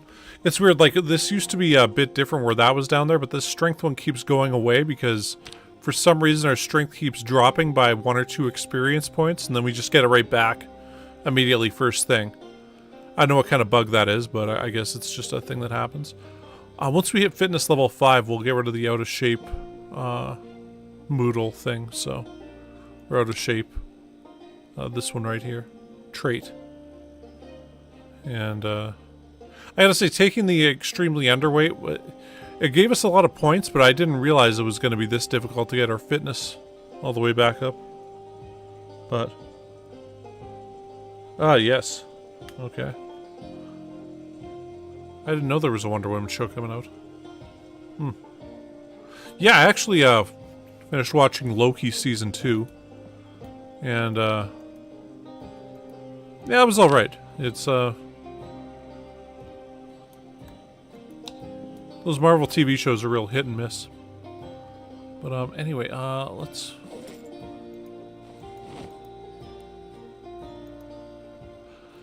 And we got 2 lighters on us, okay.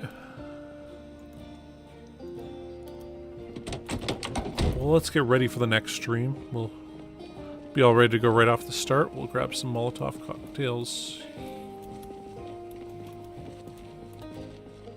here. Damn, this trunk is getting more and more damaged. So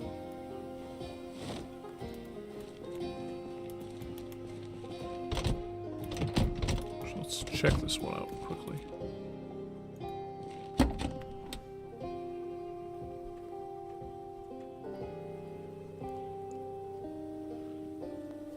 That door is really damaged now. Yeah, and the tires keep getting more and more damaged. This is from running over guys and stuff.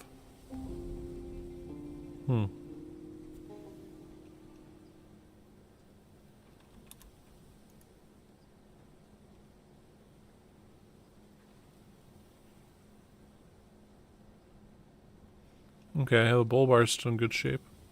And we've hit some guys going pretty fast at that thing. So. Okay, well. That being the case. Do that. Just want to quickly bring up the map. So we had, what, 16,936 kills. And once again, about 2,000 were over here. So, I mean, like, assuming we cleared this out, and we're starting to kind of get into this area a bit. I mean, we must have lured some down from here. There's no way we'd have this many kills otherwise. But, I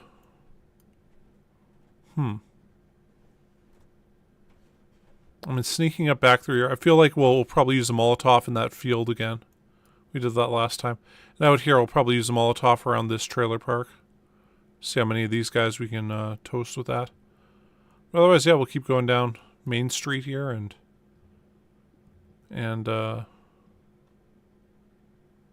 we'll see how many we can get. I guess, yeah, we did make it up to there and then honked our horn and brought down a bunch.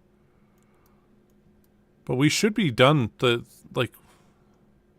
I can't believe we still have so many more guys to deal with in here, but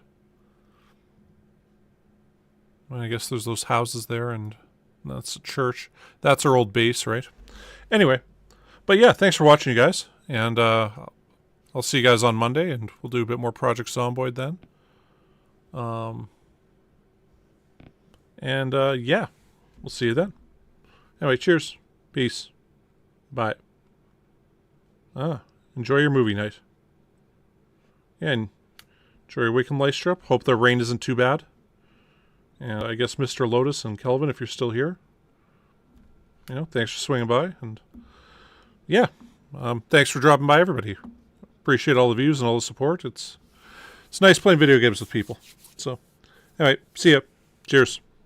Bye.